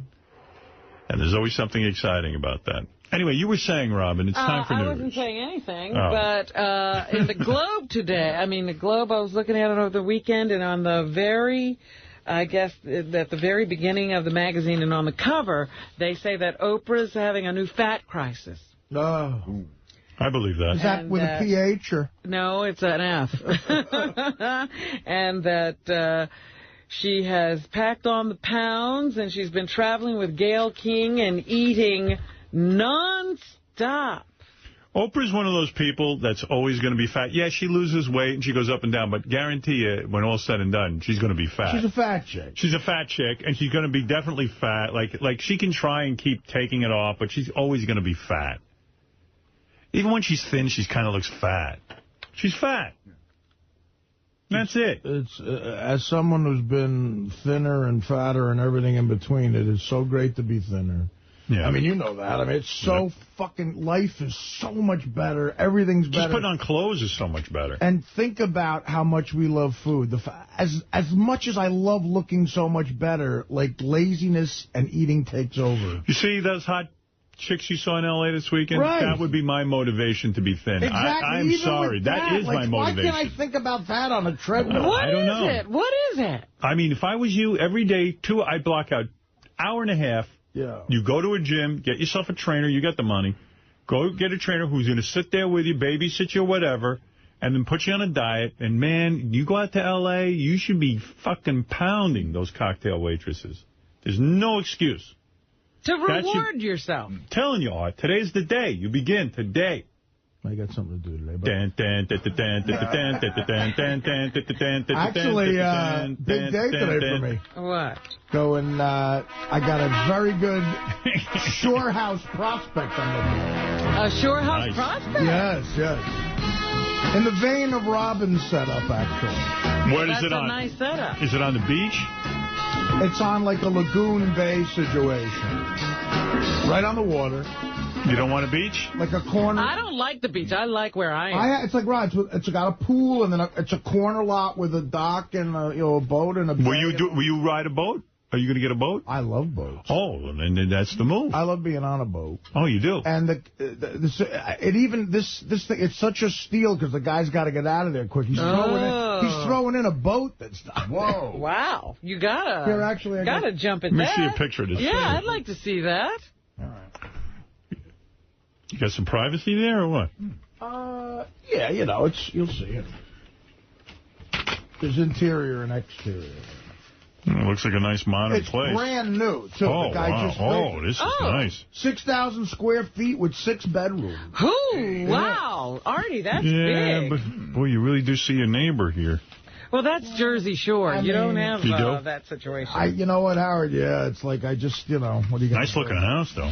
It's beautiful. Oh, look at this fucker thing. Look at this guy. Look at this thing. What? Yeah, that's it. That's from the water. Nice. Yeah, nice. So that's what I'm checking out today. I've got my fingers crossed. Nice setup. A million things could go wrong, but this feels really perfect. You'll absolutely love it, I can tell you. This is nice. That sounds like a comfortable... Looks very nice. Comfortable abode. If I can get it, we will have barbecue in hand soon, I promise. All right. I'm not coming. What are you talking about? You're not my bro. Oh, stop. It's not just for bros. Sorry about that. I'm going even though I'm not a bro at all. Yeah. Well, hey, good luck, man. Hope it works out for you. Howard's already figuring out his excuse for not coming. I'm busy. I'm tied up. I wouldn't impose. You'll invite me. You don't want me there anyway. You're invited if you don't want to come. I've invited you to my house. You never come. So now that's what you're going to do? He never came to your house, so you're not going to his house? Yeah, that's mature. Fred's been over. Oh, yeah. You invited me the one time, and I don't want to be a fifth wheel. But you came to my house, and I've never been to your house. Yeah. Well, I know you're busy with that place of yours. You're busy with coffee enemas. It's not quite in the league of Robin's, but it's in the vein of it. Robin's is beautiful. I love it. I love her setup there. It's very comfortable. I enjoy the area. Artie, you couldn't go wrong. It's perfect for my coffee enema that I'm getting. You'll have endless rooms to do with it. How far is the drive from the city to From the there, city, that you're place? looking at 2 hours. 2 hours. Yeah. All right. Yeah. All right, let's go over to Robin Quivers, who has more important news than even Artie's new place. Well, we were talking about Oprah, which led Artie to his real estate holdings. Right. Perfect segue. I don't want to remind everybody about, a bad gym teacher. But here's the story. A Long Island boy crashed to the ground and broke his arm in gym class after a teacher bound the tardy kid's legs with duct tape. Oh, wow. God. That's cool. Yeah, the teacher... I have bad shit, but not bad. What a maniac. Gym teachers, you know what? You always think, like, now they're going to be good, because, It never changed. It never changes. Gym teachers are fucking assholes. They're nuts. For the most part. Not all of them, but... Right, and this time he got caught. God knows what he's been doing before this. But he took the duct tape when he saw the kid come into the locker room late, wrapped it around his shorts and his legs, and then sent him hopping out to the gym floor. Wow. So the kid couldn't get the tape loose while he was in the locker room, so he hopped behind some bleachers or something. Because that's embarrassing. You don't want to have everybody see you duct taped.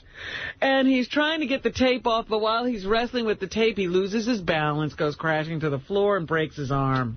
Gym teacher jobs are like the best because you really don't have to do anything. You don't even have to you don't even have a curriculum. Just tell them to go out and play. Why even have a test? Have them go out and play kickball, do the president's physical fitness test. Big deal. Every once in a while they used to give us a written test about the rules of basketball and stuff like that. Why bother? Yeah, why would you start duct taping? You got to be a real fucking insane person. Think about that. Taping. That's a maniac. Yeah, that's not just send him to the principal's office if he's a pain in the ass. What is it, Richard? When I was a kid, my gym teacher made me and 2 of my buddies expose our buttocks.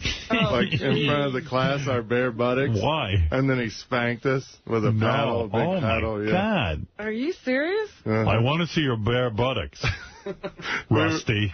Hey, I like this. Wow, hey, okay. Want to see my penis?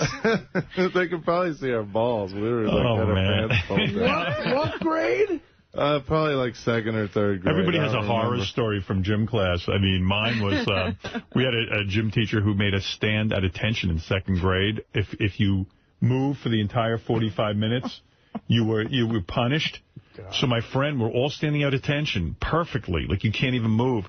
My friend just keeled over. Yeah. Nowadays the teacher would be fired. I think back then the guy keeled over, so he hit his head right into the cement. Oh, my God. Kid just passed out. And that teacher got to keep his job. I think so, yeah. We had a principal once that, like, those rat tails were popular in our school when I was a kid. No. If somebody had one of those, our principal would grab the kid by the rat tail and lift him off the ground. I saw it happen. What's a rat tail? It's like a little trail of hair. little trail of hair that goes like Eddie down Murphy had in Coming to America? Yeah. I would never cut my hair. It's one of the sleaziest things you could imagine. What was his name? Prince Jaffy Jaff. Prince Jaffy John. Remy, with Semi, you must never cut your hair. And what does he say when the chicks come out of the hot tub? He's like, the prince is happy or something like that. Yeah, something like that. You know what's an aspect of show business I don't get? What? Like the Tony Awards. Like, I know I'm in show business, kind of. I guess what I do is show business. Yeah, I was just about to bring up the Tony Awards last night. Yeah, I got some tape of it. Like, the Tony Awards are a part of show business that I will never, ever understand or be allowed into or comprehend. Like, here's Angela Lansbury just speaking. It's an affect. It's like theater people. This is the 40th anniversary of the first nationwide broadcast of the Tony. Who talks like that? Well, she is British, Howard. I don't give a fuck what she is. She isn't going to sound American. The following year, I had the honor of hosting, and B. Arthur and I reprised Bosom Buddies. Remember? Yeah. Of course we do. We all remember. Well, I'm not hosting the show this evening, but I am here at Radio City Music Hall, and all of you, for the millions of people watching. Who even knows what she's talking about? Remember? Do you remember? We Do you built remember this last city. year? This is how people talked in the 1930s in the movies. Like, here's Tommy Tune, which is just a creepy name, but here's Tommy Tune, like, giving a speech and then breaking into song. And the songs are all like songs like I could sing. Like, you know, I've proven that. We lost a great many Broadway collaborators. Actors, singers, dancers, writers, composers, directors, choreographers, designers, press people, all whose contributions to the theater will not soon be forgotten. Among the many was my dear friend, Tony-winning lyricist and writer Betty Comden. I had the incredible good fortune to work... Let's sing about the dead. ...with her on the Will Rogers Follies. With music by the late Cy Coleman. Listen to these lyrics, and you'll hear why the legacy lives on. Look around, they disappear from sight. And when I recall what used to be... That's a horse shit. I'm weeping like a weeping willow tree. I'm weeping like a weeping willow tree. Just look around. Like a homo. You'll see. I know. Fred, give me the generic music. I got to prove again that this is bullshit. Betty Compton is no loss because you can do this on your own. Yeah. You know, give me a person in our life who recently died. A person in our life? Wasn't it, well, what would you say? Clef Pallet. All right. You know, recently we lost a very good friend on our show. His name was Clef Pallet. I'd like to sing a memorial song for him that you may enjoy tonight on the Tonys. It goes like this. And listen to the lyrics.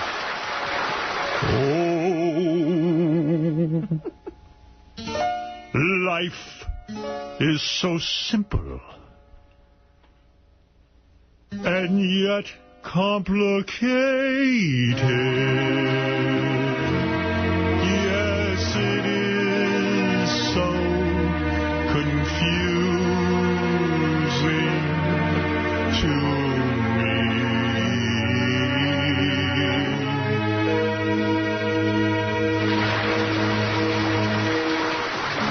Sure, he didn't speak so clearly, but his heart was always understood, like a man who stands up in the stress and strain of day, my friend. Life is so grand, and yet it is so humble. Yes, humility is my middle name. Thank you. I mean, give me a fucking break. I mean, yeah, it sounds like a memory. It's the same shit.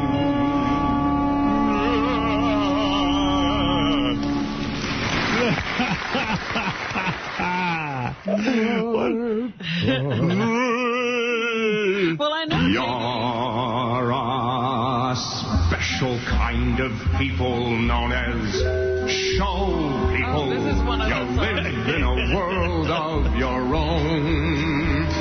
The audience paid plenty to sit there. I'm convinced these aren't even technically songs. I mean, I don't think you get... Fred, are these songs? Can you say? You know, I don't know. It's like, you know, Rodgers and Hammerstein wrote some good shit. This is just garbage. It's like they looked at the wall. They had some, like...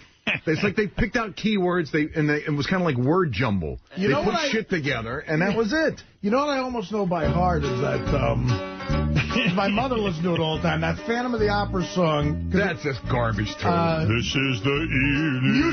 Music of the night. Music of the night. Hearing you sing, watching you tap. Did you know your dentist longs to be in show business? Do you know your limo driver can't find you a petcock? That wonderful man named Clef Pallet. He sounded like he had a mouthful of potatoes, but his heart was full of gold. Gold, I love it. Potatoes and golden potatoes. Was it really filled with gold? Yes. Gold, my tell friend. Us more, I'll tell you what it's like to be a man. Kids, come quickly. Sit around the table and I'll tell you more. Pass the carrots. Did you know he didn't even have a cleft palate? Yeah. His mother refused to get him a cleft palate operation, but I know that's wrong, and so do you. He was a man, but barely one that could speak. And I know what that's like, because I'm a man too. He's a man. Man's man. Man's man. Man's man. Manly man. Manliest of men. We got to do a Broadway show. He hung out with Artie backstage. And lived in Dallas. Did you mention that? Dallas, Texas. I veis mir. He loved karaoke. Ich veis mir, my mir is vei. He was the king of karaoke. His mother could have had him fixed, but no.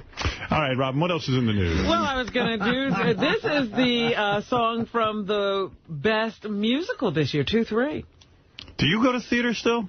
I love the theater. I don't go to a lot of musicals, Look, but I have seen this one. That Frankie Valli and the Four Seasons one. Jersey Boys. I love that one. All right, very good. You would love that play, too. David Hyde Pierce, who recently came out of the closet. Oh, did he finally? Yes, he finally said, I love my life mate of 21 years. Because nobody knew he was And gay. I am gay. He had me fooled. He won for Best Leading Actor in a Musical, 2-4. I made my Broadway debut 25 years ago as the waiter in Chris Durang's Beyond Therapy. And Why are you crying about it? Big fucking deal. So you were in a play 25 years ago. And I should still be a waiter, but I'm successful. I'm overwhelmed. The way these guys emote, even when they're introduced. I saw that guy. Who's the bald guy who did Captain Kirk? Patrick. William Shatner. Oh, Patrick Stewart. He did. Oh, that's right. He's not bald. He did a Christmas Carol once, and he was introducing the whole cast of A Christmas Carol, and he was like so overly dramatic. He said, I consider this next part unplayable until I saw this marvelous actor play it. Please welcome, as the ghost of Christmas past, Mr. Joel Grey. first words I ever spoke on a Broadway stage were, I'm sorry, we're going to have to ask you to leave. And I think, oh, yeah, they're going to call my name. They're going to say, David Hyde Pierce, I'm sorry, we're going to have to ask you to leave. Here's Mary Louise Wilson. She tried to spice up the Tonys when she received the Best Featured Actress in a Musical. Everybody's been so articulate. Even her whoa is like... so put on. Yeah. Woo! Theatrical. Christine Ebersol won the Best Leading Actress in a Musical Award, 2-6. I left Hollywood when they told me I was over the hill, and now I'm standing here with this most distinguished award for what I consider to be the role of a lifetime. I'm over the hill in the role of a lifetime. This is so encouraging. I left She used to be in Saturday Night Live, you know. Yeah, I know. And you really should see that show. Grey Gardens is spectacular. Yeah, I'm going to run right out. Spectacular.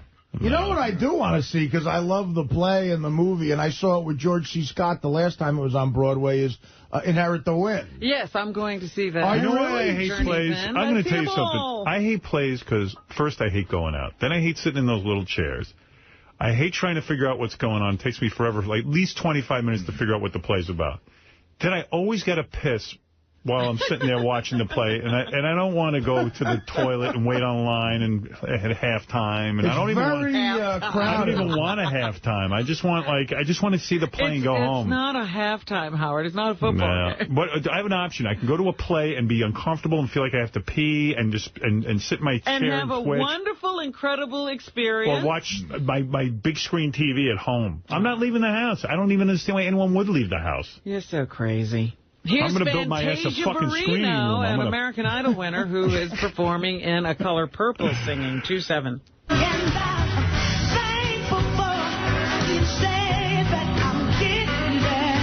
She really tanked American Idol. Like, I mean, at least she's like on Broadway. She's on Broadway.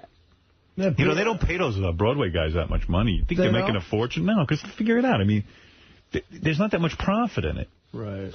Like the top guys get the top people get money. like 5 Gs or 10 Gs a week. I mean, and well, that's show business nowadays, we're comparing everything to Seinfeld money. Right. I mean, they get paid what you make for live performances. They get a piece of the house, you know. But if you're considered a major Broadway star, you get big money. No, you don't. Yes, you do.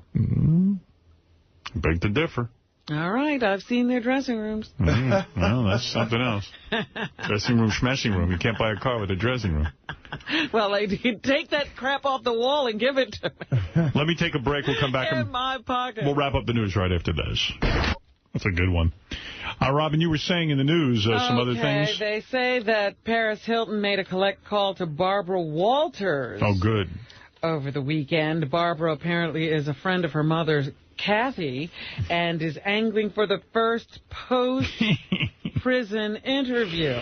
You know, Barbara Walters is a tremendously successful woman, and at some point, do you think she ever says to herself, I am so sick of fucking hustling and chasing after these dummies. Vapid, stupid people. Like she's got to make that call, and please, I need you to... And be sympathetic. And, you know, I remember how she was dealing with the whole Monica Lewinsky thing, and it was like, ugh, why do you have to... now you're catering to Monica Lewinsky to get in her good graces so you can ask her about sex with Bill Clinton. Haven't you done enough in life that you don't have to go through that anymore? What point can you give that up? Well, they're also saying that Paris can collect a lot of money from this jail experience. She can she should count on $1 million for her behind the bars diary, $2 million for the tell-all TV movie, and $10 million to keep partying when she gets out, because there could be all these Paris release parties. So she's due to pocket a fortune after this little run-in with the law. You know, speaking of celebrities getting paid to hang out somewhere, I noticed that most of the heavy hitters of The Sopranos, including Gandolfini, were at the Hard Rock Hotel in Hollywood, Florida last night. They must have got paid a fortune. They say he alone got $250,000. Oh, really? Yeah. Oh, I didn't even know. To show up at the party. Yeah. What an odd place to be. You know they had to get paid. $250,000 so high rollers could hang with James Gandolfini while the Sopranos finale was on. Watch The Sopranos with him, yeah. And you might as well take the money, because I got news for you. In a year, nobody's going to give a shit about it. Absolutely. He'll have to pay them to sit with him. Yeah. Never give a guy shit about that. That's but good. Speaking of that sheriff who decided that Paris should go home, he says his department had placed her under house arrest due to unspecified medical problems after the Hilton judge threw her back in jail. The sheriff, Lee Baca, stressed that he won't dispute the judge's decision. 2-8. You better not. I'm just going to keep her in a better facility for her condition, meaning one that has a more intense form of medical support, and will watch her behavior so that there isn't anything that is harmfully done to herself by herself, which is a great concern to me. Baca didn't detail Hilton's condition, but did reveal that apparently Hilton was medicated while she was booked for her initial jail time. He said the department wasn't advised of this medical condition. Paris also wouldn't eat or drink. She has no medical condition. She's probably on some kind of psychoactive drug. Yeah, you know, because it's the thing to do. Yeah, that was dumb to bring the medical condition up. Yeah, you should have just said overcrowding. They said they would have had to let her go. Yeah. I really do think she's crazy. Here, Baca called for a reform in the judicial system. I believe that the 2,000 mentally ill people that I have in the county jail, many of them don't belong there. And we need a mental health court judge, someone that understands mental illness, to deal with cases just like this. I'm telling you, she's mental. Baca said his department had no clue about her medical issues. She was medicated when she entered the jail system. Why does she have a driver's license if she's so fucking mental? Unknown to us. And if we, when we do our medical screen, do not know the type of medication they take, and therefore don't provide that. Yeah, but this is jail. Nobody cares about that. Just go to jail. We're talking about her like... Remember Cabby's situation? Didn't they not take his drugs when he was off? Yeah. Going to jail? He denied me my pharmaceuticals. That's right. You don't get to take those drugs when you're in jail. It's all named in a mega lawsuit. I can't get into it right now. Why can't you get into it now? I just can't, Howard. Look, there's a lot of fucked up shit I'm uncovering. Yeah. By the way, we've never asked By the him. way, I57.com. We've never asked him about the how those lawsuits are going. Yeah, well, all right, you know what? My lawyer fucked me. Yeah. Everybody's fucking him. Always. My lawyer, I didn't want to get into it. I can't right now. What about paying Artie the money you owe him? Oh, listen, the fact that he brings that up on the air is bullshit. I was going to pay him today. But you don't see him, I guess, huh? Well, I never see the guy. Well, why can't you just mail it to him? Well, I mean, oh, yeah, right. I'm going to mail money. Good one, Howard. You know what, Howard? I guess you're in that ivory tower. You don't know you can't mail money. Whatever. Anything else, Robin? And in the Inquirer, they have announced that 3 Hollywood marriages are crumbling. Go ahead. What are the 3? Go ahead. Courtney Cox and David Arquette. I've heard that as well. Still fighting after therapy. Although he denies it when he's in here. Matt Lauer and his wife. That's been known for a long time. Go Matt ahead. wants out now. Right. And Kelly Ripa and her husband, that Consuelo dude. What's his first name? Mark Consuelos? Mark Consuelos. I believe that. Work and money are driving them apart. Look, man, the pussy that guy Mark Consuelos could probably get, too. Mm-hmm. She's a... That's the thing. Yeah. But she's a catch, isn't she? Yeah, but he's got kids with her. I mean, his life's always going to be fine, It's like... Oh, she'll have to take care of him anyway? Hey, look, he's getting one back for the fellas. That's right. All right. It was the end of The Sopranos last night, 2:13. Last time you'll hear this for a new program. All right. See what you're talking about. Oh, good. I hate that song. I love it. Oh, I'm getting ready to get together with Tony. Yeah, I agree with Robin. I like it, too. So, they wrapped up everything as well as they could and then fooled everybody by making us think that something... Where was Dr. Ronnie when you watched The Sopranos? I guess she was working on her computer. Mm-hmm. Did she watch The Sopranos? No, she has never seen the show. You know what? The show is great. There's a lot of antioxidants in the show, and I know it's good for Robin. So here's Uncle Junior, or is this? No, this is Steve Van Zandt, who plays Silvio on the show, telling WPLG-TV he's glad the show is going out on a high note. You want to go out when people are still interested like this. It's the best thing to do. It really is. I mean, we all, we feel the same way as the audience does. You sort of want it to go forever, but things just don't go forever. Right. So he's glad to see it go with its reputation intact and not limping out after everybody's tired of it. My favorite scene, I think, was in the show last night was the Uncle Junior scene. Yeah. Would you agree? I mean, yeah. The wax thing with the Frank Vincent was good, but that Uncle Junior scene... Uncle Junior stuff was great. I think that did the most for wrapping up the whole thing, too. It all is meaningless. Right. Boy, that was nice. You ran North Jersey. That was nice. That's nice. good. I did? How about the FBI guy saying we're going to win? That's great. Yeah, that was like, his partner had the funniest look on his face, like, what? And, that was really, it was well done the more you think about it, because him in bed with that other FBI agent chick, who had a nice body, by the way. You like her strapping on that gun? Yeah, that shows so much about him, You learn so much about the guy in the last episode. Anything else, Robin? Did you hear about that Tennessee minister's wife who shot her husband in the head while he was sleeping? No. Big trial. She accused him of abusing her, but she was convicted of voluntary manslaughter in April and could have received up to 6 years for killing her husband, Matthew, in the parsonage where the family lived in March of 2006. But the judge said Miss Winkler, 33, must serve 210 days. That's it, huh? And she'll be given credit for the 143 days she's already spent behind bars while her trial was going on. All right. That leaves 67 days for killing her husband. Howard, you're on the air in Jersey City, New Jersey. Hey, good morning, everybody. Howard, in the Daily News, there's a article towards the back page, public comment sought on satellite merger. You know, I am so aggravated about this satellite merger. Obviously, I'd like to see it go through because it would be great to consolidate, have 12 million people listening to this thing. Obviously, it'll keep the satellite industry alive and thriving. It will eliminate huge costs. The consumer, if they want football, baseball, and NASCAR, and every other thing, they'll be able to get it on one radio. It is such an advantage to the public. There is absolutely no reason for this not to go through. We're not talking about energy. We're not talking about, gasoline. We're not talking about your electricity. We're talking about something people can, either have or not in their homes. There is such nonsense going on with this merger. First of all, they're saying it's one of the longest mergers.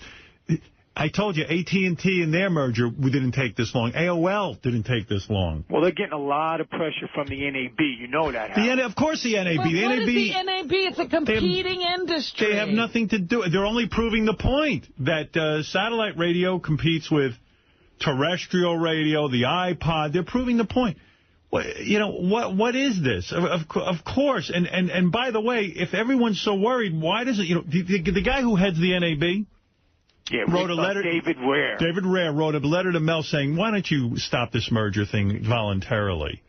Well, why don't we tell Clear Channel and Viacom they can't have multi-radio stations in every market? Why doesn't satellite just fold? Yeah, why don't we just all die and go away? I mean, how outrageous. If that isn't more of a reason for the merger to go through, it's ridiculous. There's such carrying on. Give an answer already. Now they're asking the public for comments. Yeah, it's probably bullshit. In the article that Howard, the caller here brings up, it mentions that the prices after a merger might even be lower per month. How could it not be good for the... Well, of course. He's saying we might even lower the fucking price. Well, of course, think about it. They're even saying they might even do tiered programming. Like, if you want only certain channels, you pay a certain amount. How is that not good for the consumer? Well, of course. And why would it be lower? I'll tell you why it would be lower. You got to understand something. Just because there's only one satellite radio, they want to get this thing into the hands of as many people as they possibly can. If you make the price too high, no one's going to subscribe. It's the marketplace. What the fuck is all this carrying on? What do you think this is, electric? You think you need satellite radio to live? Nobody has to have satellite radio. Yeah, they're treating us like a utility. It's not water. It's ridiculous. You should organize a campaign. It is carrying on, and I'm going to tell you something, and you can call me egotistical. You don't have to send me your email. I believe it is because of me. No one cared about satellite radio till I signed up. Nobody was sitting and worrying about it. I came here, and all hell has broken loose. Now the NAB they got their tits in an uproar. They won't allow anybody who works on terrestrial radio to work on satellite radio. Don't ask what's going on. So how is it not me? We remember before me, nobody gave a shit, and then I came here, and now everyone gives a shit. Howard, all these guys that work on regular radio, they're on satellite right now. They're crossing over all the time. No, they won't let them. They used to allow them to. Yeah, they stopped it. All right, thank you. All right, It's ridiculous. All right, go ahead, Robin. Do you really think that Jay Leno is not going to step down from The Tonight Show in 2009? Because Conan O'Brien is looking for houses in L.A. Conan O'Brien could look for a house. He can have 15 more children. Jay Leno ain't going anywhere. First of all, you know what? I've gotten to know Conan a little bit off the air. Good for him. I like the guy. He's looking at a $25 million house. He's got that kind of scratch. Yeah. He's looking at it. He didn't buy it. But I'm saying, even to look, I mean... I'd look at a $25 million house. Sure, I'll go look at it. I'm going to buy it. God bless, $25 million. Look, I hate to tell him this, and I hate to burst his bubble. In order to hold on to Conan, they told him, when Jay leaves in 2009, you're going to take over The Tonight Show. And if Leno's in on that, which he might be, what they're going to do is... That is a sleazy showbiz move that it seems Leno's capable. Yeah, well, they're going to offer him what it is. If Leno decides to stay, they'll have to pay Conan a bonus payment, that's all. But then what does Conan do? Does he bolt? No, he's not going anywhere. He said he might bolt. Where's he going to go? Here's again, there's 3 networks. None of these guys have the balls to syndicate. You know why? They'll fall flat on their ass. Well, again, if he wanted to go to ABC, what happens? Well, I don't know. Well, that would be bad news for Jimmy, I think, because... Jimmy told me he would quit. He would. Well, That's right. I think Jimmy's proved himself, though, where I bet Jimmy would get rehired rather quickly. I do. I think Jimmy's done well. Jimmy said it here. Oh, what about Fox? Fox has never developed anything late night, except they're talking to Artie, but Conan's available now. Artie is in the contention, and actually, that's something else. I am rather close to shooting maybe a pilot. Oh no! What's the pilot? And look, it's going to be. There, of course, are budget concerns, but of course, they always make them look shitty. The time slot would be 12:30 to 1 on Saturday night, which sounds like crazy, but it's like you always said, and those words ring in my ears: less pressure.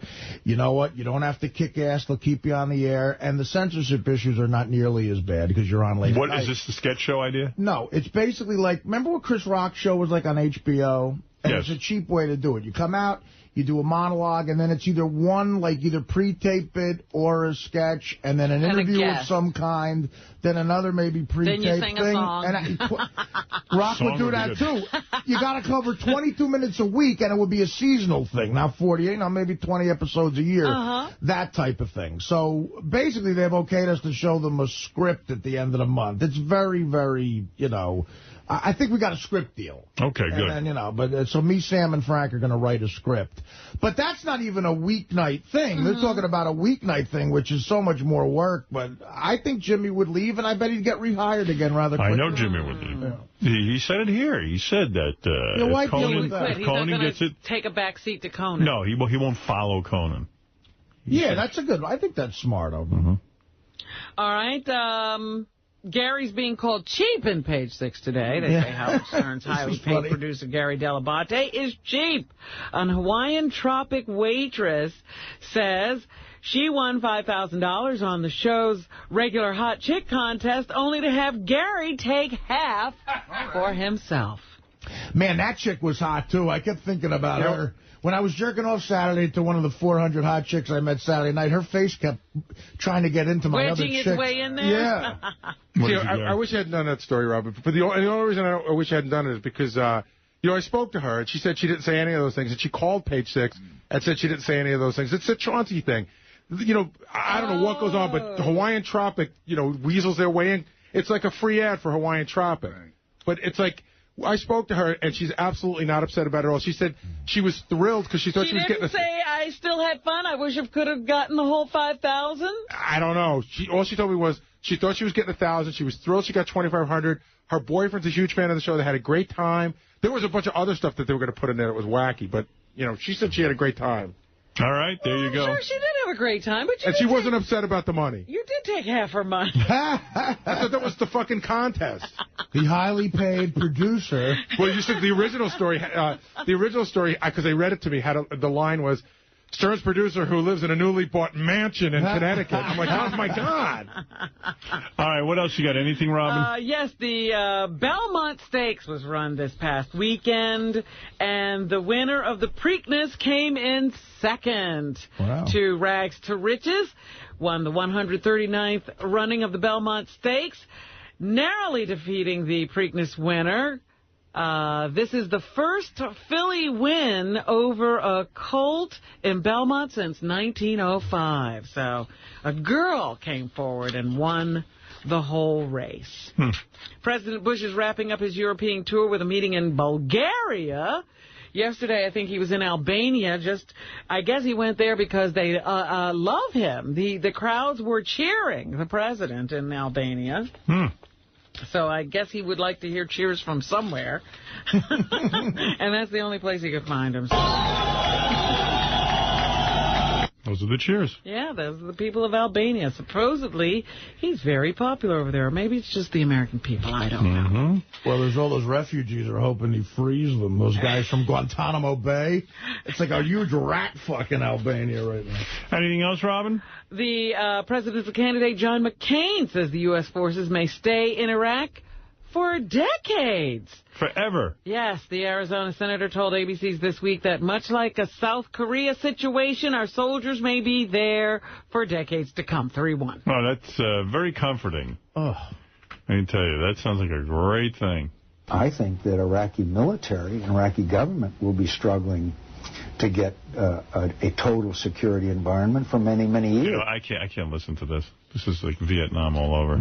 Thank God A.J. Soprano ain't going. We'd really be fucked. Meanwhile, did the Puerto Rican Day Parade cause any problems yesterday? Yeah, I had trouble getting back into town. Mention it. Yeah. I mean, you know, traffic-wise, I don't know if there was any nonsense. I don't either. I just, I mean, usually it ties up the city, so. I was too busy boarding up the windows to notice. To notice what was going on below. Yeah. I see. There's a kid in Staten Island whose name is Osama, and he says he's being tortured. At least when he was at a local high school, he was tortured by taunts from school teachers and teens. His name is Osama al-Najjar. He's 16, and he enrolled in the school out there. And when he was in 9th grade, his math teacher started calling him Bin Laden. So great now. Like, I used to get taunted at school so much. I never thought to sue. Now you sue. You make a fortune. Absolutely. I'd be the richest guy in Roosevelt. Told him, we don't want Bin Laden's son in our school. Oh, but, I mean, how many times did the teachers turn on you? That didn't happen too much. Once I had a teacher throw shit at me. His new math teacher said to him... While I was getting choked. You imagine I'm getting choked in shop class and the teacher throws something at me? Is that true? And he goes, would you stop causing a ruckus? I go, I'm actually losing oxygen here. Fucker. Yeah, I'm scrambling around because I'm trying to breathe. Yeah, and this kid's suing because they call him Bin Laden. I would have preferred to be Bin Laden. His new math teacher told him he might as well stop coming to class because he would never pass. And referred to him as Bin Laden as well. He was beaten up by 2 students. I don't believe that. And an assistant principal, I guess, was told about this, and I guess told his mother that maybe you should put him in an Islamic school or something like that. Islamic school. So he's had just one tough time, and now he's suing the school board, I think. I guess it's like during World War II if your name was Adolf. You know, it'd be tough. That's bad. Yeah. Dan Flores has put out a documentary called Crazy Love. I got to see this. Here he explains if the 2 people, Bert and Linda Bugach, a pair who dated through the 1950s in New York, but when Linda broke it off with Bert, hired thugs to harm her, an incident which left her nearly blind, could really love each other. 3-3. No one can define love. So, is that love? Maybe a little bit. Does she love him? I don't think so. Bert went to prison. After the prison stint, he still declared his undying love for Linda, and they got married. It is a crazy story. Dan talks about why crazy love is actually a universal story. That what attracted me was the stuff that you don't really want to talk about. You know, I mean, how obsessed you could get. I remember the first time, I guess I was about 20 years old. Yeah, about 20, that I had my heart broken. And I never thought that pain would ever end. Oh, no real revelation there from Dan. Can't imagine any girl would leave Dan. Angie Everhart has a new show on. It's called the... First Wives Club? Divorce. What is it called? I forget what it is.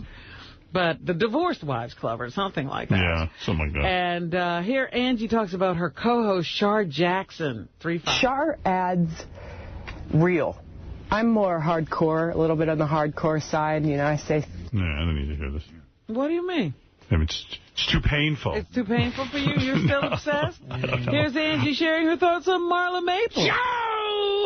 Marla Maples is the nicest human being I've ever met. I mean, she's the nicest. I thought I was the nicest human being you ever met. I just said that about everybody. Yeah, you see? If she says she was the best in bed, I'm going to be really pissed. Doesn't cuss. She eats organic.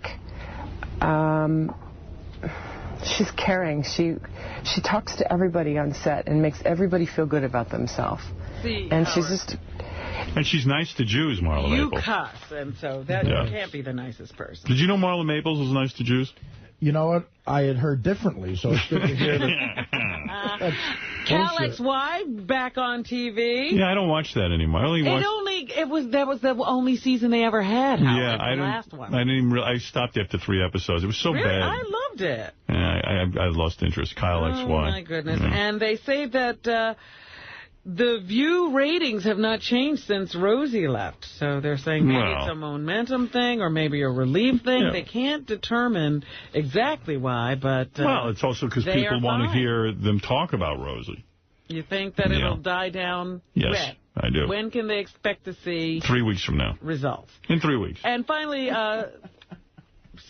former Secretary of State Colin Powell is speaking up. He says they should close Guantanamo Bay right now, 1-3. Guantanamo has become a major problem for America's perception, as it's seen, the way the world perceives America. And if it was up to me, I would close Guantanamo, not tomorrow, but this afternoon. He also says that it would have been hard to go to war without proof of weapons of mass destruction, 1-4.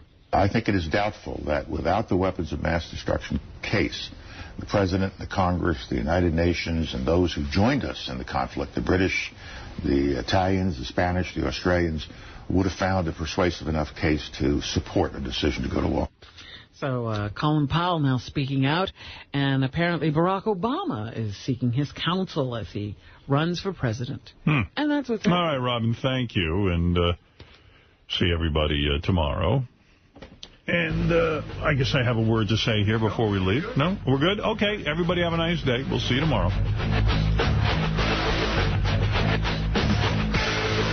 Saturday night, June 23rd, King Norris at the Harley Rendezvous Classic 2007, Morayville, New York, opening for Blackfoot. Go to kingnorris.com for more information. Don't miss Artie Lang at Heinz Hall in Pittsburgh, June 29th, and Beecher's Madhouse at the Hard Rock Hotel in Vegas, July 28th. Call Ticketmaster or go to artie-lang.com for info. Friday, June 15th, see the Reverend Bob Levy, Sal Shuley at the Ukrainian Cultural Center, Somerset, New Jersey. For ticket information, contact PVA number 154 by calling 732-873-8058. Saturday, June 16th, see the Reverend Bob, Sal, Richard Shuley, Jim Florentine, and Beetlejuice at the Starland Ballroom, Sayreville, New Jersey. Call 732-238-5500. And June 22nd and 23rd, Bob Levy at the Comedy Cabaret in Cherry Hill, New Jersey. Call 856-866-JOKE or go to RevBobLevy.com. July 20th and 21st, see the Reverend Bob Levy, Sal, Shuley, Yucko, and Beetlejuice at Off the Hook Comedy Club, Marco Island, Florida. Call 239-389-6900 for reservations. Wednesday, July 4th, see Sal, Richard, and the Killers of Comedy at the House of Blues in Atlantic City. Go to Ticketmaster.com. To book Benji and his naked lesbian bachelor party strippers and to see their new, dirty, interactive website, go to dialadancer.com or call 1-800-414-7808.